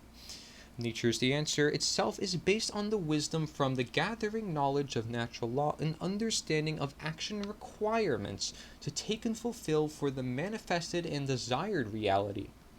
Such manifested reality is that of which all human beings coexist in a voluntary, self-sustainable, natural law abiding and free society, that of nature, with a message as a mission, or nature's the answer, to pass along from generation to generation in looking back at how society has transitioned, where it is now, how you came to be, etc., so that this built reality cycle continues on and of the knowledge being such cycles and stages in the first place. Each step of the 6-step speculation is a stage. As there exists underlying principles within natural law, the principles within nature's the answer is considered the entirety of the share sheet, which includes the natural law among the word principles, also sometimes being referred to as fundamentals and foundation within nature's the answer. So I actually consider the share sheet, which is again the front page of the nita.1 website. I also started the presentation with such, showing the natural law intro slide in the front page of the nita.1 website. The share sheet is also considered the foundation. It's considered the principles. It's considered the fundamentals. And I also mentioned that in the video version, of course, as well, being that it is reflected of the front page and of the share sheet.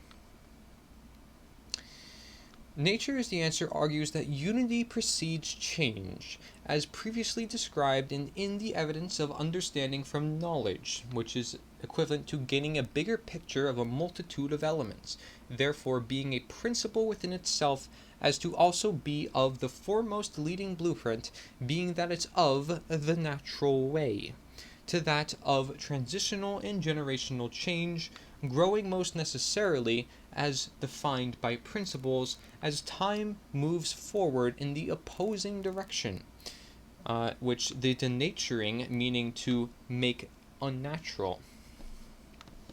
Okay?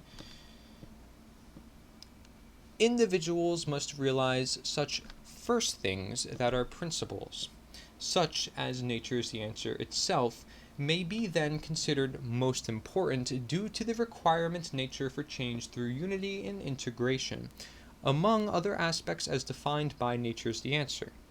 While nature's the answer is then considered a principle, hence helping to pave the way, it is not the master key or the principles of natural law directly as presented in the natural law seminar.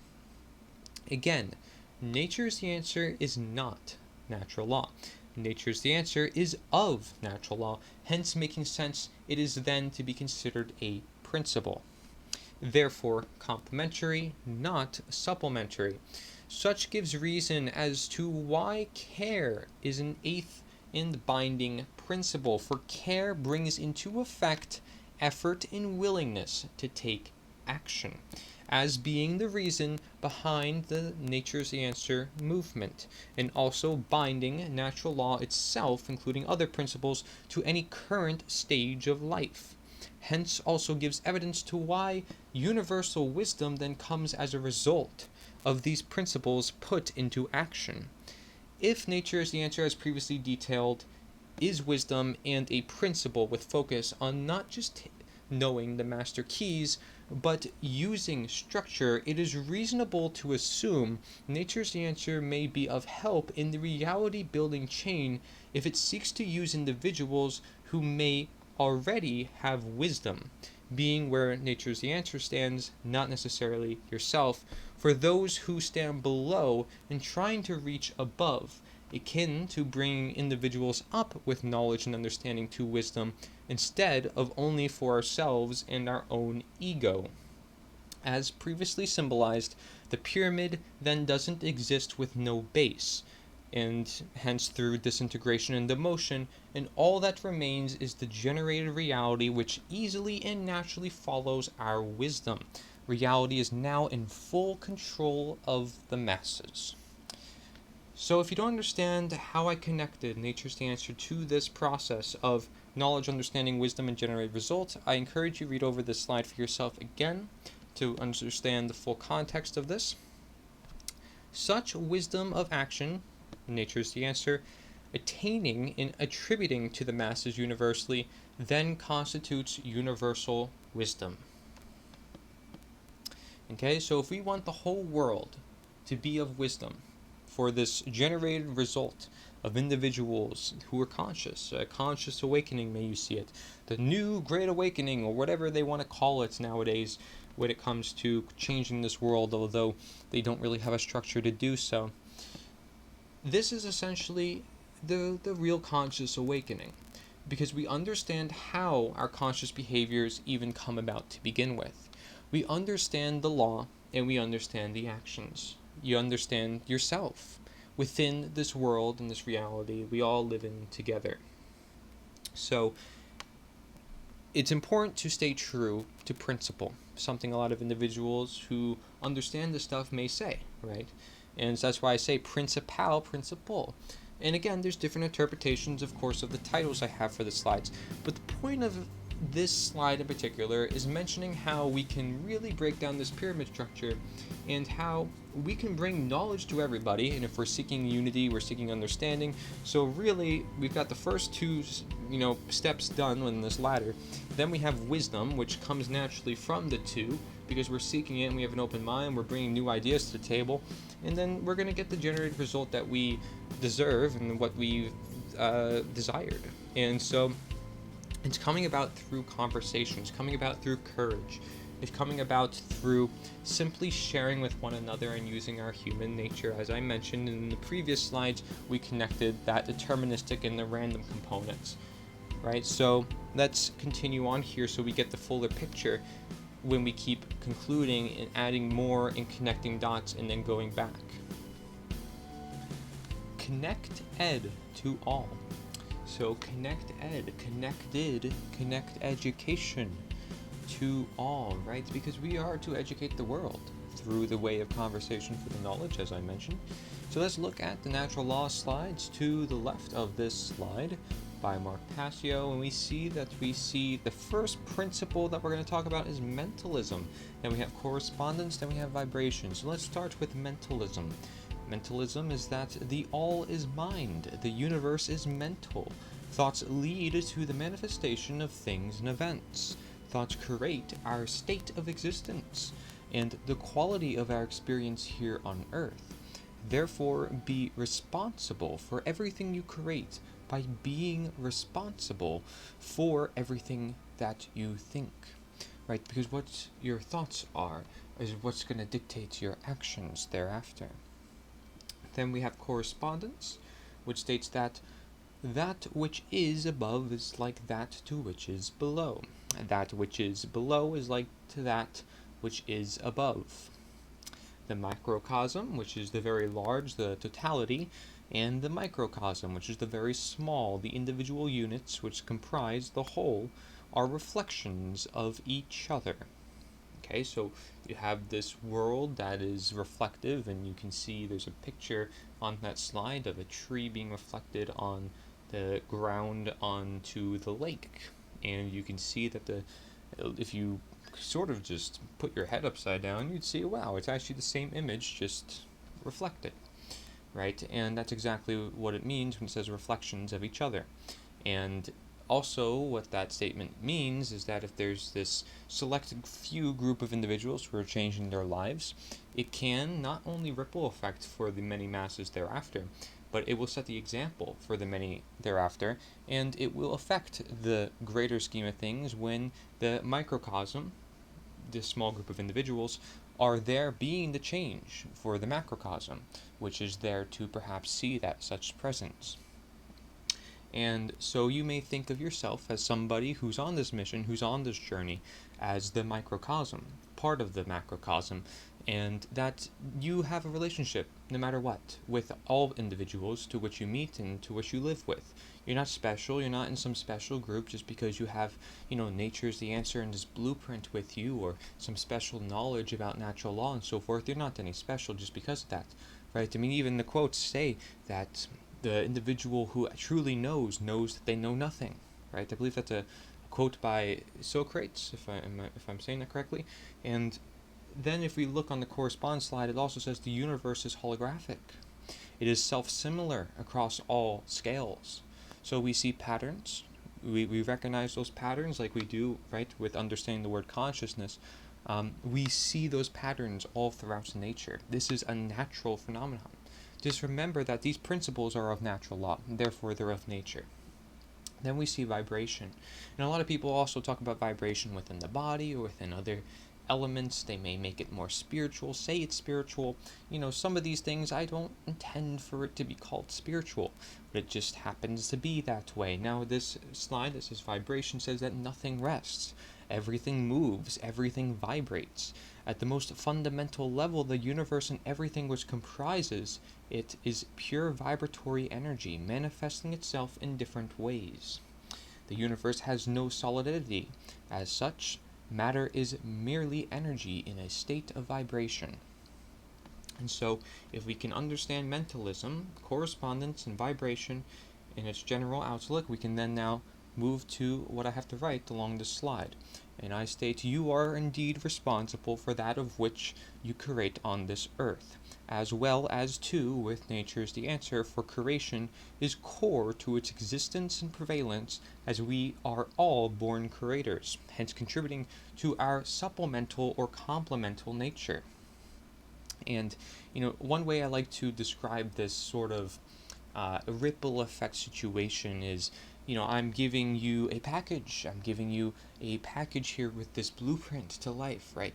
It's a closed package. It could be opened, and you may choose when to open it. You may choose when to open it for certain individuals. You may choose who to give that package to, right? And I'm giving you these packages, several perhaps, because there's different elements involved, and there's shipments perhaps coming every so now and then, and your ability to present, your ability to put your own effort within it. Maybe you yourself could be seen as this package. And essentially what I'm saying with that is, I'm delivering you this package, and then you open it up to show everybody around. You help bring this to light as much as I am trying to as well. But as the developer of that package, it also helps to have individuals have that package and then spread to others. Because the developer has to work on developing, and the one who receives that package has to work on, sharing that package if it's a good package. And if you want to apply that package logic in different ways, feel free to, because it kind of sort of represents this journey that we have, where we're sharing it with others, where we're going about in giving our efforts into different causes. And so instead of putting it through the lens of currency, I look at this whole thing as a spiritual currency, which we'll get in later, because I'm doing this out of care, like I mentioned. It's not like I'm doing this out of money. So this package of information, of transformation, of this transmission means more to me than any of that. And so I then go on saying, for this great power of creation and the all, the word and Latin roots of mental exist in words such as government, right? Like governmental, detailing the great impact on the mind, contributing to a potential restraint of the heart, which is open to others instead of the mind barriers, and therefore contributing to our unity. And then we have the guts, right? The guts along here, the intestinals. Despite being the root to disease, it often is referred to, it's also considered our action, right? Act with your gut. Do you have the guts, people will say, to do something? So there's the heart, there's the mind, there's the guts. They're all important. We talked about that earlier as well. And here we're seeing it connect again. Therefore, I mention, therefore, while the mind is essential for creativity, our heart and guts are the base of nature's the answer, fulfilling the balance between all. Okay, such symbolic three, like the triangle symbolism, right? So there's three. There's the heart, the mind, the guts. There's a balance. There's a synergy between the three. So I look at it like such, perhaps, if you want to look at it like that. And it's funny enough because the heart chakra, as we know it in chakra and Ayurvedic medicine and Eastern medicine principles, has those very same symbols, of the different archetype triangles coming together and forming this unity at the center, for which where the heart chakra remains. When we utilize all three and understand their utilization through conversation and the six-step speculation, while having natural law in circulation, we see the growing need, by natural obligation, of responsibility within our own lives. Responsibility of self in the very nature contradicts the need to put it elsewhere in forces such as government and extreme consumerism, essentially negating use of the intended mind. Okay, that's what consumerism is, because I mentioned that part in parentheses. So I said extreme consumerism is essentially negating use of the intended mind. We are born to create, not necessarily always consume. Right? We want to put our nature where it belongs and utilize our nature as intended. And if we choose not to, the world certainly sends us messages. That's why I'm here as a messenger saying, well, this is what's going on wrong with the world, and this is why we have to fix things.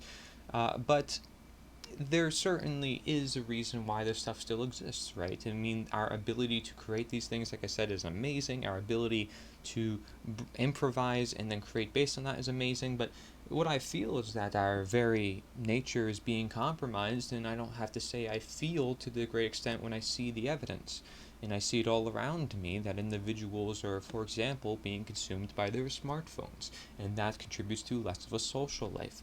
And they feel dependent on having those phones always with them. It's like a second limb that they just can't live without. I mean, talk about dependence, talk about non-contentedness with oneself and one's environment, and feeling like that phone has to take responsibility for their safety and for several factors, whether it's financial payments or personal details even, and that could compromise security, that can compromise so many different things. It's actually better to just rely on yourself in many different ways. But what am I to say? It depends on, I guess, the program that you're using. Again, it depends on the hardware and all those components as well. So when we look at it in the greater scheme of life, I'm trying to, again, prevent this virus attack that is called statism on the human mind, the human innate program that we're given since birth, because I'm trying to uphold that God-given creation of birth, of being pure, of being innocent. And again, it's not 100%, nothing's perfect, nothing's utopia, and we'll explore those ideas. But the idea here is to live our intended lives. That's it. That's it. I just want to live my life in peace. And I think most individuals that perhaps are watching, listening, or reading this would perhaps agree with just that simple statement, is that we just want to live our lives, right? And we don't want to have to necessarily worry about all these things. But there is times where we do need to take action where necessary, even if it's small little increments, or at least accepting the reality that is right in front of us. And so I mentioned, as human beings with consciousness, we are not dead machines that cannot create originally or have feelings or act out of any will, because we aren't having this programming by computer like. I like to refer to the human body more as a garden rather than as a computer. And we're not these dead machines that don't have that consciousness, that ability to really perceive one's environment fully. For we were the ones who created the machines in the first place. So let us not become the very machines that we create, or become the very zombies we create, or become the very sheeple that we have, put in so many different movies detailing this. And obviously, one big one people often refer to is the Matrix. Just because of this whole programming nature and the whole technological world that we have entered within the 21st century, which, by the way, is very new, and individuals who want to observe the world around them, I think, would probably be grateful in this time and day, because I'm sure many individuals of the past have not known that this was coming, that we have all this explosive technology that can do almost anything. And for that reason, I'm not only grateful, but I'm writing a lot about this subject and speculating about technology, because not that it's unpredictable, but whose hands is it in particular, which is why I mentioned the threats of technology will be particularly lessened when such government and statism is lessened as a whole. But to continue on here, not to get off track, I said what we think turns into our actions, therefore our beliefs play a key part in such process, contributing to the all and manifestation. Again, nature's the answer is to help us understand beliefs and how it impacts our actions based upon nature. Therefore, a movement based upon this idea that requires no belief, only understanding. As previously detailed, thought and question is a core to conversation, especially upon acquiring new information. Correspondence is key in Nature is the Answer, as those part of the quote-unquote movement should likely reflect its main values. The share sheet, for example, to at least some extent as a necessary requirement for understanding and unity. That's why it mentions mostly, if all, universal principles. And if you want to say there's any bias to it, it's basically speaking upon a nature that is here that we can unify upon. And it's important to have that human input. It's important to have that voice. I don't like seeing individuals necessarily having to feel like they have to be non-biased and that they have to just report on the facts, because they themselves are human too, and they're entitled to their own opinion as well. Just because they call themselves a media reporter or anything of the such does not mean they can't have an opinion of their own. Oh, they're going to get in trouble for doing so? Well, then you're suppressing their human nature. So, thought and question is core to conversation, especially upon acquiring new information. Correspondence is key. Okay? And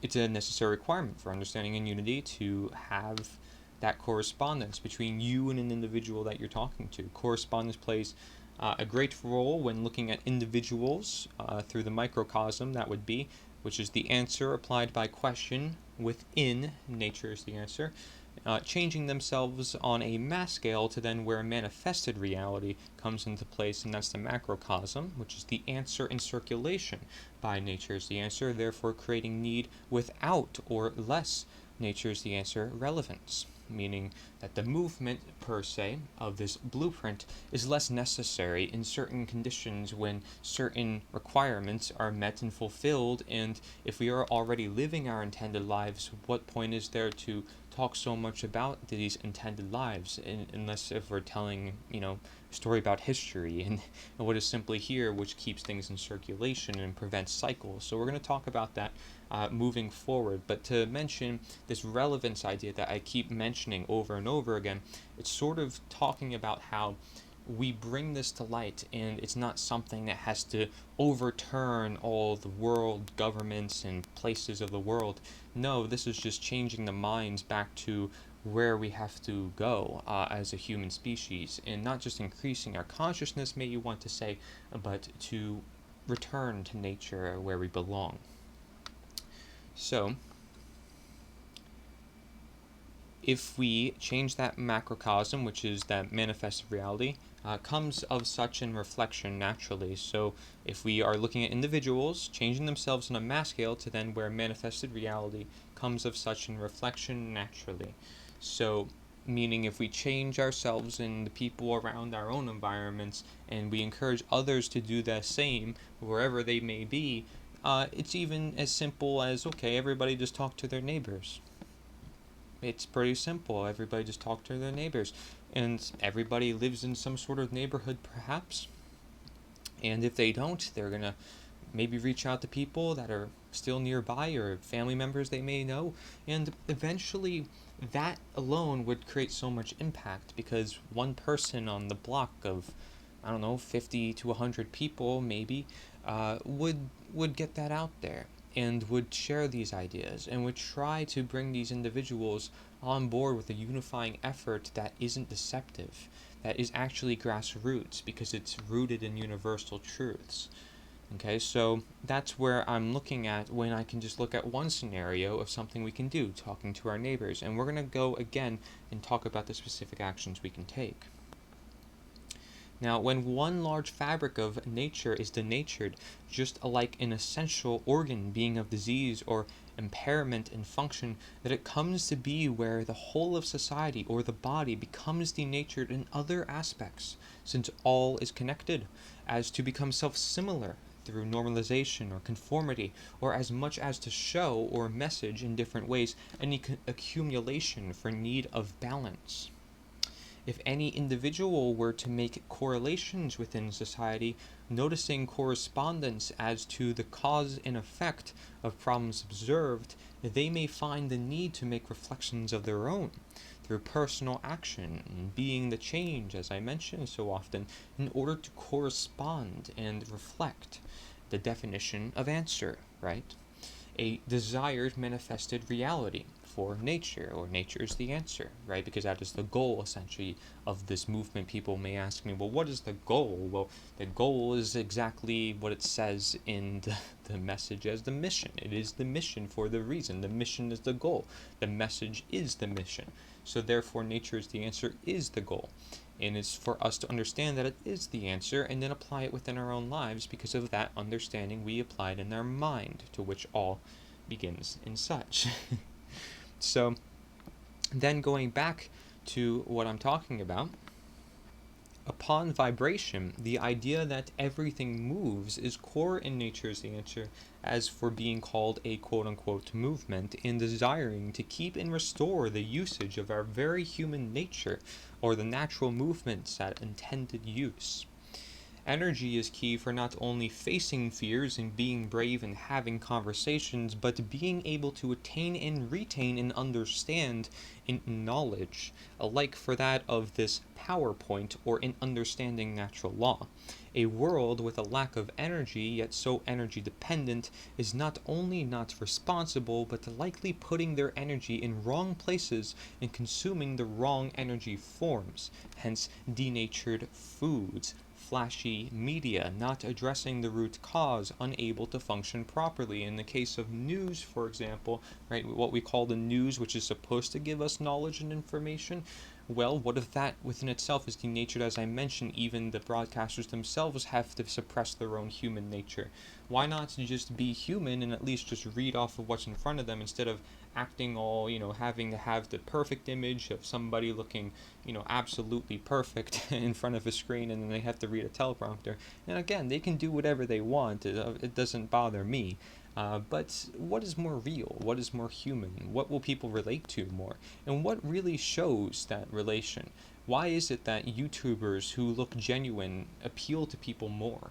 It's because they're genuine. It's just that simple. So actually, nature wins at the end of the day if we choose to use it. If we choose to show that there's a genuine side to this world, then people are going to not necessarily feel like there's just fakeness and people trying to always sell them something everywhere all the time. That's why I had to make the disclaimer in the beginning, like, I'm not trying to sell you anything like every other presentation is trying to. If energy is manifested and for the objectively moral causes, the movement for and with such, in other words, nature is the answer, perhaps our vibration is akin to more of that of nature's abidance, due to nature having vibrations of its own, and vibration being of natural law, often observed in music, a creative form. Okay, that's just one example. And if all moves mind vibration, what do you move with among all? Move, which is to intro or motion, and then ment, which is the mind, right? Will you move the minds of all or the all? What will move the minds, the all of all? If all needs movement to nature, as nature also intends movement. Now maybe this is a play on words that could be a little confusing for you at first, but essentially what I'm saying is, are you using your mind properly? Are you using your heart properly? Are you using your guts properly? And I can't say I'm doing that 100% either. Nobody perhaps can, totally. But we can try our best. And that's important, is that we try our best. And we do act where we know it is right. We do what we know is going to yield certain results, so that way we don't have some risks of faults that may happen. That's why I make this presentation detailed about action, for those who are confused and don't want to make mistakes, or maybe need a little bit more bravery and courage for themselves, and want to know what are the particular points that we have to focus on when it comes to action. So it is about education, and it's about education from me to you and you to others. It's how it works. That's how a coach works, guiding and teaching, not telling someone what to do, not forcing them to believe them in whatever, not shoving something down somebody's throat in this idea of just, you have to accept this because this is what I believe. No, we're going to go based on universal truth. And we're going to stick by that because it is most universal and it's a unifying ground. And that's why Nature's the Answer exists, and it is here for us all. So let's use it. Let's use our all for the all. Next slide is time to do and do not. Right? So if we know right and wrong, which we will discuss, which is morality, which is the heart of natural law, we will know what is wrong and what is right, what to do and what to do not, essentially. And we will perhaps also know what to do with our time then. What is a greater time investment? What is not? What is a waste of time? What is something that is really just going to distract us, right? Because there's many distractions, you may say, in the modern century, 21st century, to which I produce this. And so let's again look at the left side of the screen. We see the Mark Passio natural law slides. We have polarity is the first slide, and it says that everything is dual. Everything has poles. Everything has its pair of opposites. Opposites are identical in nature but different in degree. Extremes meet. All paradoxes may be reconciled. Okay? And then we have rhythm. Everything flows out and in. Everything has its tides. All things rise and fall. The pendulum swing manifests in everything. The measure of the swing to the right is the measure of the swing to the left. Rhythm compensates the ebb and flow. Remember the sine wave we saw earlier with truth and perception, perhaps. That's just one example, not necessarily a particular rhythmic idea, but there's rhythm in everything. There's rhythm in just my tone of voice, the frequencies of a video, the frequencies of this microphone, the frequencies of everything.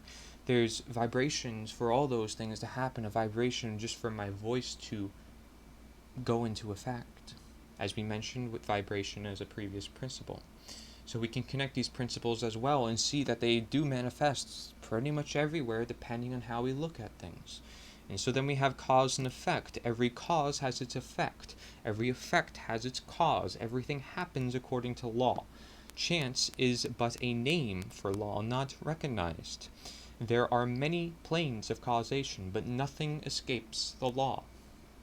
Again, referring to the law as the natural law, which is why it's also considered cause and effect, or the golden rule, the karmic law, consequentialism, and so forth. So if I am to read the notes that I have alongside these slides, let's get into it. Polarity, as taught in the Tao Te Ching, for example, which again we'll explore later, is called, also considered, the way of nature. That's actually what the Tao Te Ching may stand for, and it is crucial and akin to that of irony. Such stands as reason for why nature is the answer is considered the one unifying counter-agenda, insinuating that it is polar opposite to that of the mainstream agenda, which is from government, and that is statism, fear, and lack of self-responsibility, and therefore a lack of self-sustainability, etc., which would be that of the denatured, which is nature is then the question, where no objective natural truth is found, and denature is the answer, where man should be nature. That's what that is insinuating. And I say, to learn the most, it is recommended to study this polarity in life, for all things upon nature is the answer, akin to saying any of these principles are answers, as natural law consists. Such is often played on for manipulation in, for example, politics, and disconnected religions, fake money, and disconnected science for control. Right? And if you give people a little bit of truth, but you fill the rest with lies, or you give them mostly truth, but you have some lies, that would work as a good controlled opposition. And we're going to explore that idea later, because it's important to know what that is, especially if there's other movements that are intentionally created or funded to create disturbance, to create a counter agenda to the counter agenda, and therefore discrediting the movement, a well-intentioned grassroots movement. So we have to be careful. Is there going to be counterintelligence, counter opposition, counter relationships? What is it going to be? Because if you're really going to tear down a power structure that upholds and manifests everything evil, you really have to consider all the conditions that may come with it. What will they unleash onto the public people? Because at this point, are we nothing more than just slaves? Do they actually care for us? Are we just on the plantation? Do they laugh at us when we fight each other? So we really have to understand that we cannot fight each other, and we have to make that very clear, that they want us to fight each other. And that's why they would set up such counter opposition as such. Okay, we have to stick to principle, right? The first principles, the things that which come before us, the nature of this universe itself. If we stick to that, the truth is the truth. We must fight for it. And we will again talk more about this idea in the specific actions we can take and the specific things we have to watch out for. To learn the most, it is recommended to study this polarity. And the reason why I repeated that was because I used to say that nature is ironic. And if I really looked into, what principles exist out there within the law, well, it makes sense now looking at there's this principle polarity. Right? And most individuals sort of understand these ideas within their everyday lives, but this really puts it into perspective on paper. It's sort of like the Constitution of America, for example. It says you have freedom of speech, but technically you were given that because that is you born into this life. Every human being has a freedom of speech. It is a born human given right. Okay? And anybody trying to take that away from you is obviously perhaps through the guise of government or people who want to control you, people who want to suppress that human nature that you have. And I'm trying to understand this nature and show everyone this is the nature we need to uphold before we do lose it. Okay, so they will play on those different polarity ends. That's important to know. Very important to know. And so they will play in that manipulation rather than helping expand the mind to possibility. It's either nothingness or abundance, but balance, as is the whole symbolic meaning behind symbols such as the yin and yang. Okay, and however the polarities go on, and therefore creativity is abundant or not. And so we have a whole bunch of different polarities, the way we look at things in perspective, and what scenarios we're particularly looking at. Which is why it can get tricky sometimes with this wordplay, which we can call semantics, and we don't want to get too consumed with that. We want to get the general message here that I'm giving. And so I say confusion upon polarity is sign of less of an open mind. Okay, opposites are identical but different in degree, as indeed correspondence proves, same object in a different degree of rotation. Such matter concerning nature is the answer, and its opposing agenda must still pass the filter of um, objective morality inherent to nature, which we will explore later. Nature is the answer is to help and move individuals with, for less causality. Okay, less harm being done to the planet. And so the balance in nature, inherent to polarity. All such statements have a polar nature dependent on perspective. However, by way of knowledge of such very phenomenons as to compare with everything that goes through the same principles, so we have to consider that everything goes through these principles. So we're going to see that if I were to word things one way, well, they can also be perceived the other way. And if we choose to understand both, then we actually get a greater, bigger worldview on this place we have called life, right? And one such idea I propose to individuals, where we have to really just change their mindsets for simple things, is this idea of elections. We have these elections for individuals every 4 years or so in the U.S., for presidents, that is, and it's only 1 year. You get all this attire, you get all this stuff, all these material things, right, to advertise for this person, that person. And even though the quote goes that, small people talk about other people, and that average people talk about events, and that great people talk about ideas, people will continue to look up to other people to take that responsibility from them, and they will only just go with the people who sound the best, even though they're doing it for psychological manipulation. And both are oftentimes the same coin, just flipped against each other, and then people flip-flop constantly, and they just are robotic, reading off of teleprompters. I mean, what more sign do you need that we are detached from ourselves if we can't even stand up for ourselves and understand that we have a self-responsibility on this earth? But I don't mean to go off on that.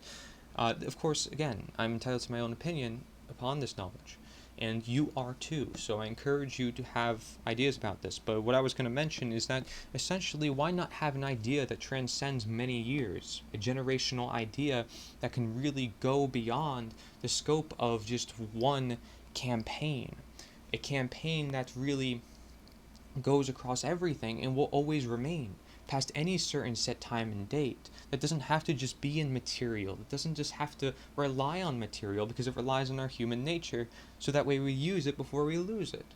And so if we really stick to those principles, the principles of right and wrong, the principles like such that we realize that are within nature, that have been on these slides, then we will understand the right actions. But unless we understand those inherent objective realities, then we're never going to have a sustainable world where there isn't mass deaths on an annual basis. Like I said, for example, democide. So we really need to stop that cycle in the process, and what we need is a sustainable idea of a movement for this world that people can get behind, because it is universal inherently to nature. With such balance bringing, nature's the answer has its rhythm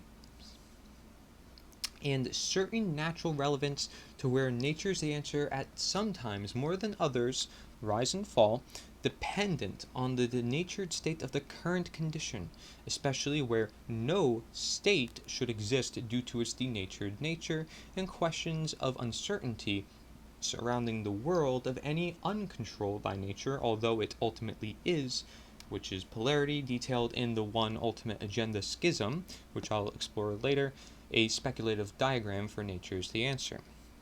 So stay tuned for that. There will surely be tides within nature's the answer, as by the nature of any movement not ever being perfectly swift in its flow. The process of normalization and transition can within itself have casualty. The question for generational sustainability, however, lives with short-term versus long-term effects. Okay, so if we're looking at the 6-step speculation, for example, this is a long-term process, and the controversial stage may mean short-term faults to which knowledge must be consistent with understanding that the one opposing agenda may try to prove in saying nature's the answer is not the answer within itself for power grip, despite nature's the answer speaking upon the answer within itself certainly not relying in any media. Okay, the stronger humanity and nature may be compromised, the more casualty there may be, however, still dependent upon the one ultimate agenda schism diagram that I have to show you later. And this diagram essentially shows you how the system works, where if you have an agenda, where are the limits and boundaries, where could it topple onto its head, where could it start to reverse. And so I tied together the 6-step speculation, and I put it on a step scale speculation, and then we combine that into a big diagram where we can see the effects of nature and the effects of the agenda and how far it expands, and if there is any contractions and if there is any influences. It is rather complex, and I only encourage individuals who really want to look into it to understand where I'm getting from with that. But as long as you understood my previous point where I'm talking about how the systems that be will try to hold their power grip by all means necessary in some degrees, which mean pushing people against one another for divide and conquer, as I mentioned, then you will understand exactly what that diagram is essentially trying to depict. It's trying to depict that idea of divide and conquer, is trying to depict the idea of two different agendas at war against each other, is trying to depict where nature has its limits because individuals go outside the bounds of any set agenda or set laws of nature. So it goes across all those different ideas, which is why it's a schism, which depends on what that agenda is.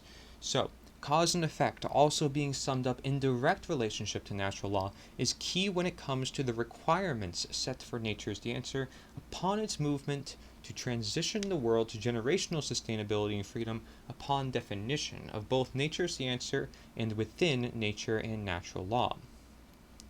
Nature's the answer must abide to natural law to succeed, for if natural law is within nature, then it only makes sense to do this to optimize the answer being nature. So therefore, be of nature, be of law. Cause and effect is also utilized upon the 6-step speculations, including individual 6-step speculation, which may be then also, again, seen as correspondence, to where conversation helps initiate knowledge and understanding. Then, for unity and open minds, therefore also hearts, alongside, accordingly, action and a chain appeal effect out of moral obligation.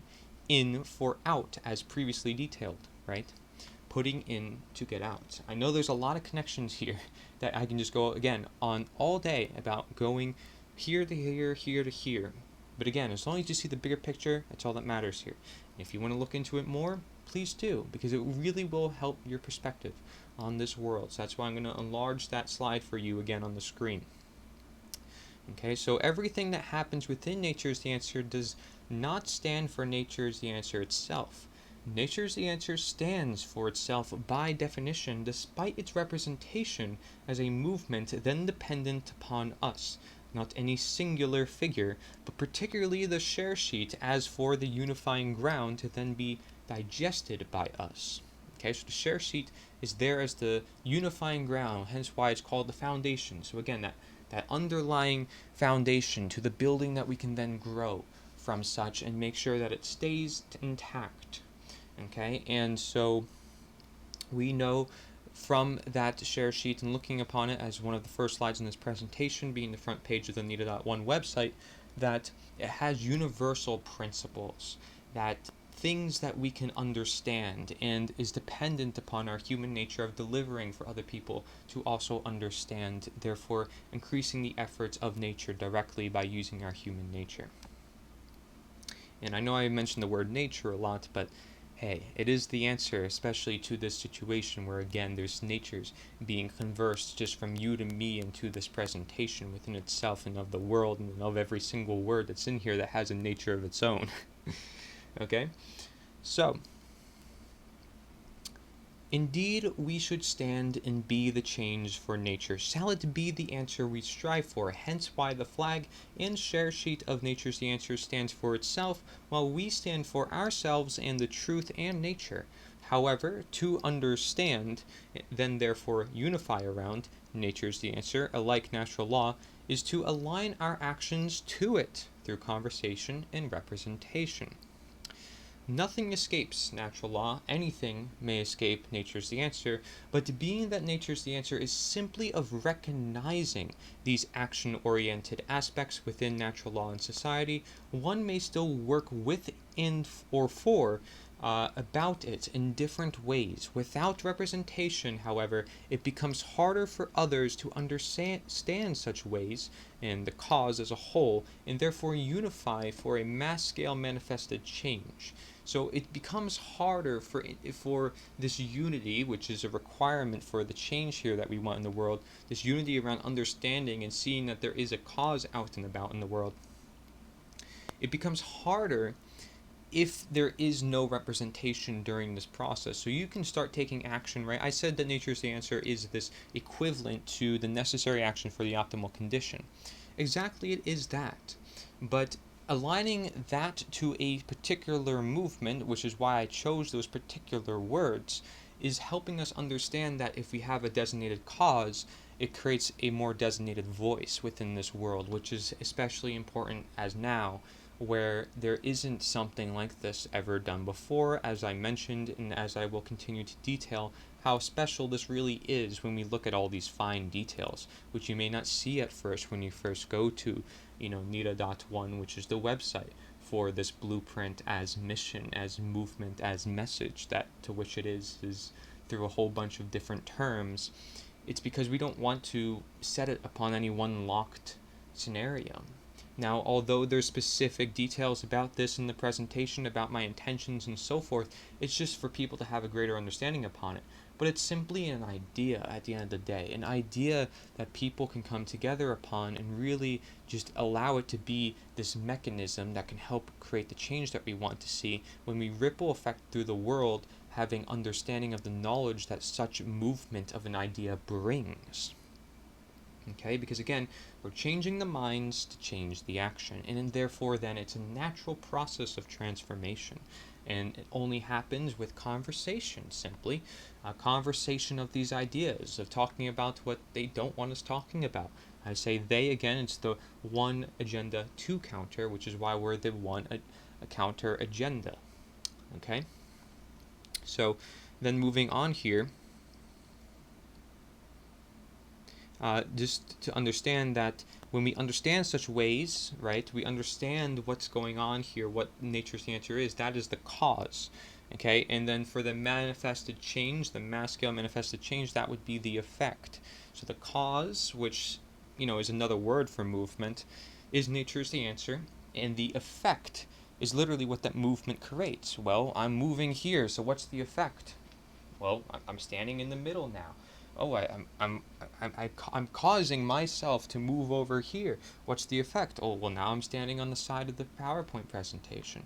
So the cause brings the effect, and very much so, if we were to replace that word cause with movement, then we'll get the effect that we desire in the world when it comes to this mass change for freedom and sustainability and true liberty, which a lot of people want within their lives, and they all truly want within their lives at the end of the day in different degrees. So again, while nature's the answer is not necessary, okay, so it's not necessary, it, however, entails what is. Okay, so there shall be no shame for non-representation. However, there should be encouragement with reason, as such includes that of promoting natural law, as its moral obligation for requirement is dependent on relevance. So we have a moral obligation to share this information with others because we realize the importance. And you'll see through the course of this presentation, in case you haven't already, the importance of understanding these simple ideas, or the simple ideas of just getting conversation about. That's it, right? Because that's all I want to do, and that's why it makes it clear on the share sheet. It says the simple idea is to just create conversation and critical thinking, and although some will just skip past those words and think, well, what is that? That's not going to do anything. Actually, it would do a lot, because our human nature, like I said, is being suppressed. A simple thing is like smartphones, simple things like distractions, which are consuming a lot of our time, which is a spiritual currency, which we'll get into later. Dependency and responsibility into different factors speaks much on behalf of cause and effect still being done. All individuals should know what all the mind behind their actions entail, right? So this is, again, goes back to what I was saying, where you know what your actions are going to do, generally speaking. So that way you don't do something that you'd never intended to do at heart, right? So this is where the heart works with the mind for the guts, okay? That's why Mark Passio says it in that order: heart, mind, guts. Now,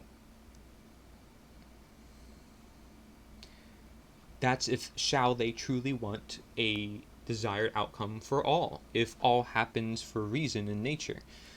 Do you do your all, do you do all you do with reason? So I mentioned before, do you do your all for the all, and do you do what you do with reason? How much reasoning is put into your reasons? Does it abide to natural law?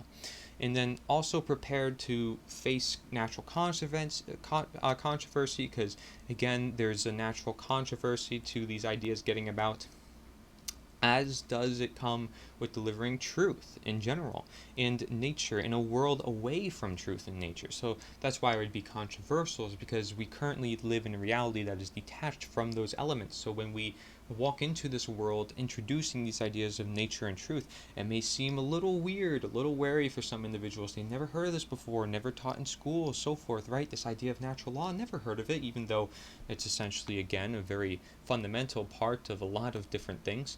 And it is the real law, which everybody thinks is actually man's law, so, how contradictory is that?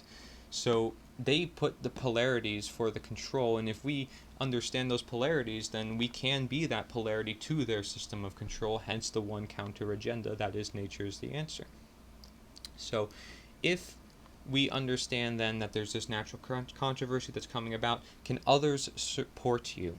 Do you live with your crowd, the one that cares, right? The one which cares. And if nature's the answer goes unrecognized, will natural law ever to the world and through time? Because if this is the law of the land, and we don't understand it now, the majority public, even though we generally understand it within our own consciousness, our own intuition, but we never really put it out into the world and based our actions upon it and really applied it to every different scenario, what is going to bring that to the world? What is going to do it? And the answer is there really is no movement out there trying to do that. And if they do, how are they going to do it? Is it going to be the same methodology as such as this? Is it going to have so much of a unifying effect of a word methodology as nature is the answer, to which it literally says natural law is essentially then the answer in that regards? Plus all that is natural because it's intended, right? So what is really going to bring this knowledge out there if it's essential to our well-being on Earth? It relies on you, ultimately. I can't say it even relies on nature's the answer, because nature's the answer relies on you as well, because you make up the movement. That's why you are the movement. Natural rally, right? Like naturally, natural rally, right? We talk about these ideas of rallying cries, people coming together, masses of people coming together, perhaps questioning, perhaps making statements, perhaps making loud statements to the world about what's going on. Can there actually exist a natural rally? What does that mean? One that actually stands for all that is true to nature, not just of the opinions of the person who is standing upon the podium? Well, it's about then understanding the universal truth. So then we have here to the left side of the screen, we have a slide by Mark Passio, again, that details cause and effect. A slide from Natural Law Seminar. And it speaks upon the plane of causality. So we're going to go over the plane of causality, which is the mental world, and then we're going to go into the plane of effects, which is the physical world, and see how they relate, which one is perhaps more important to look at in today's day and age, where we live in a world of many different imbalances. So it states that this is where causes are set into motion prior to manifesting as formed realities. This plane of causality constitutes the causal factors, the why, which underlie and precede all manifested things and events. All power to effect change lies on this plane. Human consciousness must move from this plane of effects to the plane of causality in order for human beings to understand the causal factors of the conditions which they are collectively manifesting in their lives. Collectively manifesting.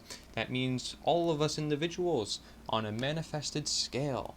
That's why it's not just important for you to do research, but for others as well, and for you to wake up those who are in the dark, who don't perhaps see these simple truths that may be present within the world, as simple as it may be, of simple observation. What if they don't even have the ability to observe in their own lives? What if they have obstructed vision, so many different distractions, so many different limitations from their very being of nature to see these things? Well, then we got to help them. We got to help them see it, and we have to have the time and patience to do so, because that's required of the teacher. That's required of the true teacher who wants to understand the full world in its entirety. They will listen, and they will listen with patience, and they will ask questions and not necessarily tell what to do. So only then will humanity be able to co-create their shared reality on a conscious level rather than an unconscious one. Right. Again, getting to the root cause of disease rather than treating the symptom. Going back to this idea, going back to problem solving as we mentioned in the previous slides. So if we then are to look on the plane of effects, the physical world, this is where manifested realities have formed due to their underlying causes. So right there and then we could already say that the plane of effects depends on the plane of causality. So the how depends on the why. Just as the why depends on the how to some extent, okay, for it to be in circulation. And the plane of effects constitutes that which has already occurred.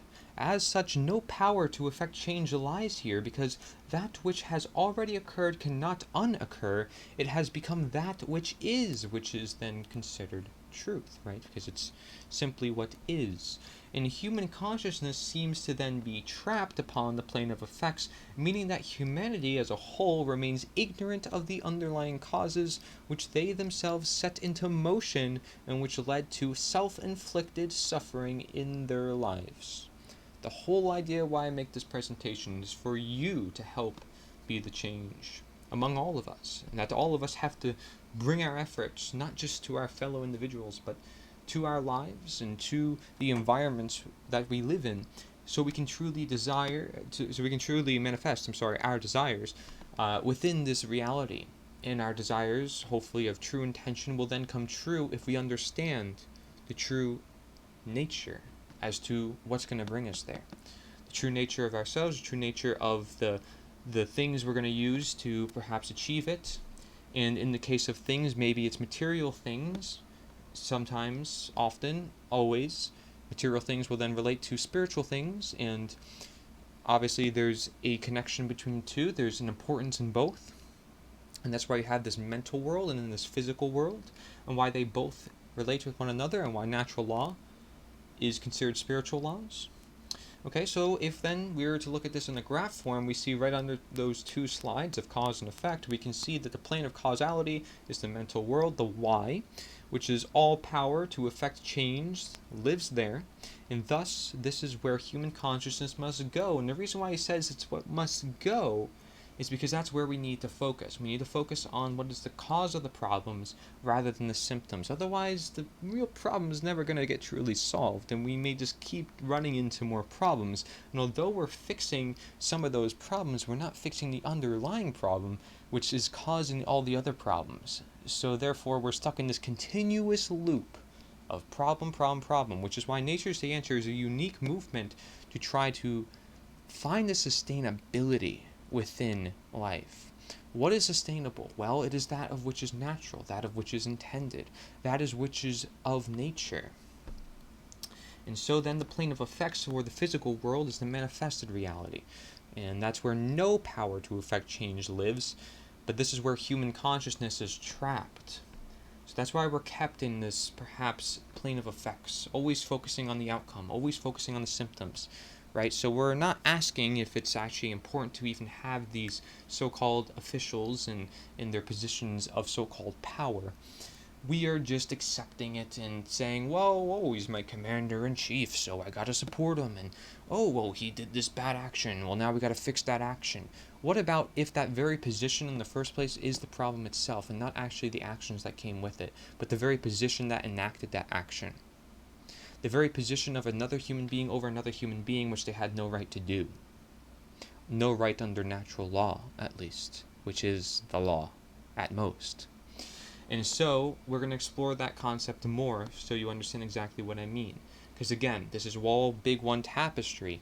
All big one tapestry when we look at all these natural law slides. So what are the notes I have on here on behalf of Nature's the Answer, which is again the necessary action for the optimal condition on behalf of the cause and effect within our world.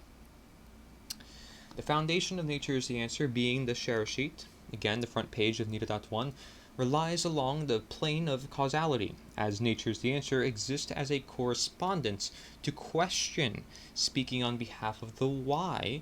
The definition of nature, as previously stated, is that of seeking definition itself. Therefore, it is to insinuate we are away from nature and therefore must return as an answer to the problems of the current reality. All power to effect change lives in the individuals within Nature's the Answer, seeking that why, through way of nature or natural law, to fix the problem with the how. Again, going about either the why or the how without one another will best not result in the desired manifested reality. Therefore, we are trapped without, either the why or the how both being supposed to be complementary of one another. This is why we talked about the complementary and supplementary relationships, again, in the previous slides. When humanity realizes, through recognition of Nature's the Answer, the largest causes, which is denaturing to our planet and non-alignment to natural law, to the largest problems, which is the symptoms, the effects, then they have found the answers to what could have led to even more or highly intensive problems. Okay, so statism is really this root cause to a lot of the problems I mentioned, which is why we are particularly against that as the one counter agenda, and we're going to explore exactly what that is still. Okay, and I said it has to do with the belief in authority before, and we're going to explore this concept and also apply it to law, because that's really going to tell us then, is there a universal basis as to whether statism is moral or immoral? And perhaps you already may know what that answer may then live with as a foreshadow, as a foresight upon what this may be, being that all this is more of a tapestry. However, it is important to understand the full context of what I mean when I say statism. So we're going to explore that, and I encourage that you understand what that is, especially if that is potentially the cause of all the problems in the world. Again, it's not that you have to agree with it, but at least understand it and understand where I'm coming from when I'm presenting this material. If it is objectively the problem, we will detail it because it's the cause and effect, right? If I fall off a cliff, there's an inevitable effect to that. So if there's an inevitable effect to statism, as all things within the universe, we should probably know what that is, especially if I'm saying it's one of the worst things, and it's one of the things we have to tackle. It is the one agenda to counter. And so, Nature's the Answer relies in the mental world of conversation and thought and questions upon the why, which is the intention, for the answers of how, which is the action, with knowledge of the surrounding effects and their why, as to recognizing all things must go through nature, all happens for reason, nature seeks balance, we must be the change, starting with our mind, and we are to understand the nature, the why, of all things in order to live our most optimal and sustainable lives. That can be a good way to sum up a lot of what I've been talking about, okay, all in one big statement. Nature's the Answer is equivalent to that of why is the effect, or the equivalent to that nature is the cause and effect, the natural law, right? Because we know nature is natural law, it consists of natural law, so therefore it's essentially saying nature is the cause and effect, to which everything in nature does have a cause and effect. And so if human consciousness as a whole must change for change, such holistic movement is Nature's the Answer. Okay, so we must change for change. The microcosm to the macrocosm. the reflection, the correspondence, all the different principles coming together now. That's where we see it. And so manifested realities only come into place when individual change is replicated across the whole current reality. Hence the need for unity, which brings people together, helps people see at least the understanding, which then brings into unity. Unity of understanding, understanding of unity. The next slide I have here is care to fair and fair to care. So the next principles we have here, these are the final two principles of the 8 principles of natural law. We have gender and the 8th principle, which is considered care. And so we talked a lot about the heart, we talked a lot about the mind, we talked perhaps some bit about the guts, even though we know the guts is really what we got to focus on here for action. But we have to make sure those minds and hearts are in alignment, right? We can't leave them out. And so what does gender have to do with this? What is gender? Well, again, masculine and feminine principles. Doesn't necessarily have to do with male and female. It has to do with masculine and feminine principles. The left brain and the right brain, right? So on this side, left brain, this side, right brain, for you who is watching this. And so gender is in everything. Everything has its masculine and feminine principles. Gender manifests on all planes. Again, these are slides from Mark Passio's Natural Law Seminar.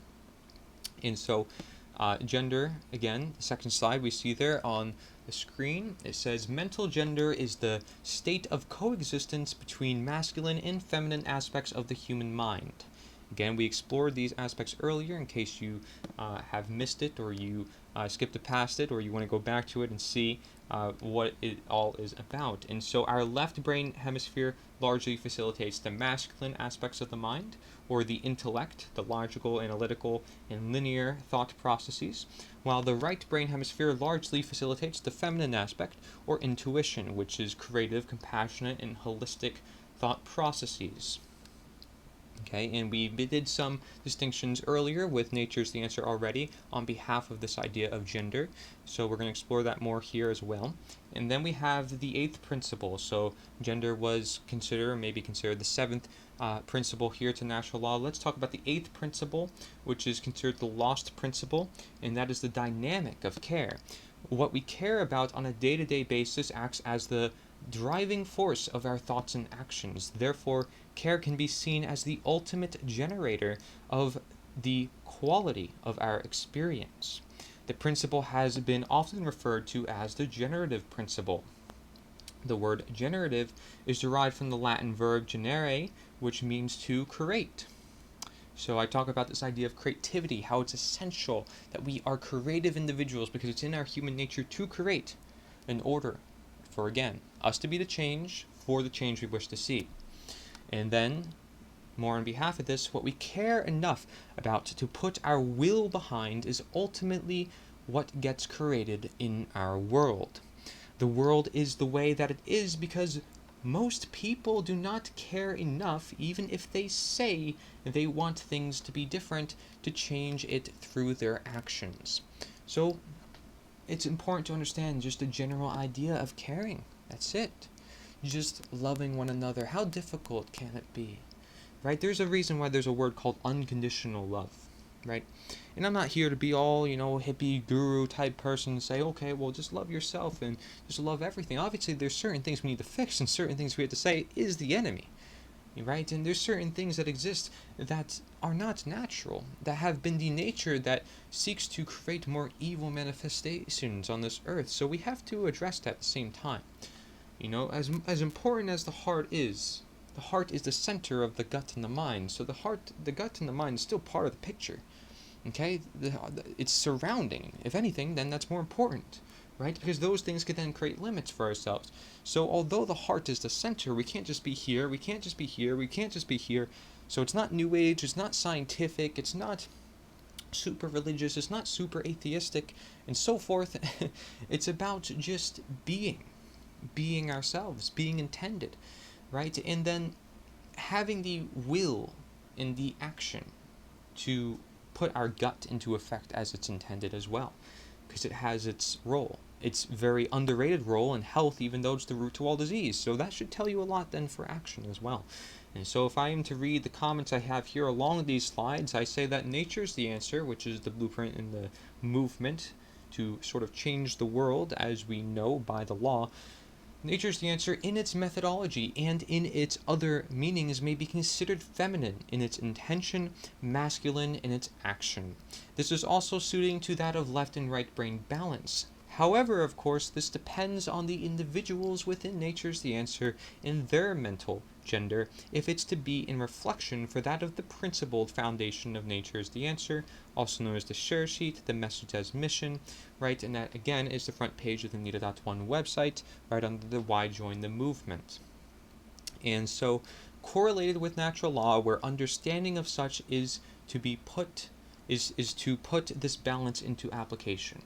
Right, so this idea of balance is correlated not only with the Tao, not only with yin and yang, but with natural law, really, because we're looking at the different brain types. We're looking at all these principles working together and how they all seek this balance. And if there's extremes, they come back together. And it's about understanding that the whole world of nature works for a balance.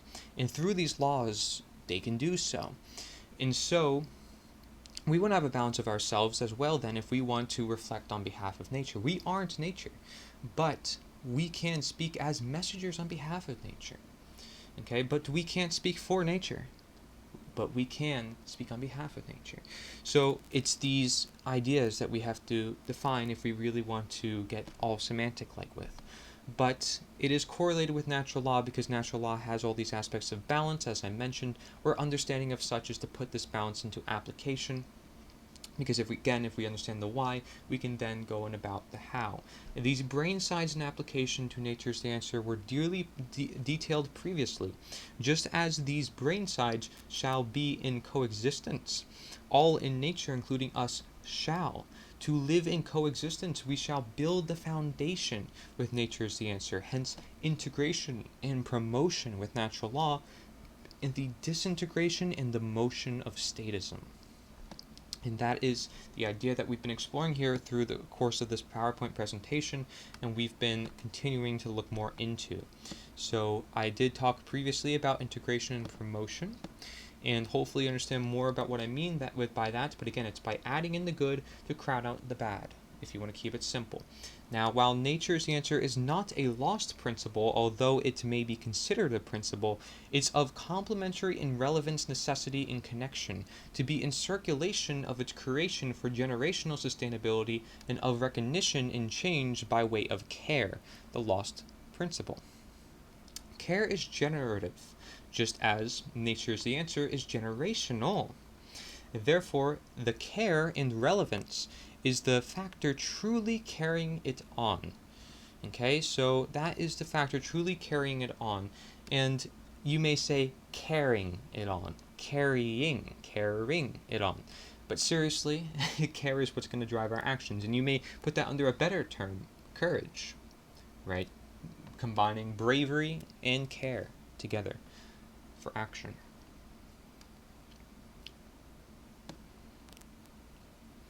Therefore, the care and relevance is the factor truly carrying it on.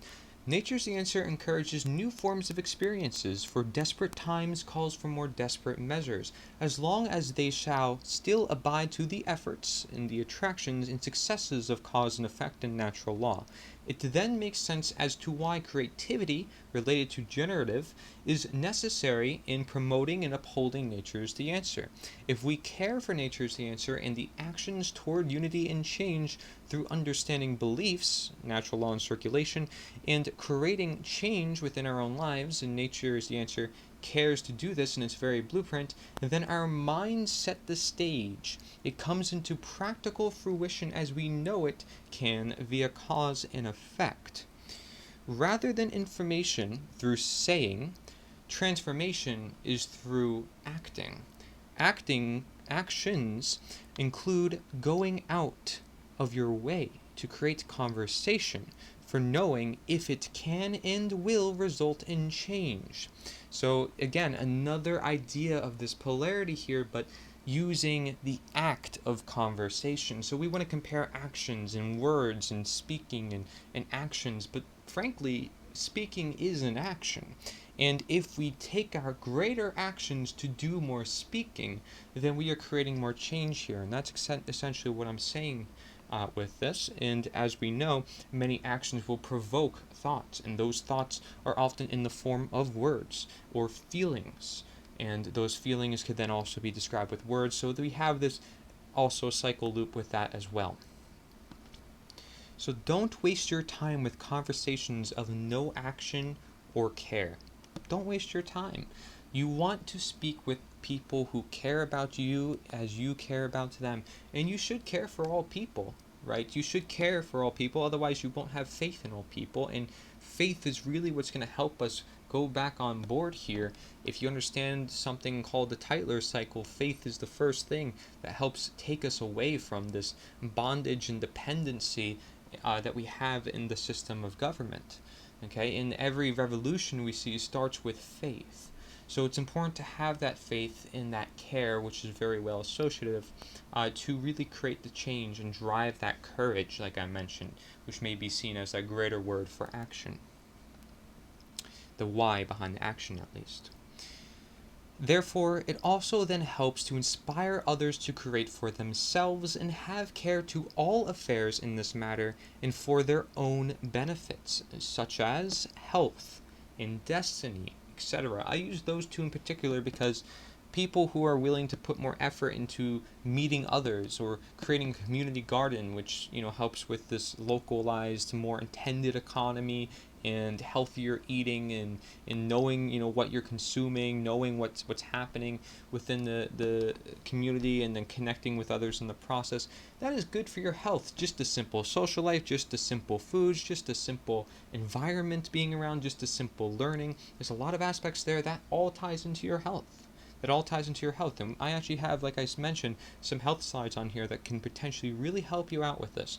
And so as long as we still seek the cause, or the why, through such how, then real change will be achieved, therefore dependent on ourselves and nature's the answer. The natural perspective through nature's the answer may highlight the benefits due to all of our connections inherently to nature. We were born to be active, not inactive. Such does not necessarily mean no non-action as taught in the Tao. Okay, so again, another polarity, another irony to the situation, that non-action could still be a form of action. Okay, and so necessary conversations are necessary actions. Spewing words without any sense of change or motivation is not for change. Okay, so spewing words is not really knowing exactly what you're saying. And sometimes, of course, I believe all of us sometimes will do that at times, but we do have to be more present with ourselves. We have to just relax and speak on behalf of the heart, right? Because that's what's really going to bring us together, as I mentioned. So we have to be more here instead of up there. And of course, we're not perfect either. But we don't want to spew words that may upset others necessarily. We want to try our best generally at the intentions, at the heart of things. And to say that we don't care about that necessarily is sort of showing your intentions in your heart.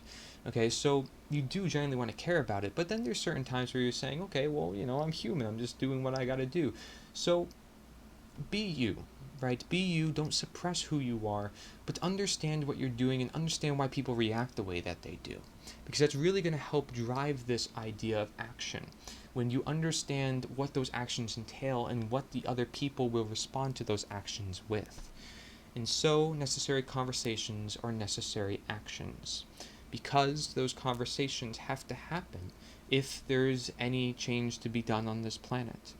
And because it has to do with knowledge, and that knowledge is power, and knowledge is traversed through conversation, it follows suit that conversation is then required. And so conversation is a core part of Nature's the Answer and all the materials that is presented here. That's why I have to present it. That's why this is said with words. That's why all our knowledge is written down with words. There's a sense of connecting what we feel to the words and having to put that out in some sort of output for other people to know about. And we feel this moral obligation to do so because we realize that power. We realize that power in the knowledge because the knowledge is behind the words. The intention is behind the words, behind that knowledge. Current spirit. right? So I wanted to talk about spiritual currencies. So this is important to know because we were talking now about action, and we're talking about, well, what could we do with our actions, and getting more now specific with what our actions entail. So spiritual currencies, as we see on the slide to the left of the slide, we see our other slides, which are by Mark Passio's Natural Law Seminar, and it says the two spiritual currencies. There are two spiritual currencies: time and attention.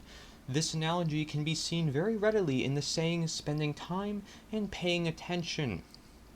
Whatever information or endeavors we put our time and attention toward, we end up getting something in return for that investment.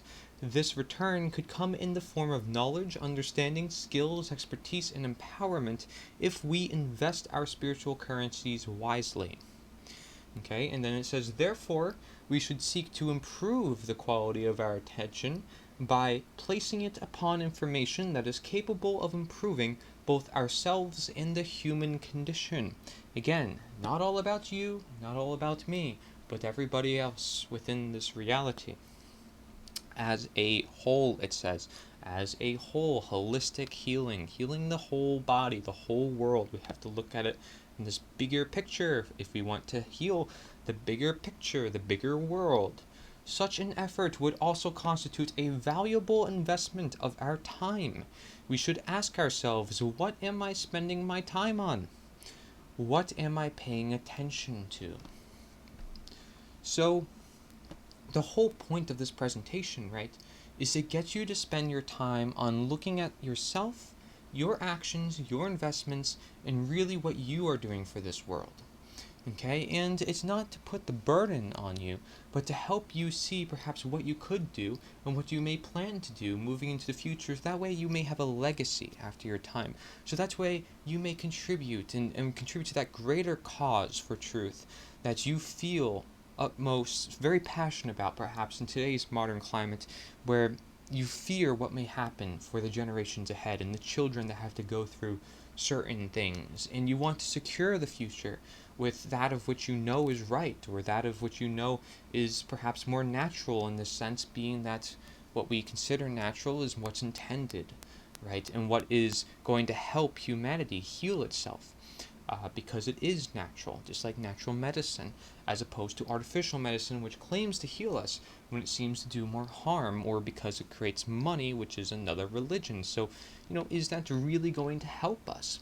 Or is it going to help if we actually just consume the real medicine that was intended for this planet in the first place, that's intended for our body in the first place, that understands the body, that the whole body will understand in accordance, and it's a holistic picture of life, to which life is itself holistic, because everything works together, everything works in a harmony and a balance.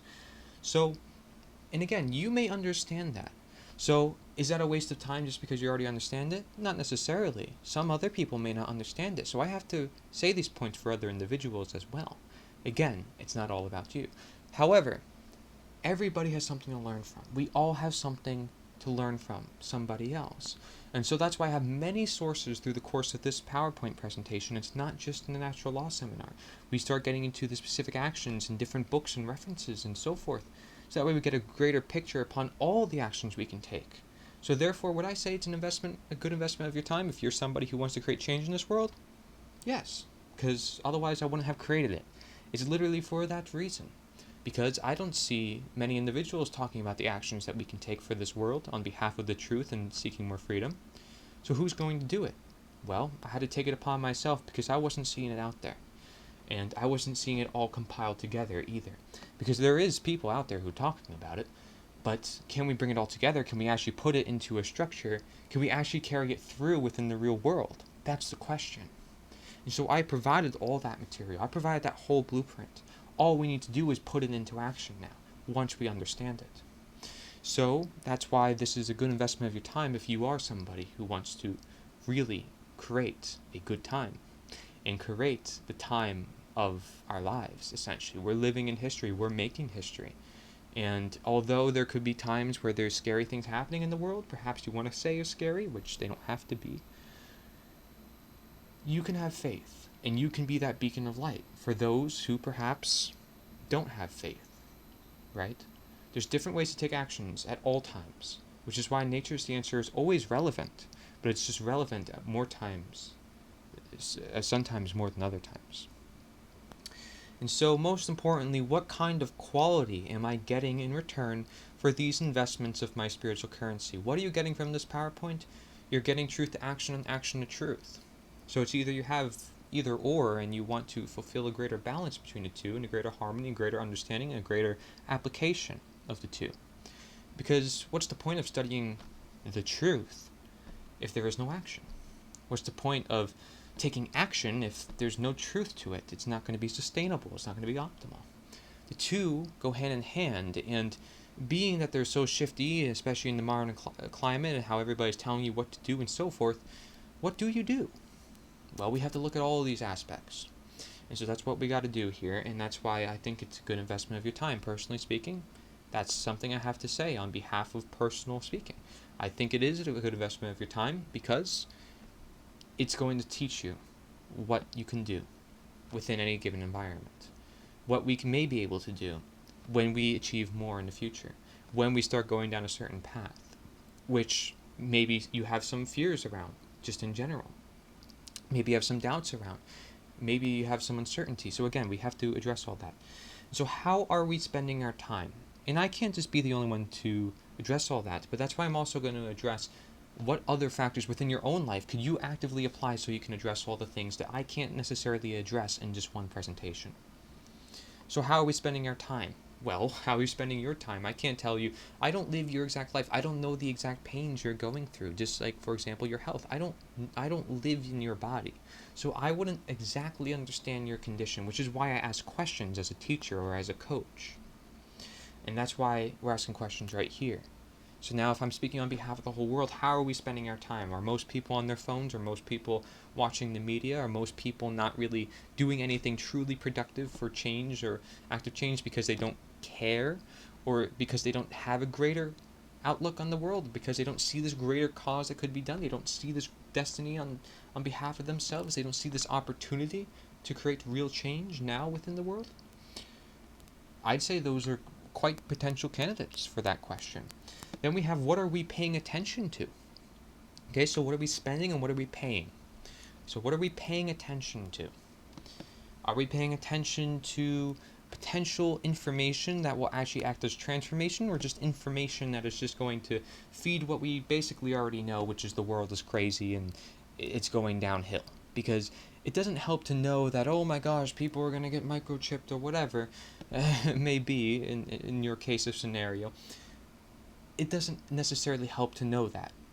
Does it help to know that it's going on? Yes, if it's happening, especially in a force where it's immoral, at an extent to which it's extreme, or it's going to be imposed upon the public. But getting to the root cause of things, what would allow that to happen in the first place? People being complacent, people not having that conversation set in place. So literally just start creating that conversation. And so I know that's an action I've made very clearly already within this PowerPoint, but there are other things that we have to know about conversation. And so, how are we spending our time? What are we paying attention to? You can see there's some images there.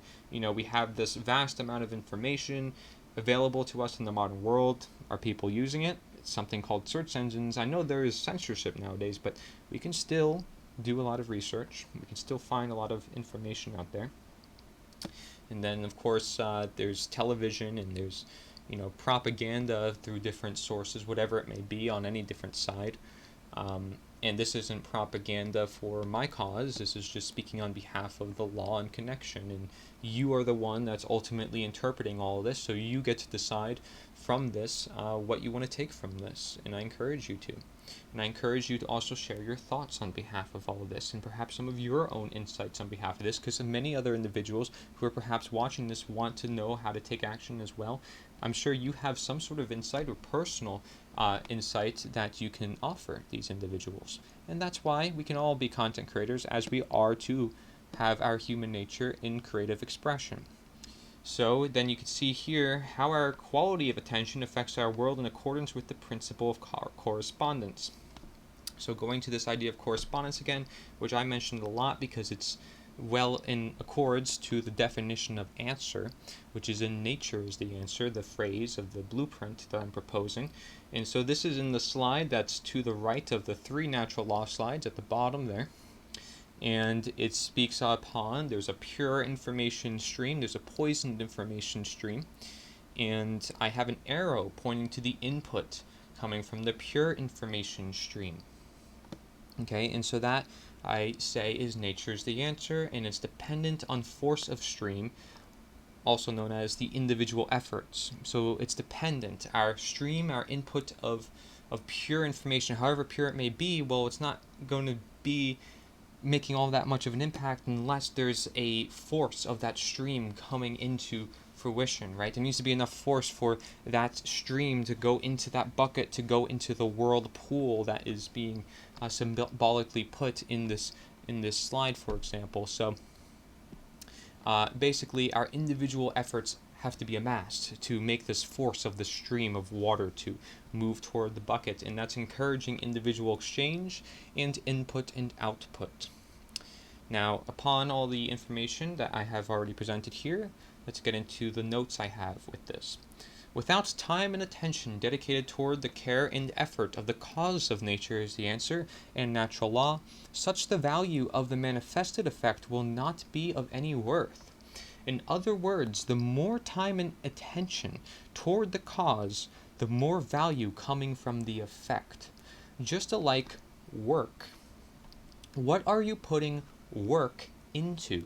Is such work worth it in return, right? And what you are working, does your work become your working? Is your work of your working? Meaning, is it of your intended desire, your intended destiny? Different ways to look at this, right? So is such work worth it in return? Do we know how to spend wisely?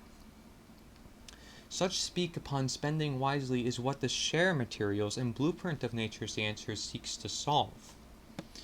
To where it is of being a guide to provide direction to any individual who partakes in the journey within nature's the answer. The materials including internet videos and infographics, etc., are provided by these individuals for one another as well. However, the blueprint speaks upon use of human nature, which doesn't necessarily require materials, although of complementary use. So therefore, that's like saying, well, this video is basically complementary to the presentation. The presentation is complementary to what I'm talking about. What I'm talking about is complementary to what is the necessary action for the optimal condition.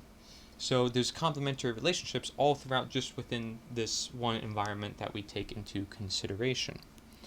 And for the record, there's always environments we have to take into consideration of specific effects. So when people ask me very general questions, sometimes it's very difficult to answer in the truth of the reality to that question. The very nature of the question is generalized, therefore they are expecting a generalized answer.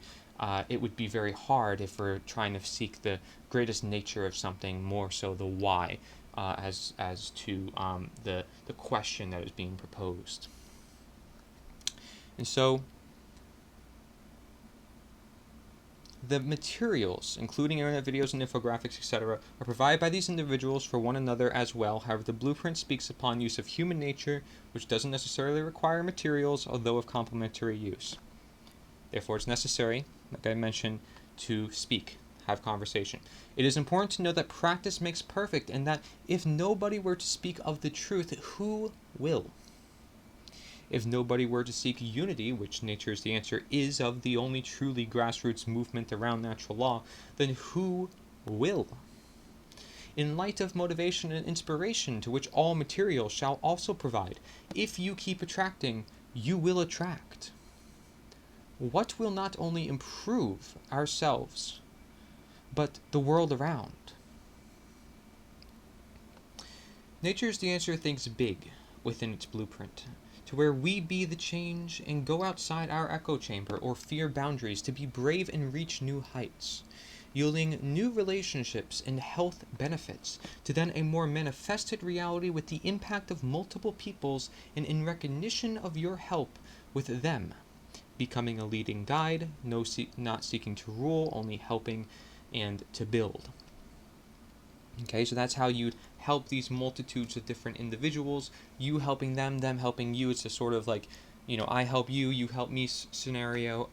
Basically, you're a leading guide. You're not seeking to rule over your fellow men, you're just seeking to help them, as I've mentioned also previously. And so to build anything requires resources. This is important. The knowledge of how to use said resources, then the amount of people to ensure its progress. These questions shall best be provided under the structure of Nature's the Answer when it comes to unifying to change the world, hence integration and promotion, to which natural law within itself cannot provide. Again, natural law is a governing force for consciousness, while Nature's the Answer is a guiding force for consciousness. Natural law helps guide Nature's the Answer, and Nature's the Answer may help guide natural law in understanding this, as presented. Do we seek to not only improve ourselves but the world meanwhile? Such also gives reason to always give external action at any point of time, even if it's small action steps, because you are always capable in some way. You are. Nature's the Answer considers internal action and external action as a balance within itself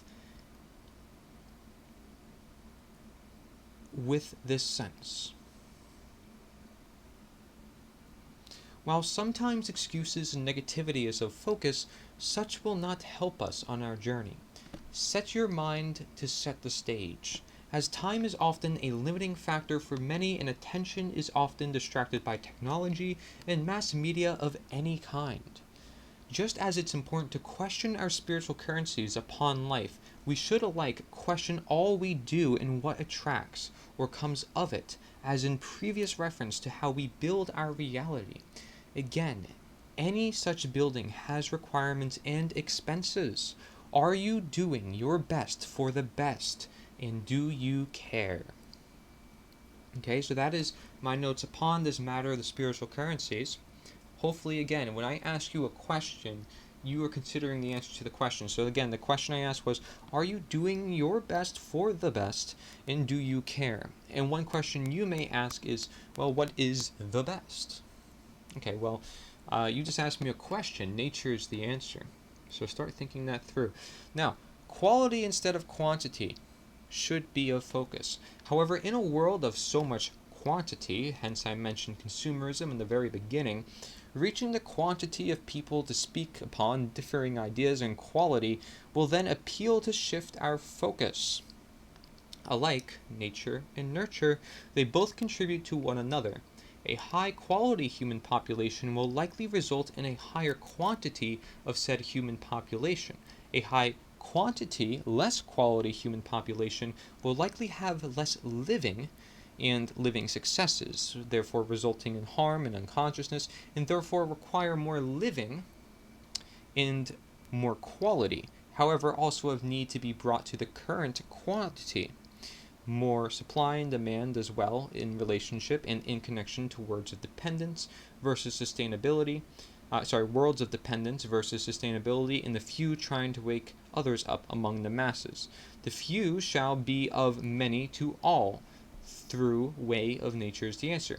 Do we spend our time paying attention to nature, Nature's the Answer, natural law, and what calls of change, or only one, providing less direction and some gaps in the way to action?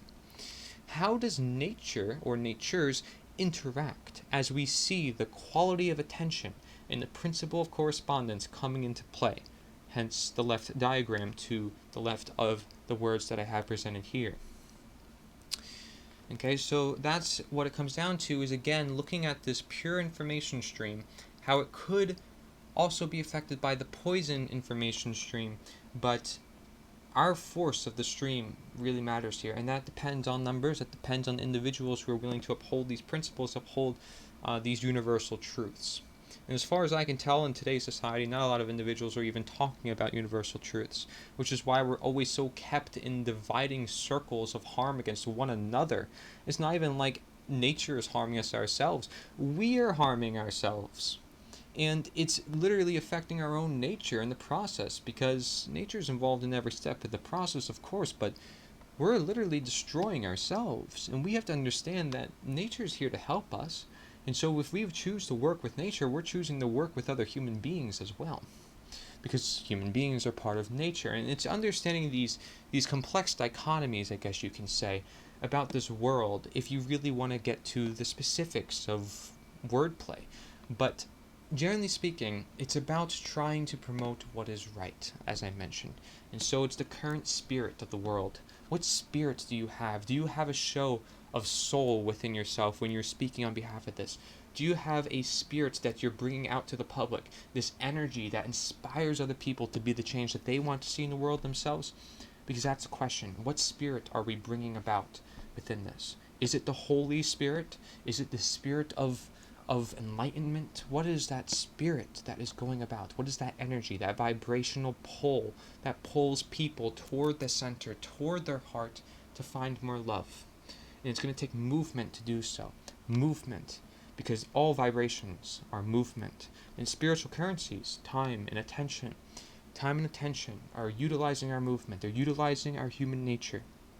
So let's understand that although those are spiritual currencies and they're worth a lot for our human lives, we have our human lives that have to use them. And we don't want to lose our human lives to begin with. Otherwise, we lose our currencies with it, because those currencies come with our lives. So that's how much it matters as a currency, as opposed to, say, physical currency.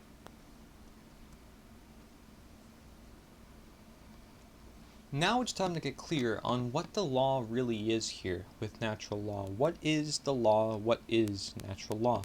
And so I have the title of this slide. It's called Law Works Hardest. So we talk about ourselves working, ourselves being part of this movement, ourselves being of movement naturally. And we want to look now at what the natural law is also considered and why. We have some quote examples. So we can look at the left side of this slide, and we'll see some slides from Mark Passio's Natural Law Seminar, and it states natural law, aka, which stands for also known as, the law of cause and effect. So it says that effect invariably follows cause, and that for every action there exists an equal and opposing reaction. And then we have law of attraction.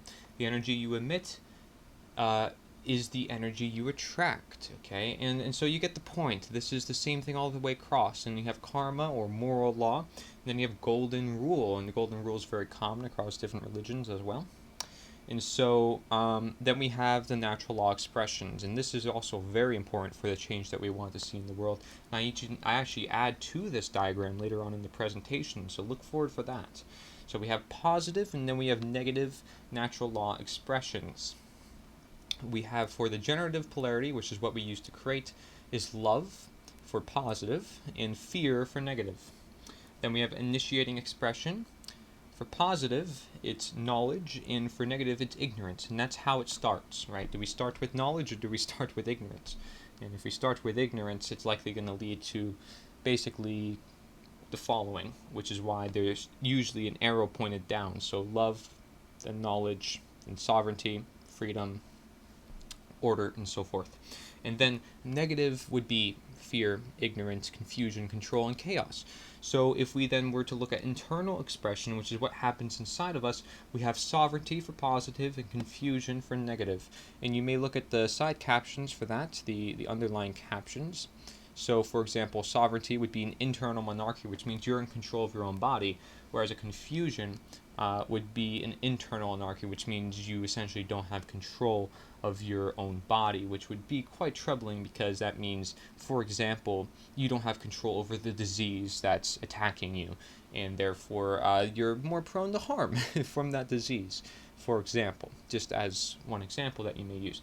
Then we have external expression, so freedom is positive and control is negative. This is very important, especially for understanding what is the opposing agenda and what is the agenda that we have, which is not really an agenda, but is more so just the action that is necessary, as I mentioned, for the optimal condition, the blueprint known as nature is the answer.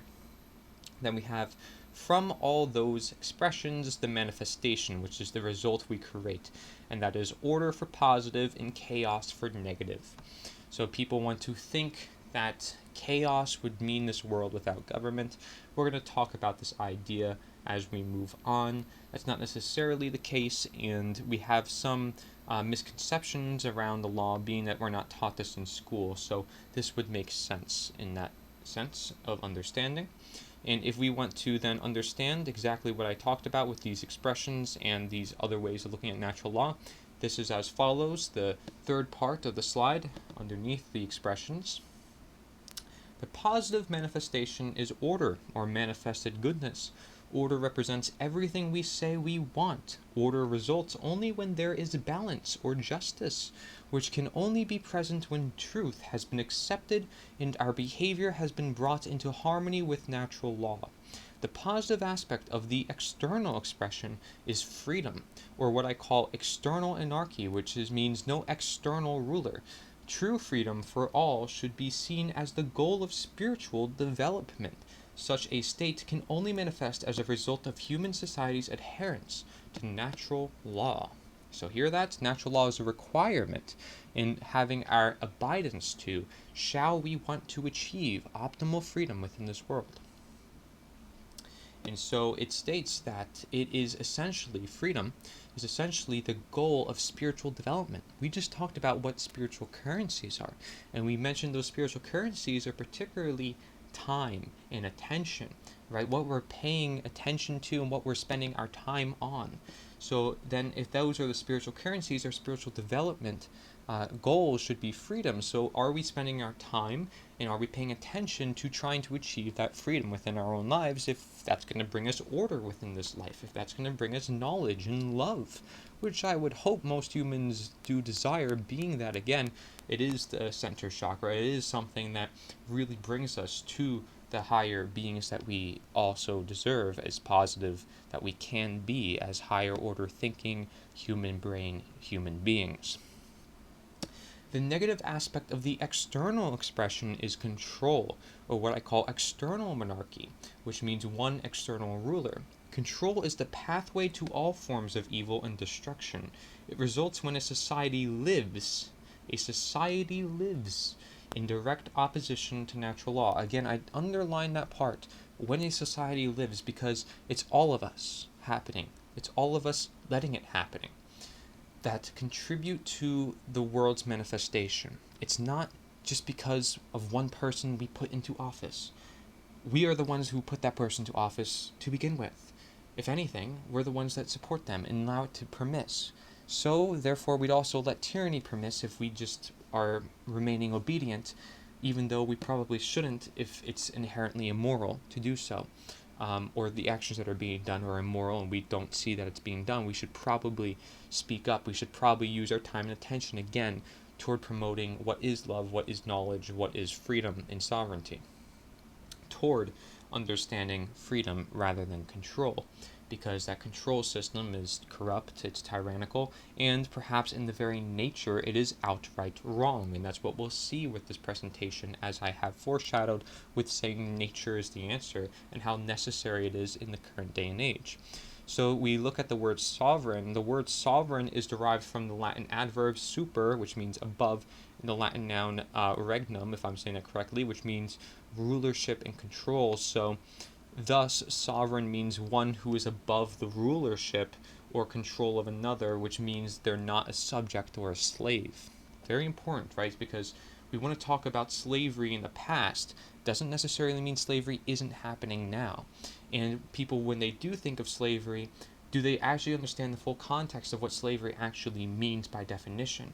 Because slavery, often very well close coordinated with control, can very well be understood through the lens of knowing our rights and our natural law, and the sovereignty we have innately as human beings on this earth, who are all conscious, who all have this ability to free think, who all have this ability to share with one another.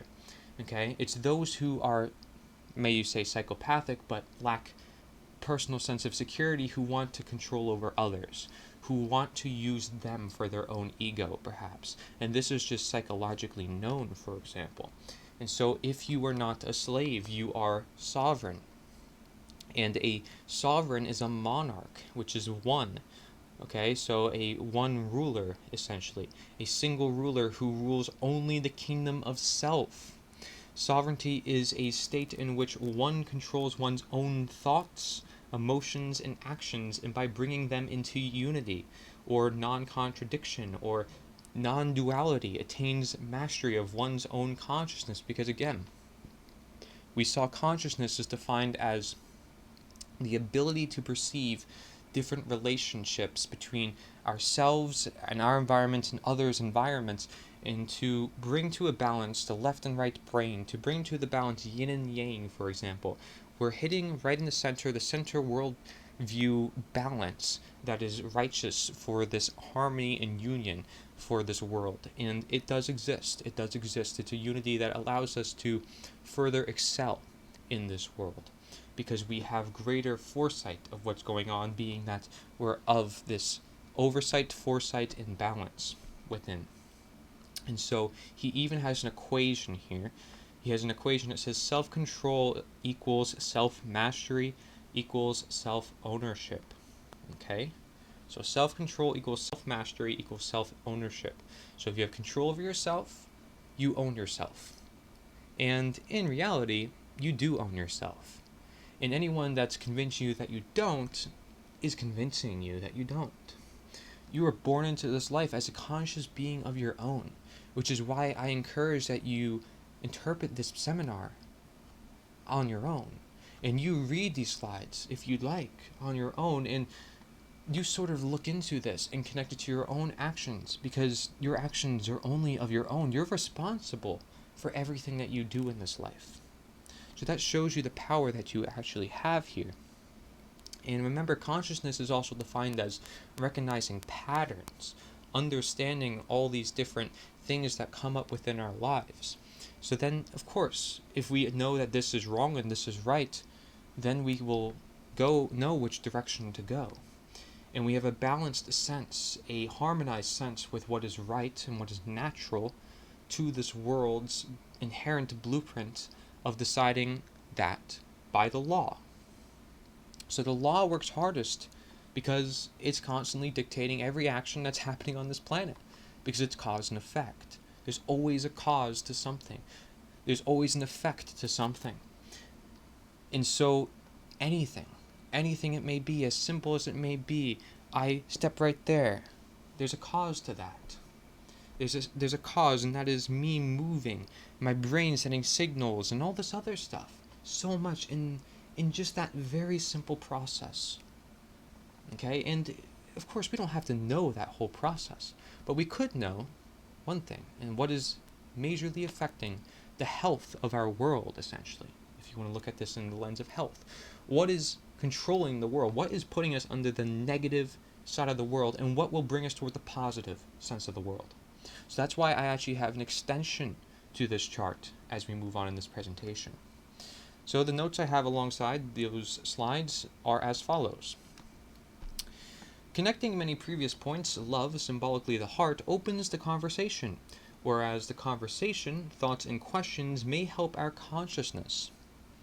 Fear is the biggest limiter when it comes to talking about such actions and actively reaching out to create conversation, therefore limiting consciousness in potential new heights and bravery. Remaining of knowledge is then key during the conversation to explore new information, connect different ideas, and keep information afoot, discerning and correlating for truth for the righteous actions thereafter, rather than being stuck in ignorance and taking actions that may not reside in truth. All the positive natural law expressions may be that of which is done in the intentional name of nature is the answer to help share the cause and the reasons behind such cause. Sovereignty is promoted within nature is the answer due to no one person being more special than another. Right? And if one person were to claim to be more special, that's claiming to have rights that you don't have as a human being. Okay? Because in truth, we're all special. We're all here for a reason. Again, we all have our own experiences, and so that all makes us who we are to be. If I were to put myself in your shoes, essentially that's what I'm saying when I say that. Right? So if I was raised exactly the way you were raised, I'm more likely to end up just like you, or more like you. obviously genetics then come into place, because then you have nature and nurture, right? Those ideas. But again, not to go to those diametrics, but to understand polarity would help really solve that situation within itself, perhaps. And it's really just an and. It's not even nature or nurture. Again, it's an and. Both are essential. Both are essential in this life, and that's why it's such a debate. Such a debate, because the answer is both. And so sovereignty is promoted within nature's answer due to no one person being more special than another in the movement and the active promotion of individual efforts and self-sustainability, which nature's the answer clearly tries to promote, right? Is you share with others, you encourage they be the change, you're not ruling over them, you want to help them, you want to help the world understand this reality and just teach others this knowledge that is essential to our living, our very being on earth. And those individual efforts, it's the active promotion of individual efforts and self-sustainability. So being able to understand that you have that ability, born and intended, you have that ability to do what you can and be the best that you can and find your destiny and truly live the best life that we can. So such is in the nature of guidance and support for one another within nature is the answer, as well as the set in stone foundation being the share sheet to clear confusion. Freedom is best increased with morality, coming with such respect for one another and living under natural law, free from man's law restriction nature. We're going to get into what man's law is as well, do not worry. Instead of mass control by few, there shall be mass control by all oneself as intended in nature. Order exists with natural law and nature's own balance. Upon the correlated transitioning, self-sustainable and generational nature is the answer blueprint of the message to carry on the mission. Because the mission is the message and the message is the mission. The message carries on the mission and the mission carries on the message. These are very directly proportional in their efforts for action. So anarchy by definition correlates to no rulers, not to no rules, and we'll explore that as well. And so not in any sense does this correlate to chaos, for most populations already coexist. Okay, we already have freedom all around us. And there's actually a good quote that I'll share with you later that really sums up that idea. All nature's the answer and natural law teaches us is to optimize our livings by less violations to such real law in nature. Examples include no taxes or innately immoral behavioral conditions pushed onto masses. The saying goes, quote unquote, freedom is dangerous, slavery is peaceful. Also giving meaning to that of natural obligation for self-responsibility, more meaning to one's own life, living as intended. By bringing and opening all knowledge to the public, for the public, the power remains where it ultimately belongs. No human beings shall be slaves, nor willing slaves. All deserve to live their best life. Nature is the answer. Slavery for peace and security is not. Such fake man's law utopia is never long-term sustainable or natural. So, nature's the answer, slavery for peace and security is not. Okay, so slavery is not going to help anything on this earth. It suppresses our nature, because nature is the answer. So, nature being the answer, anytime we suppress it, anytime we oppress it, hence suppression can also be seen as oppression, we're going to face some wrath. And we're going to face some wrath. It doesn't have to be a quick time, right? Which is why a lot of individuals aren't learning from this life, is because karma is not an instant reaction. And this was represented also from the slide that showed the dominoes falling. It takes time for karma to happen. It's not instant. It's not spontaneous. So unless people realize those cycles happening, they're never going to fix the actual situation. It's like, again, treating the symptoms without the cause. But because they couldn't designate what the cause was, and they were trained, indoctrinated, and propagated to stay away from that cause, they don't look at it ever. And so that's why when I propose this idea of statism being the biggest threat in the room to all of nature and all of existence, it's something nobody has heard of before necessarily if they have gone to school and traditional schooling and gone to any government institution. It's something you're not going to hear from that. And you're definitely also not going to hear it on the media, because those are also, in part funded by government institutions and related, sponsors and pharmaceutical companies and so forth. So it's all tied in. We really need to get back down to nature on all levels then, right? Media, government, the real government being yourself, of your own body, the internal monarchy, the external anarchy.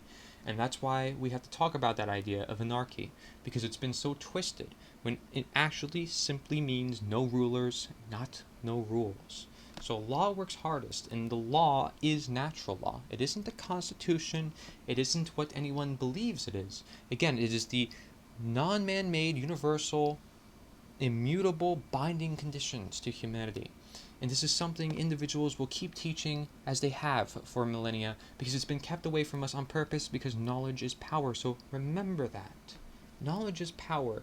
Simply having the natural law out there in circulation will free this world if they understand the law, and especially if they understand what we're going to go over, which is what man's law is, and how we can really fix this situation from negative expression, where we are now, perhaps you may see, to more positive expression, where humanity deserves to be, I would say.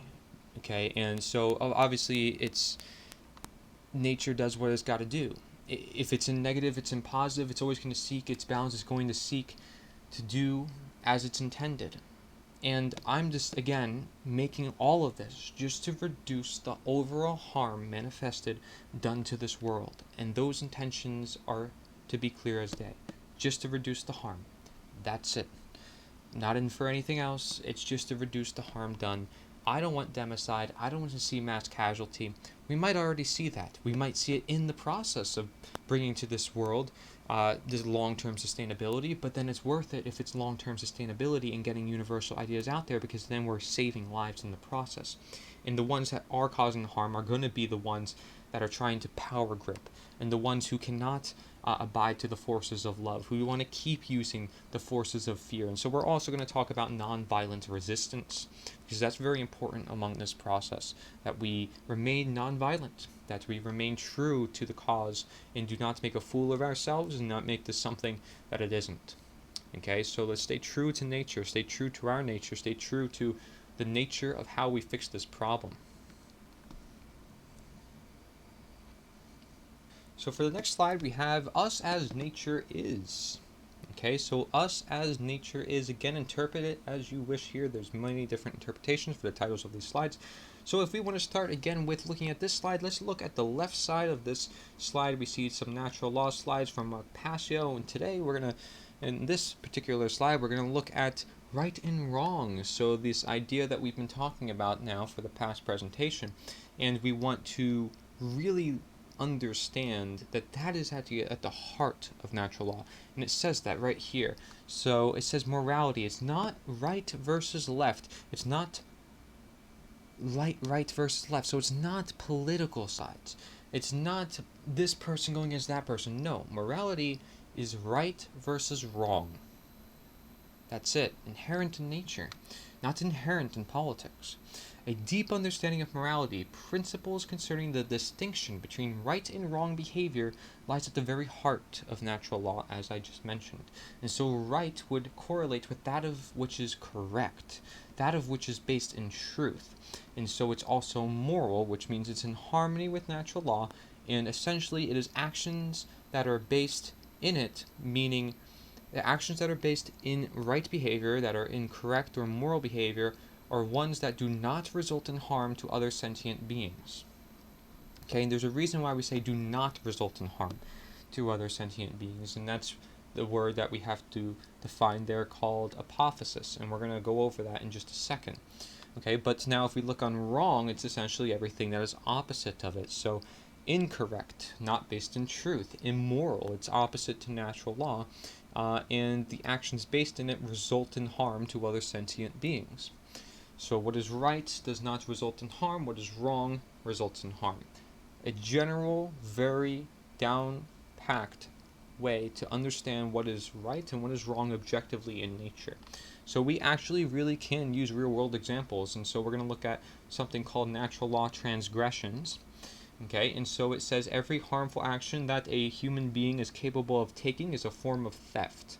So all of the harmful actions that are listed to the left of that slide rather than the right and wrong slide, all the harmful actions that are listed there, so murder and assault, rape, theft, trespass, and coercion, all those are technically forms of theft.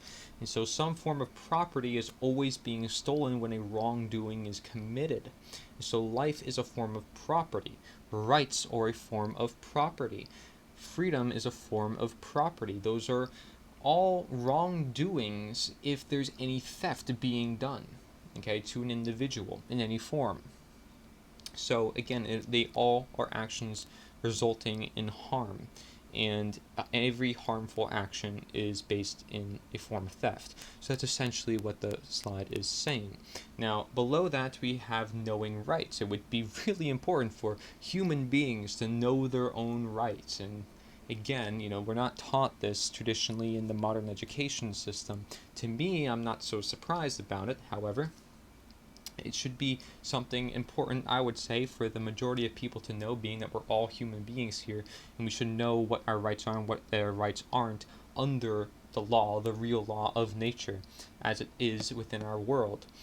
So knowing rights. Rights are most easily understood when they are considered through apathetic inquiry, and I'm sorry if I'm not saying that correct, but it is quite a hard word to say, and this process helps us to understand what a right actually is by understanding which actions are not rights because they cause harm to others. And of course there's different ways to word this, but Mark Passio, uses that word apophasis in particular as to help us understand affirmation through negation. And so essentially it means to say no, and it's a method of logical reasoning employed when given a limited set of possibilities in order to arrive at knowledge by way of the exclusion of known negatives.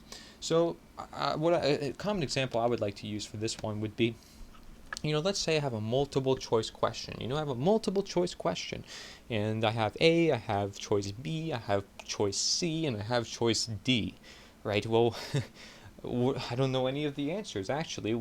But one thing I do know is what the answers are not. So I could look at these answer choices, and I could see, well, what exactly do I not know, right?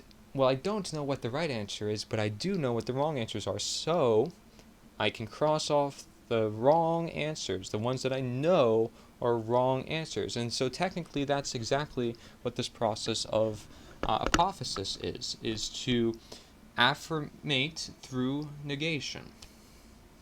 And so it's also called apophatic inquiry. And so its problem solving of nature's the answer includes getting rid of the known negatives, and in this case that's going to be statism. If it's a known immoral stature upon this planet, upon this earth, this world, whatever you want to call it, we really need to understand that we should get rid of it, especially if it's at the root of all the evils that are manifesting within the world. So let's look into this deeper, shall we? I have notes. Therein does live a distinction between right and wrong, just as nature is the answer and natural law. The two are not the same and are objectively different in nature. In the case of right and wrong, the two are distinctive polarities, whereas with nature's the answer and natural law, the two are distinctive ideas, however connective. As nature's the answer is adding context to natural law and bringing such to the general idea of nature, where then it is more dependent on human perspective. Okay, so again, however, to align the truth, to align to truth, right? And so natural law helps bring us toward truth. It's not that it is truth, right? But it's of nature, and so therefore it could be seen of truth, and it can help us, though, in our own lives find out what is truth, because we're still all interpreters of this, which is why a lot of individuals like to say everything's an opinion. But there are certain objective, inherent conditions by nature to which we observe here. And these things cannot be contradicted because essentially this is the natural law. And people who may want to try to contradict it, I would love to see them do it, but they really cannot unless they add in some sort of personal opinion or belief into the mix. And that's essentially what most man-made laws are, so we're going to explore that as we move on. While morality is the heart of natural law, learning natural law and all from nature is the heart of nature is the answer. Therefore, morality shall play an important role, especially as being a form of knowledge that increases our freedoms directly proportionally. As the law of freedom says, we'll get into that later, freedom may be seen as the ultimate end goal of nature's the answer and is achieved through way of living more directly with natural law. Again, nature's the answer can be the form of complementary deliverance for such notions to reach a universal basis. So this is universal ideas, universal phenomenons. Yet people in the universe here on this area called planet Earth, this world Earth here, they don't necessarily understand these universal ideas, even though they live within the universe. It would probably be helpful if those individuals understood those ideas, wouldn't it? Just saying.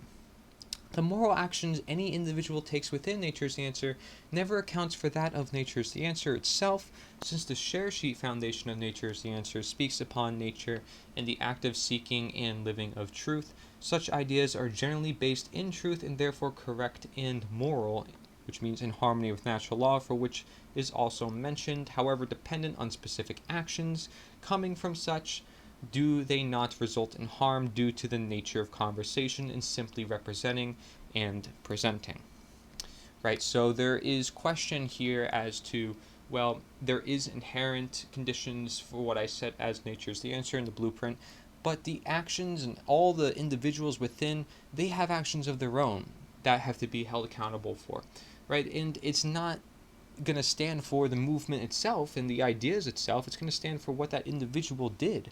Right? And although that individual makes up the movement, they are not the whole movement. All of us are. And so it's the ideas that really matter here, and then us bringing those ideas to life that matter, and our own individual actions that truly matter. So,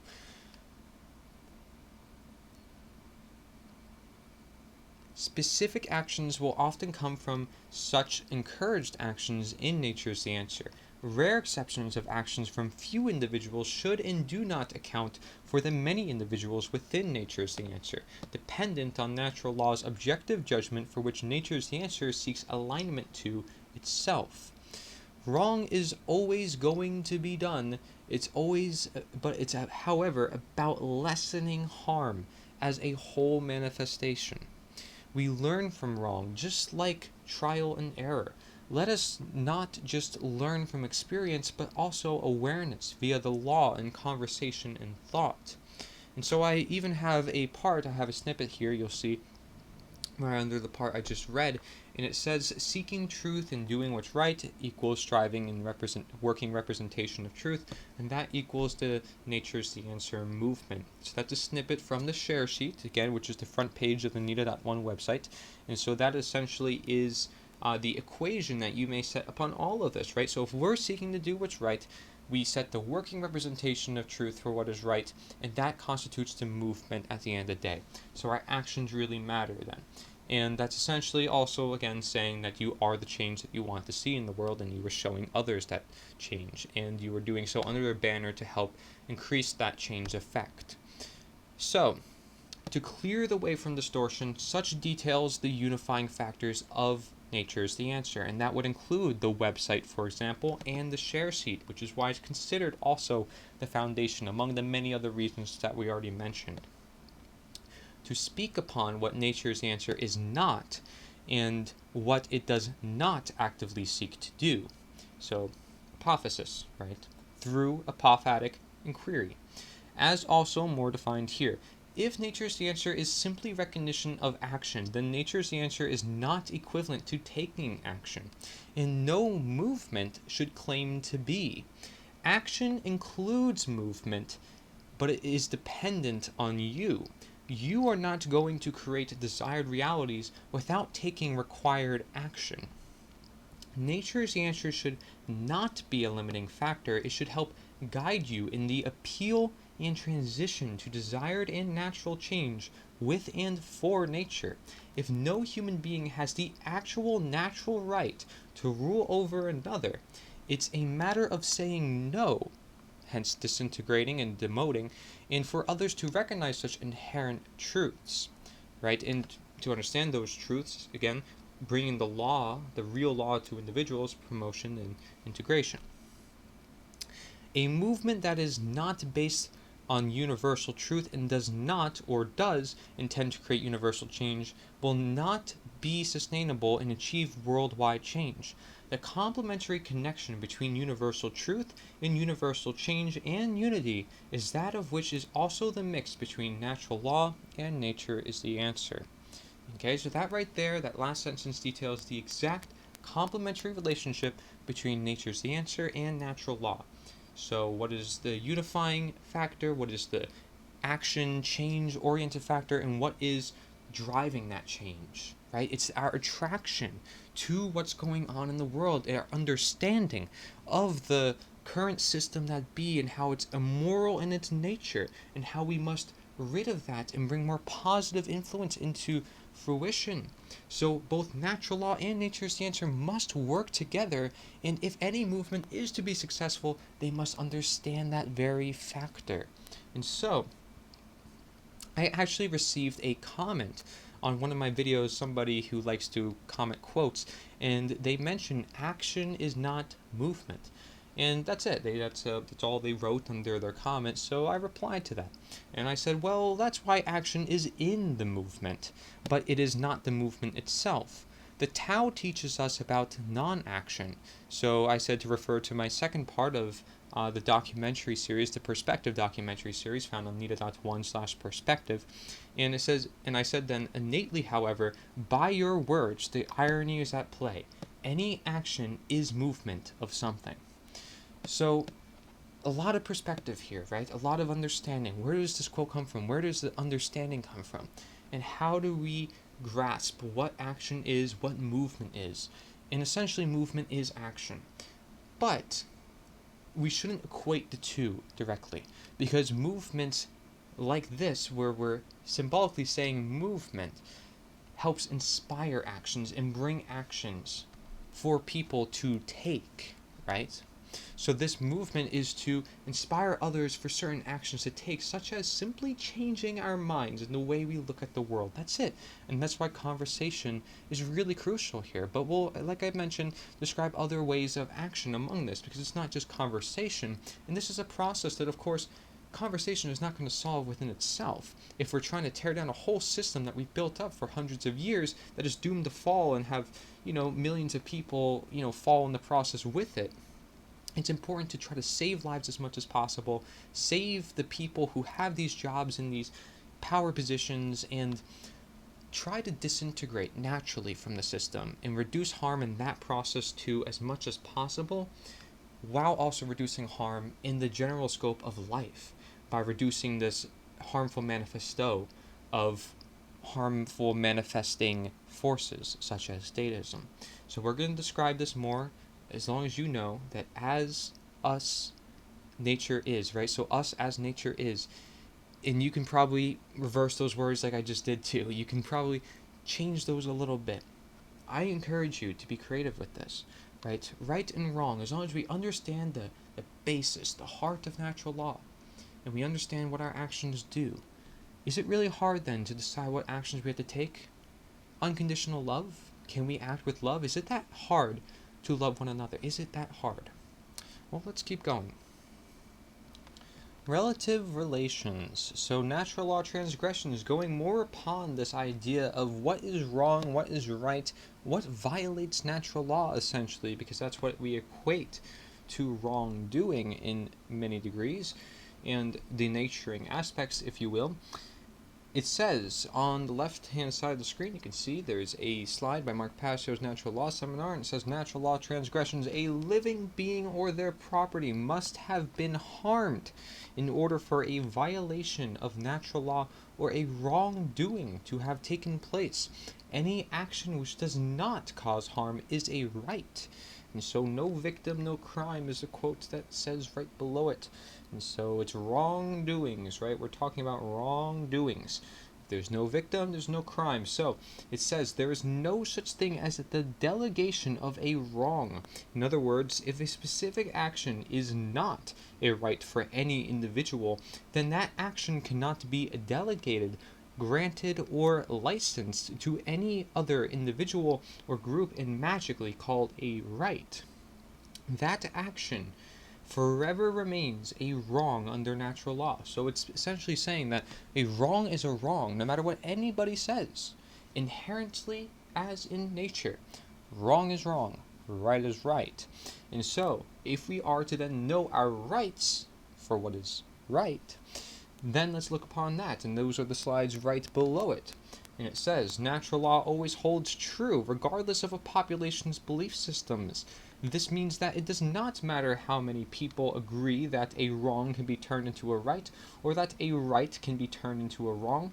Such things can never be done in reality. People can only believe that they can claim such reversals and that this will magically make it so. Unfortunately, however, most human beings erroneously believe that it is morally possible for them to create and delegate rights which do not exist, or to take away rights which do exist. So essentially, it's man being God. If we are to look at the grand scope of things, right? It's man being nature. Man acting as nature when they have no right to be nature. Again, and we are not to be nature either, as messengers who want to bring the truth about this is natural, this is not, in the sense of what is true to nature, what abides to natural law, what doesn't. But we are not nature itself, and so we must always keep that in mind, is that we have limitations too. Everybody has their own limitations based on the objective truths that we see here. And although we're free, again, we have this internal monarchy to decide, well, if I'm going to step over this cliff, yeah, I'm probably going to fall and die. So that's something I'm going to have to keep in the back of my mind, so I know not to walk off it myself. Because even if I was warned, that message then goes into my mind, and then my mind has to now remember and determine and say, that's not where I should walk. So that message from that messenger is going to go many different places, believe it or not. And for some people, maybe they may not remember your messages, or they have to learn your messages in different ways, which is why we all have to teach in different ways. And the presentation is only one such way, but that's why I encourage that you either, you read, you listen, you watch, or you find other ways of learning this knowledge and learning the actions that you have to take. However, I encourage just the conversation about those simple ideas anyways, to begin with, right? So we have conversation of these ideas, and then conversations of the presentation of the ideas. So we have to discuss both, because if we even want to get out those ideas, we probably should know how to present those ideas as well. Going more upon knowing rights, when in doubt as to whether an action is or is not in harmony with natural law, visualize the scenario of a world with only two people. So this is a scenario that you can apply to help you understand what is in violation and what is not to natural law. If the behavior is either a right or a wrong in that instance, it remains a right or a wrong in any size population, regardless of how many people may believe otherwise. Okay? So that is just a scenario for you. If you want to read that for yourself and then apply that to whatever example you want to use. I'm not going to use an example in this case because I have a lot to also mention on this slide. So let's get right to it. What I want to add in addition to this, and connect what we know from our rights and from what we know from the transgressions, and connecting that to nature's the answer, otherwise known as the blueprint, to the necessary actions for the necessary and optimal conditions. By allowing livings to become more of nature, Everybody takes greater responsibility within their own lives, to where harm cannot manifest in some top secret government cover-ups type of situation, as seen time and time again. In other words, large natural law transgressions are less likely to take place in a world less easily controlled and vulnerable. Man's law seeks to rid of natural law because the very nature of natural law is to disprove the very need of existence in man's law and government. Nature's the answer, if in its goal to live more in accordance with nature, shall best teach natural law through such way of knowing rights and morality as prime and principled factors. So right there I just mentioned some really key aspects to your action that you take on this journey. So that you teach about morality. You teach about the other forms of what is also considered natural law, such as cause and effect and karma and the golden rule, because most individuals generally know what that is. And you help them understand from where they are, not necessarily teaching them something brand new, because again, we all live within this reality, so we all know this to some extent. So appeal to where they currently stand, and if you go back to the slide where I mentioned individual appeal, this is a key part of that process, is connecting with them as step one.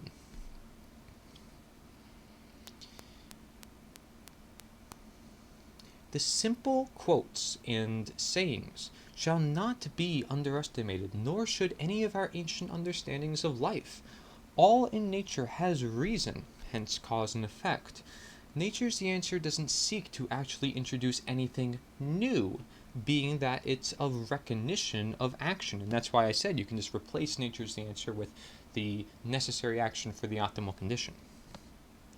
Simply, however, it's a forever concept brought into a new form that is unique compared to that of other so forth called quote-unquote movements. It may then be seen as to improvise and of creativity in its own form to inspire and motivate further creativity thereafter.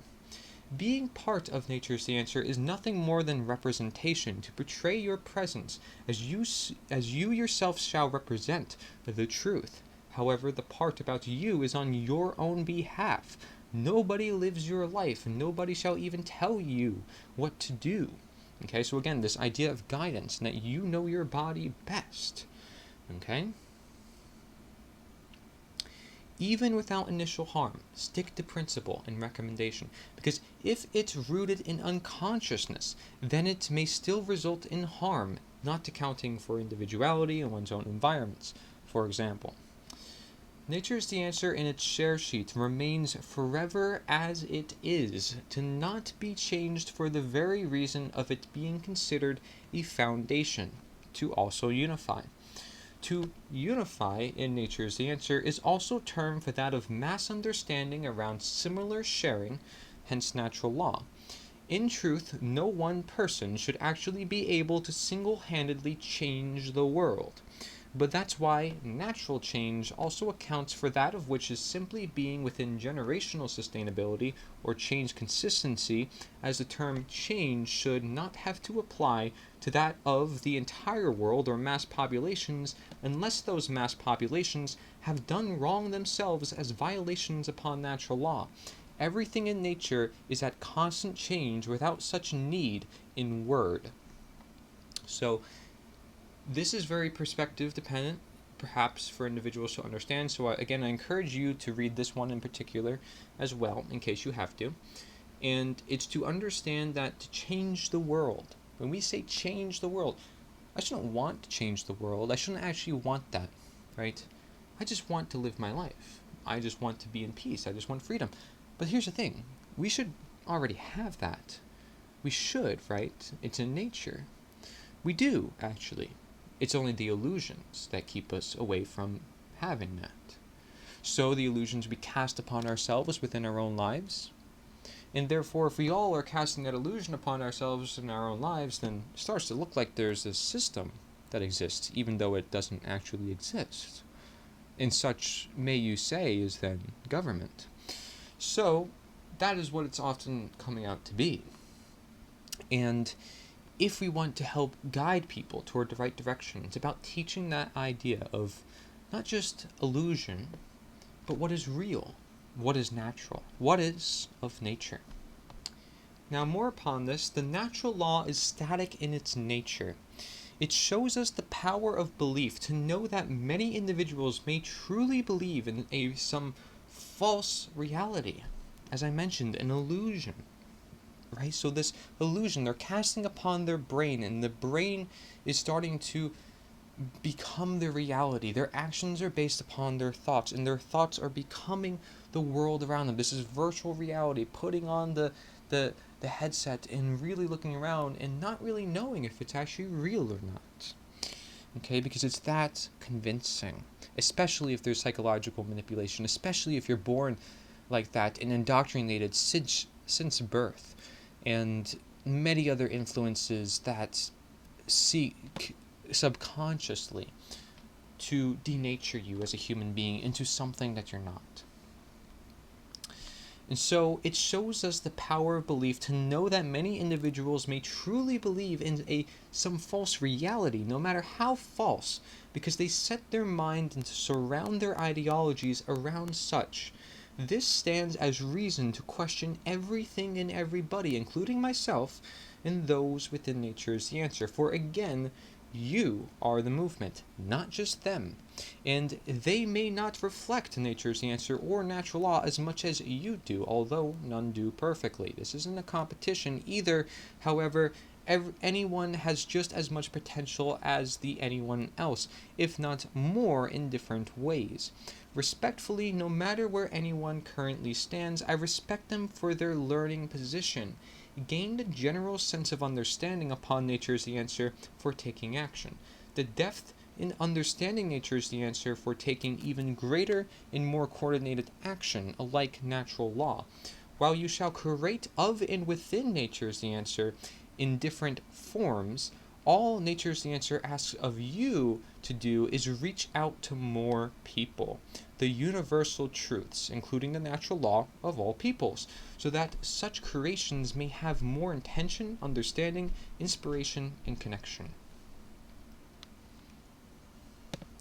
Utilizing a sample size to then reflect upon the masses is important, like what's done in scientific studies. So that's exactly what he did in that slide there, where he mentioned imagining a world with only 2 people. It's sort of like looking at the world through a scientific study, right? And applying a scientific study to the world and sort of putting it through that lens to sort of understand. And I did have a slide previously, if you remember, that said through the lens of nature to allow you to look at things differently as well. And so that is for knowing what actions are in harmony with natural law, and in this case, within Nature is the Answer. Again, we're talking about both those topics, natural law and Nature is the Answer, and how they interrelate, and how they are interconnected, and how there's a necessary connection. And if you don't see this necessary connection by now, I ask you, well, what is required of natural law to be understood, to be harmonized with? And the answer to that is numbers, and we're going to get into exactly what that is. And Mark Passio refers to it as the great work. So let's keep going on in our relative relations. Heal inside to outside.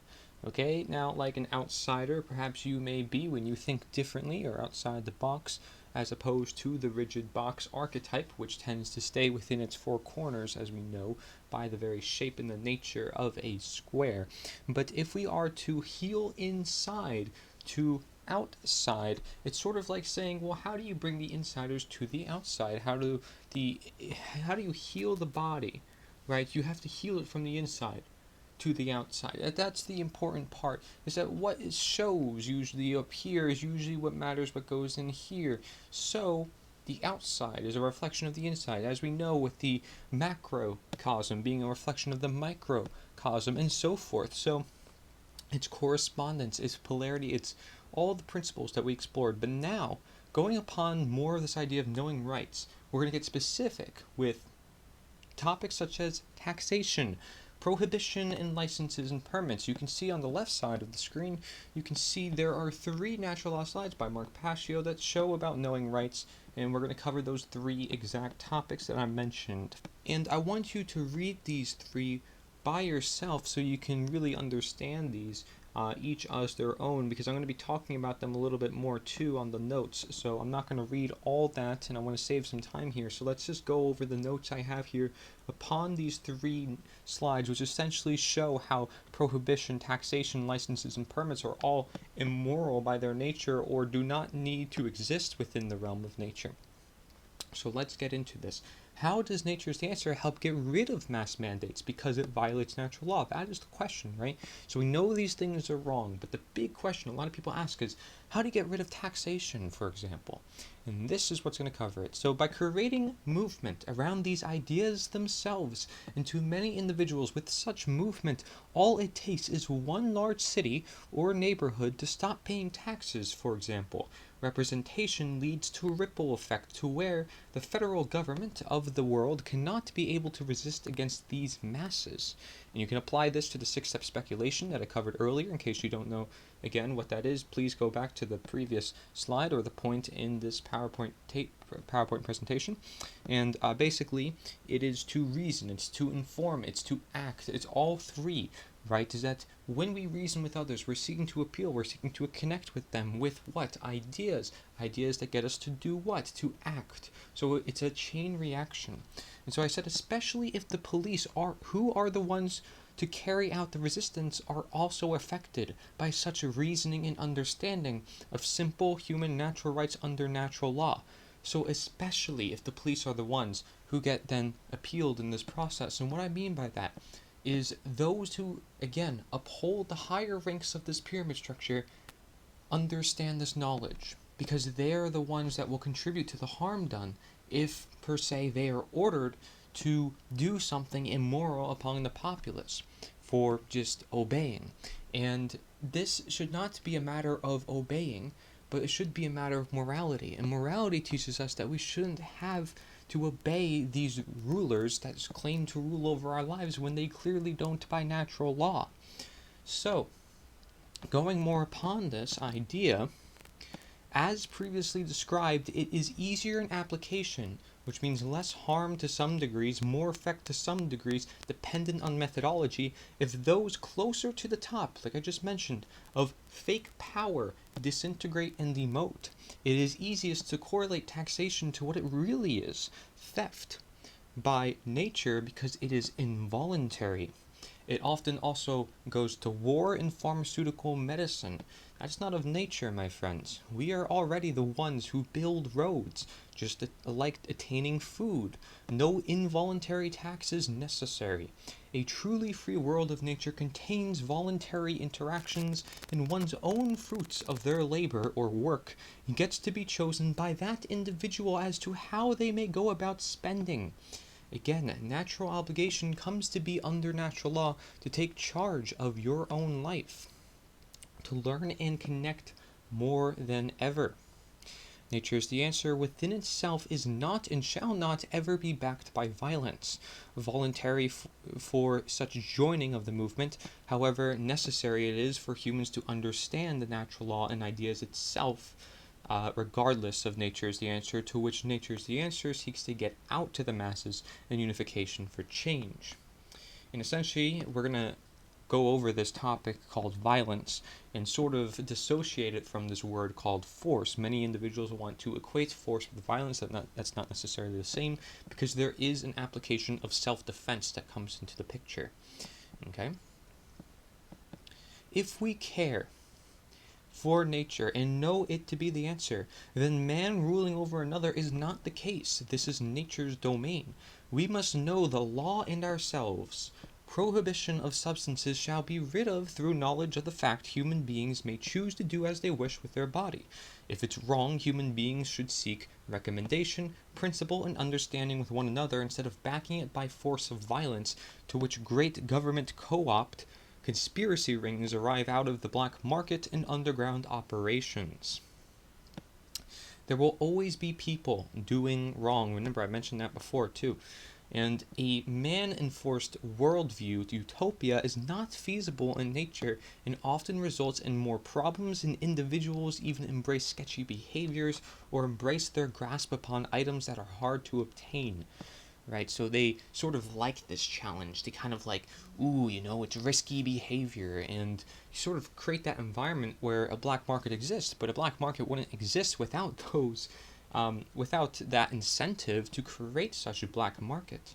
So, people worry about gangs and all this other stuff. Well, a lot of that was created out of the black market. A lot of that was created out of prohibition.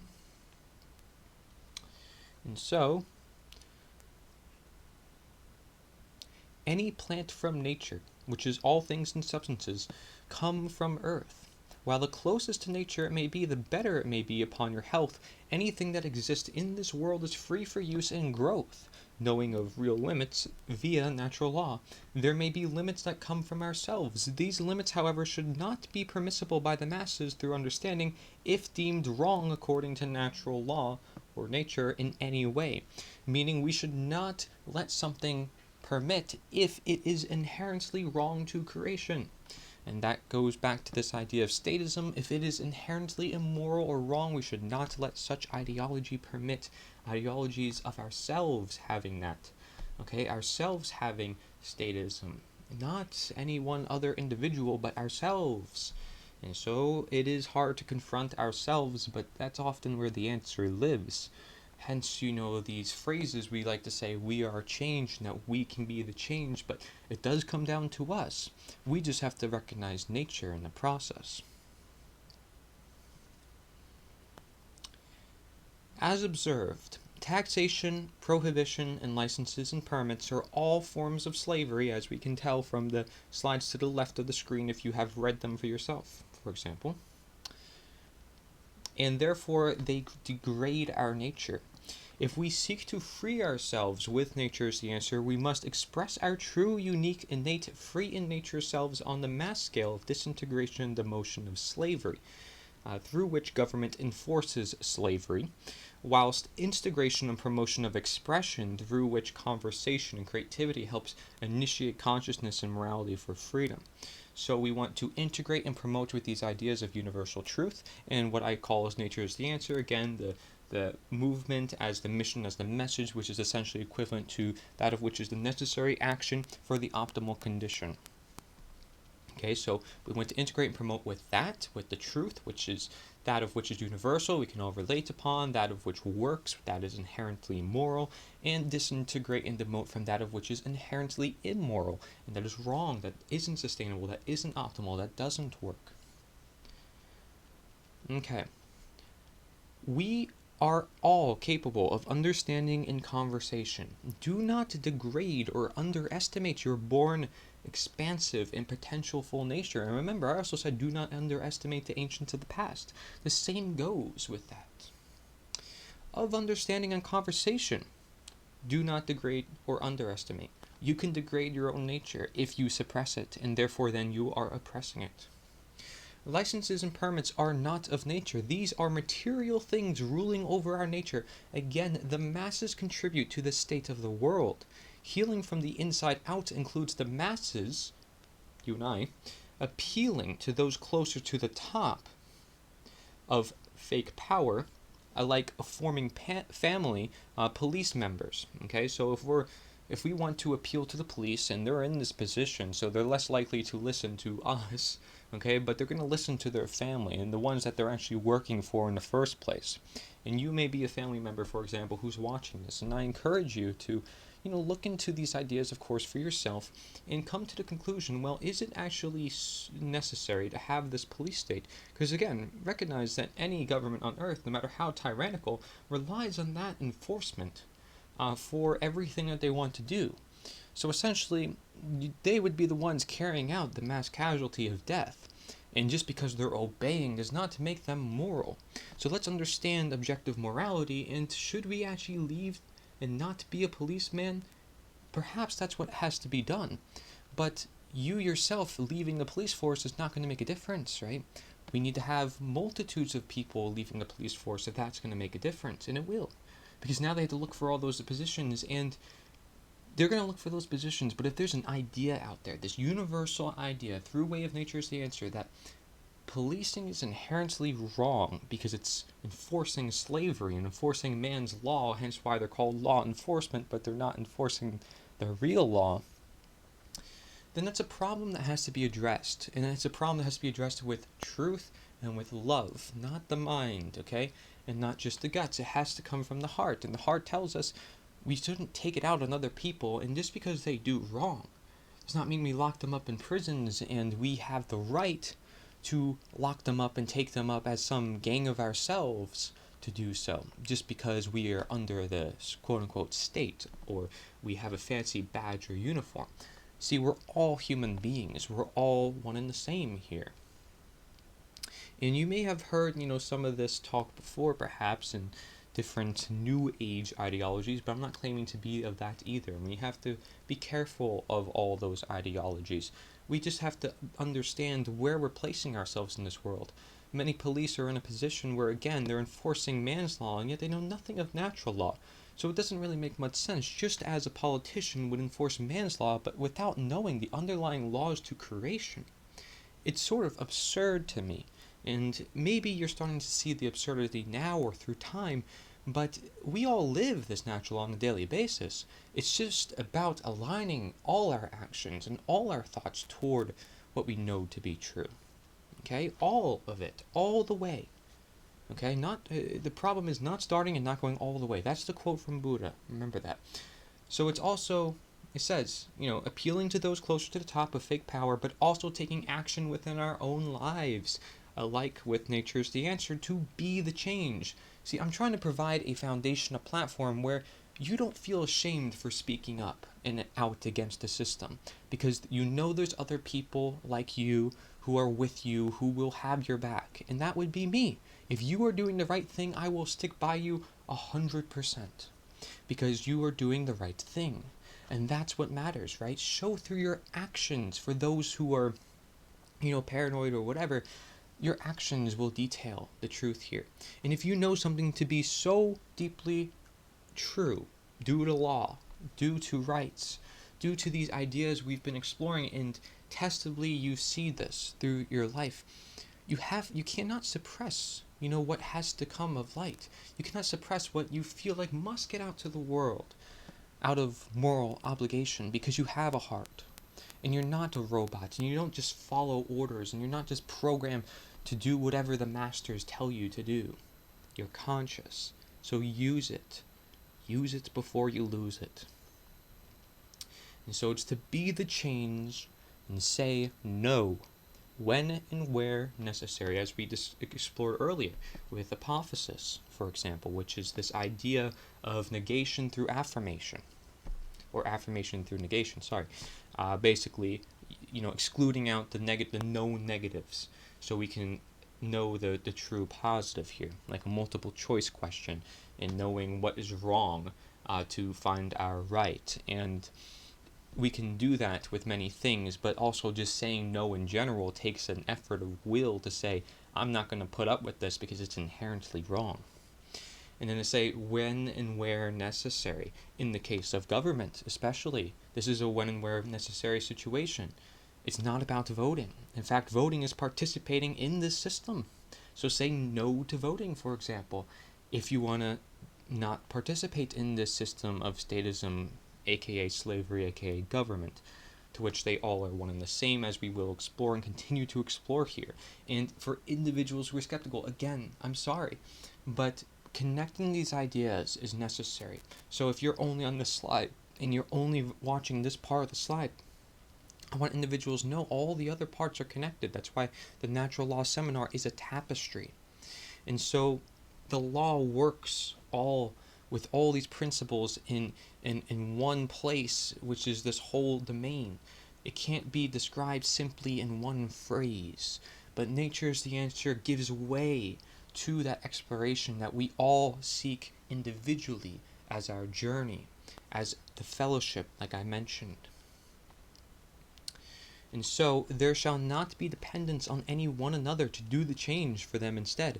This is all our world, and this is nature's world, not any government or state. Again, nature's the answer is the natural way to change the world due to the use of our human nature to solve the manifested problems to which nature is the answer. You may be among few to know, so act. And that is important because you know stuff that other people might not know. Will you speak up about it? If you know that there is casualty being done, if you know that government will result in harm every time as it does by its very nature, will you speak up about that, or will you at least give the warning? Will you at least have an open mind, like I said, to even the idea of such being true, the words that I'm using, the slides that I'm presenting, the movement that I'm proposing, everything here? You can be skeptical or you can be open minded for once and at least see, what about the potential in it working? Have you considered all the aspects that contain within this tapestry of life itself? So let's move on and we'll foresee forces for the next slide. Foresee forces. Again, interpret that how you wish. We're going to start with the left-hand side, Mark Passio's natural law slides, comparing force and violence. It says force and violence are often spoken about as if they are the same and used interchangeably, when in fact they are diametrically opposed, polar opposites. And so force is the capacity to do work or cause physical change, its energy, strength, and active power. And it's also the action which is in harmony with morality and natural law because it does not violate others' rights. It's also action which one always possesses the right to take, and that includes defense against violence. Alright, so force is literally the opposite of violence here. So while people want to equate the two, we should probably understand the distinction. Okay, and he's using the context of force here in regards to self-defense mostly, which we're going to go over the self-defense principle. And so if we look at violence, then it's the immoral initiation of physical power to coerce, compel, or restrain. It's literally degrading one's nature. And so coercive action, which is in opposition to morality and natural law, therefore nature, because it involves the violation of others' rights. Others' natural rights, you may say. And so action which one never possesses the right to take is what violence is.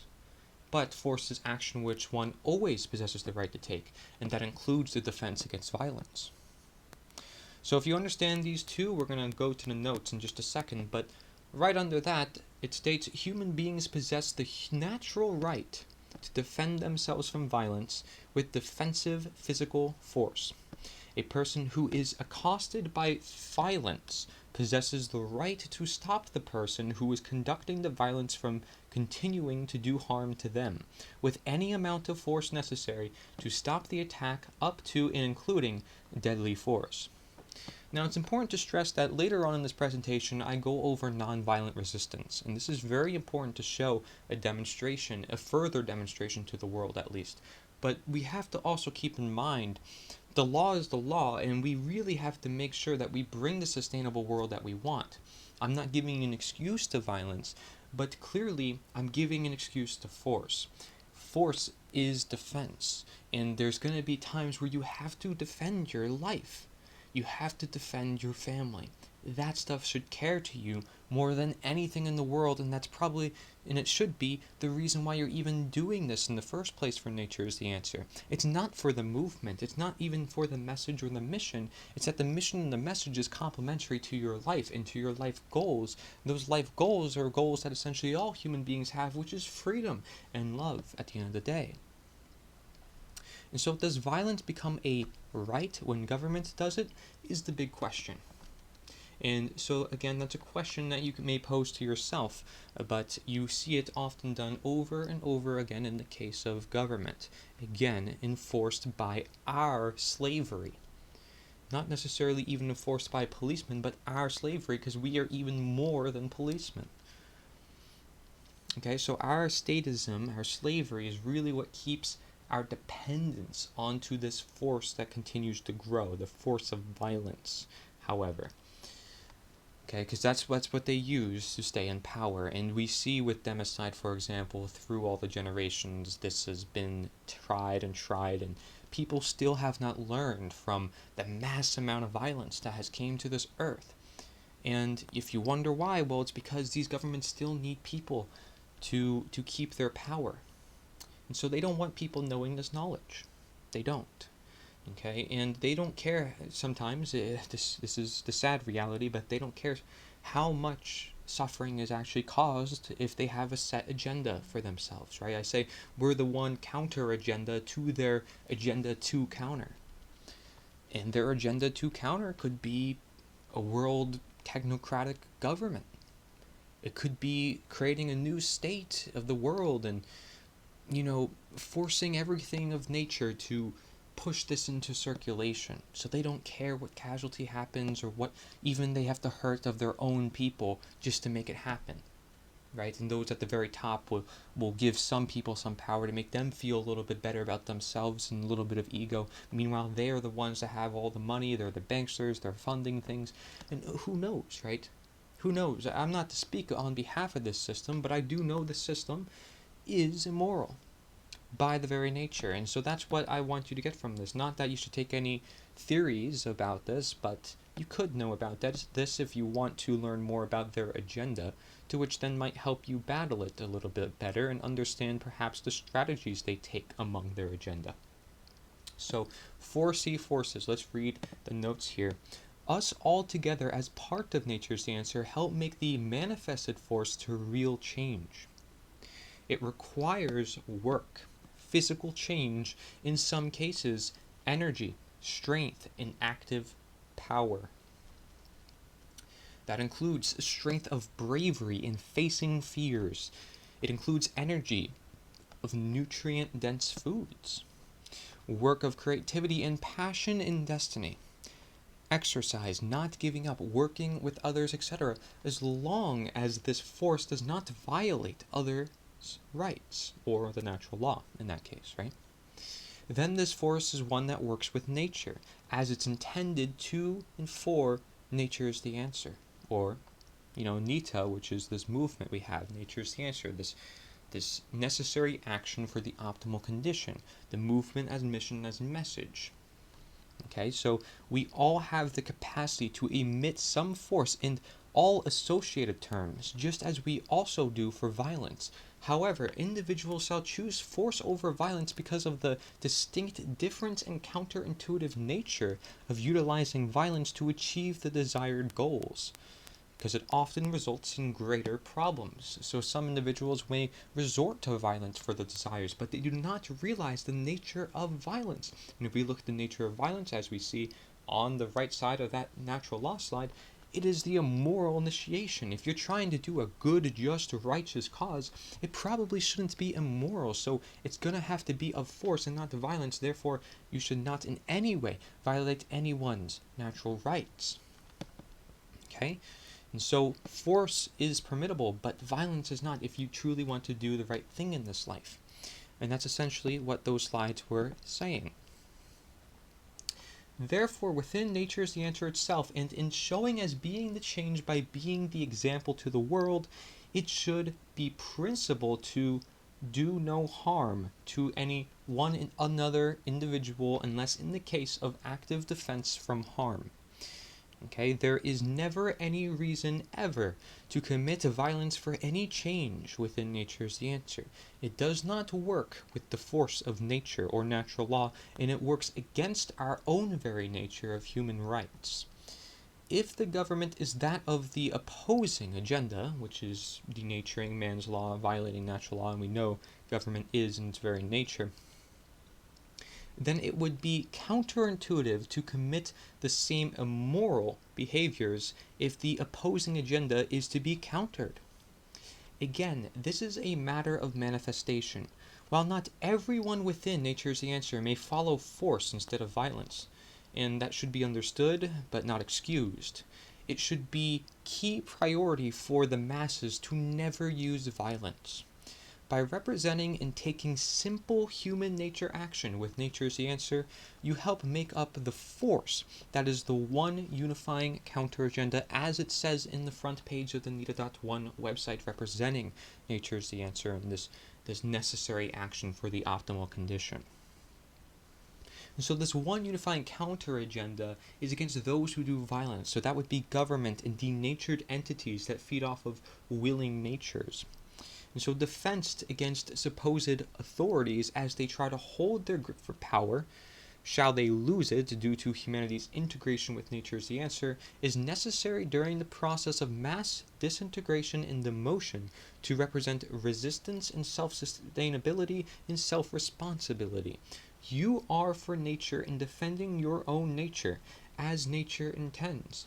Representing nature is the answer first by use of flag or creative material.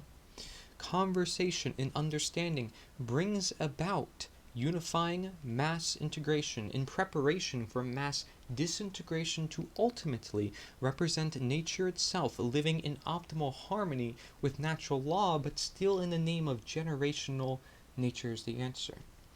Threat of foreign governments from one country living in alignment with natural law by way of no government is a question you may ask, right? Well, let's say we free select individuals within this area, right? They all say no to statism, they're all not cooperating with the government, so they're all free from that influence. But what about the other countries? Can't they just come and invade and take over the land?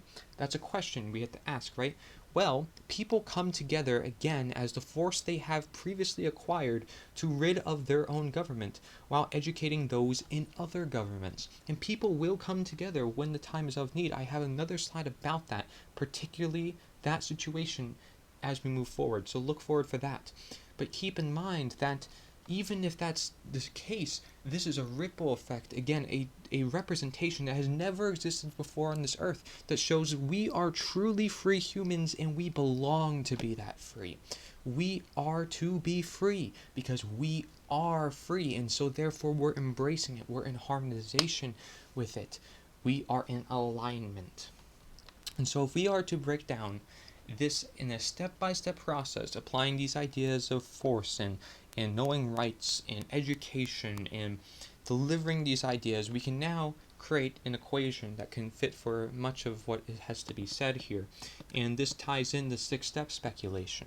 So first we have step 1 of the 6-step speculation, where it's mass representation utilizing the flag and or creative material and conversation.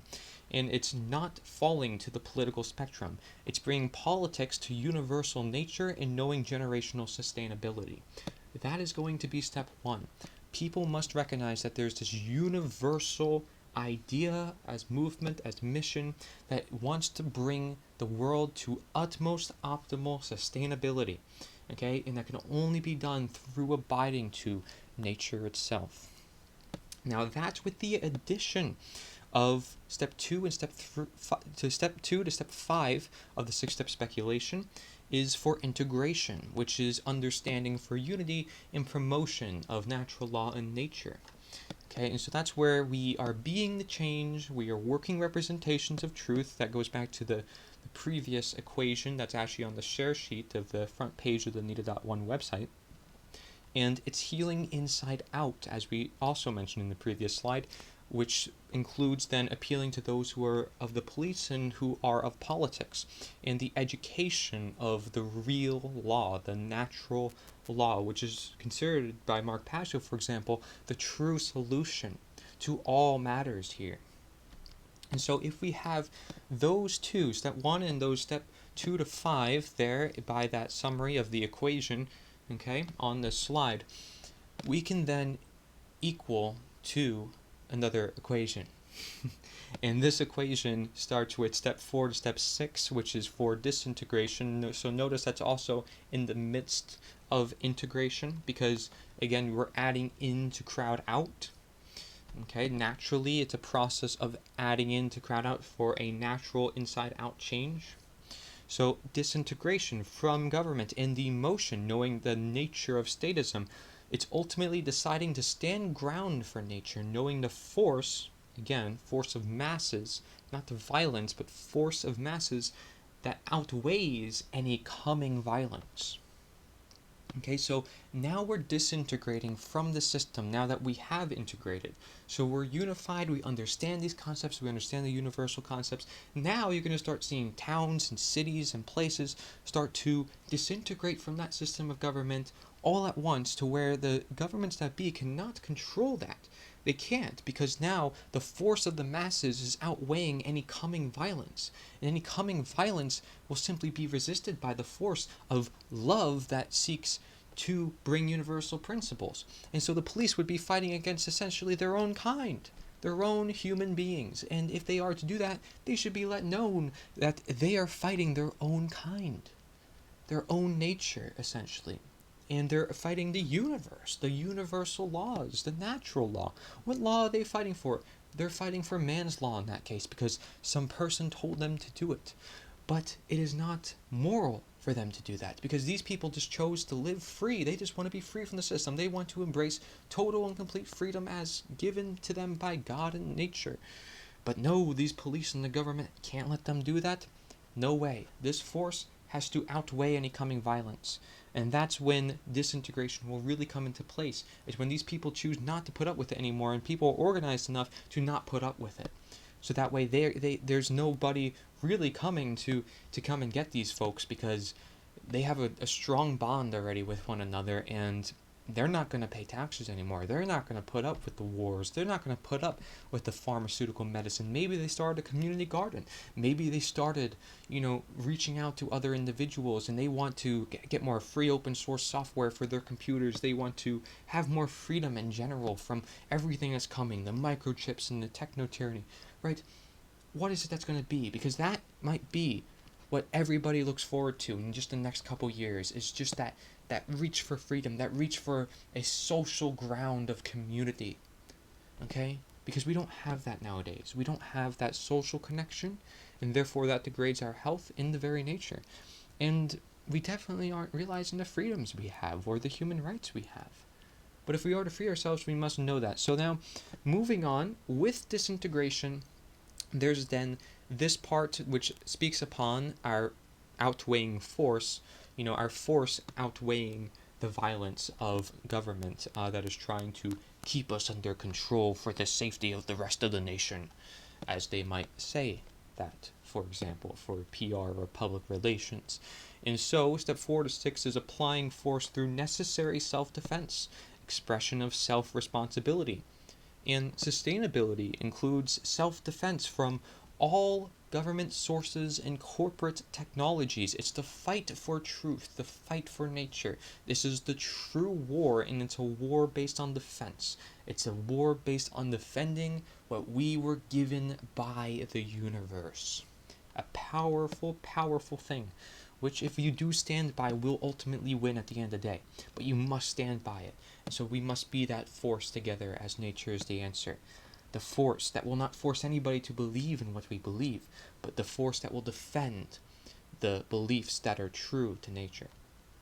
And so we fight for truth or nature through force. And so then that equals step 6, right? Step 6 of the 6-step speculation. And again, you can also look up on nita.1/steps in case you want to see that as well, and not just in this presentation. And it basically states here that generational knowledge of statism and natural law and the multitudes of any why and how of nature is the answer. That is step 6. If that's a little complicated to understand, simply put, the idea of knowing how immoral statism is in circulation. In other words, the idea of natural law is in circulation. Either one would bring about great benefits to the world. However, natural law should accompany the disintegration of statism, because it really helps increase the sustainability. And if we can pass that on to our children and 2 generations to come, that's the whole idea of step 6, right? Is generational sustainability. That's what step 6 is. And so we pass down this knowledge because it is universal, it's intended, and that's why it was passed to me through Mark Passio and his natural law seminar. But it was also just present within the universe, and I had this connection to it because I did experimentations and observations of my own. So I know that this stuff works, and I know that this stuff is true. And if individuals realize that for the same of themselves and of the world that they live in, then this world is really going to transform if we understand those powerful things that they kept away from us. Because again, knowledge is power, and if we had the power, they wouldn't. So keep that knowledge in existence of statism and of natural law, and it matters not what happens, because you're fighting for the truth, and the truth is out there, and they can't hide it, because it's so rampant and everywhere that it's going to keep freeing individuals. And they might throw in some hidden things to try to distort the narratives. I'm sure they will. And they will try to do every little thing to grasp onto their power, as we'll discuss. But you have to stay true to principles, right? That's a common phrase. Stay true to principles. Stay true to law. And so step 6 includes the non-aggression principle, right? And the golden rule simply as natural law, etc., living a truly free society, which is backed by natural law and natural force, you can say, right? Because that's what it would be backed by. And it would be backed by voluntary associations, voluntary interactions, voluntary exchange of the fruits of the labor for getting certain things done. People are more in the know of what's happening because they're directly involved with what they are putting their knowledge into. In other words, they know when the roads are getting built. They see what roads are getting built. They are more part of the process. It's more of a community. They see everything that's going on. They don't necessarily need the news to tell them. They're part of the news. They're making history because they're being the change. And so we can start with that. We can start by being the change where we can right now, especially, but we have to start with step 1. We have to start with step 1. And again, remember, step 6 includes the other steps in circulation as well, as they all are complementary to one another. And we each also have our individual 6-step speculation that we go through in our own lives. But the 6 steps are important, and if we stay tuned to those steps, to which each step is a stage, the world stage will look much different than what it is now. And we will be far freer, and people will be far healthier, people will be far happier. And we have to understand that the world can't be a utopia, but it could be optimized by way of nature. And that's the best optimized it can be. And we can keep trying to be better with our inventions and our creativity, which will also spark during the process. And we're going to talk about that. We're going to talk about creativity and how this actually promotes it. Our world will be a beautiful place, actually, in order, by the way, because again, it's of positive expression in natural law. Do not think otherwise, because that's the illusion they cast on your brain. And they don't want you opening up your heart. They certainly don't want you using your brain, and definitely don't want you using your guts. Because it doesn't matter what I say, and it doesn't matter any of the things I present here or say until it's put into action. And that's when it's going to matter. All it takes even is one person who has money, one person who has influence as it is to watch this, and to understand these concepts, and to actually get the word out there to individuals, that a massive change would start just there and then. All it takes is one individual, and boom, it could start a revolution. Not a revolution, but an awakening, rather. I don't like to use the word revolution as much. I like to use specific terms I'm using here. We're messengers. We're all fellow individuals here who are just on this mission as message that is rooted, that if you oppose it, essentially, you may be opposed to nature. And not to equate the two, we want to look at the specific aspects of it, but that's what it comes down to when it comes to psychopathic control freaks who don't care for nature. They don't care in general for human beings. They don't have a heart. They're so stuck in the mind. They are denatured by their very position of power. It's a troublesome thing, but I still care for them as human beings, and you should too. We should want to help everybody, and we should want to do our best in presenting all this information. This slide is called Polar Pillars Self.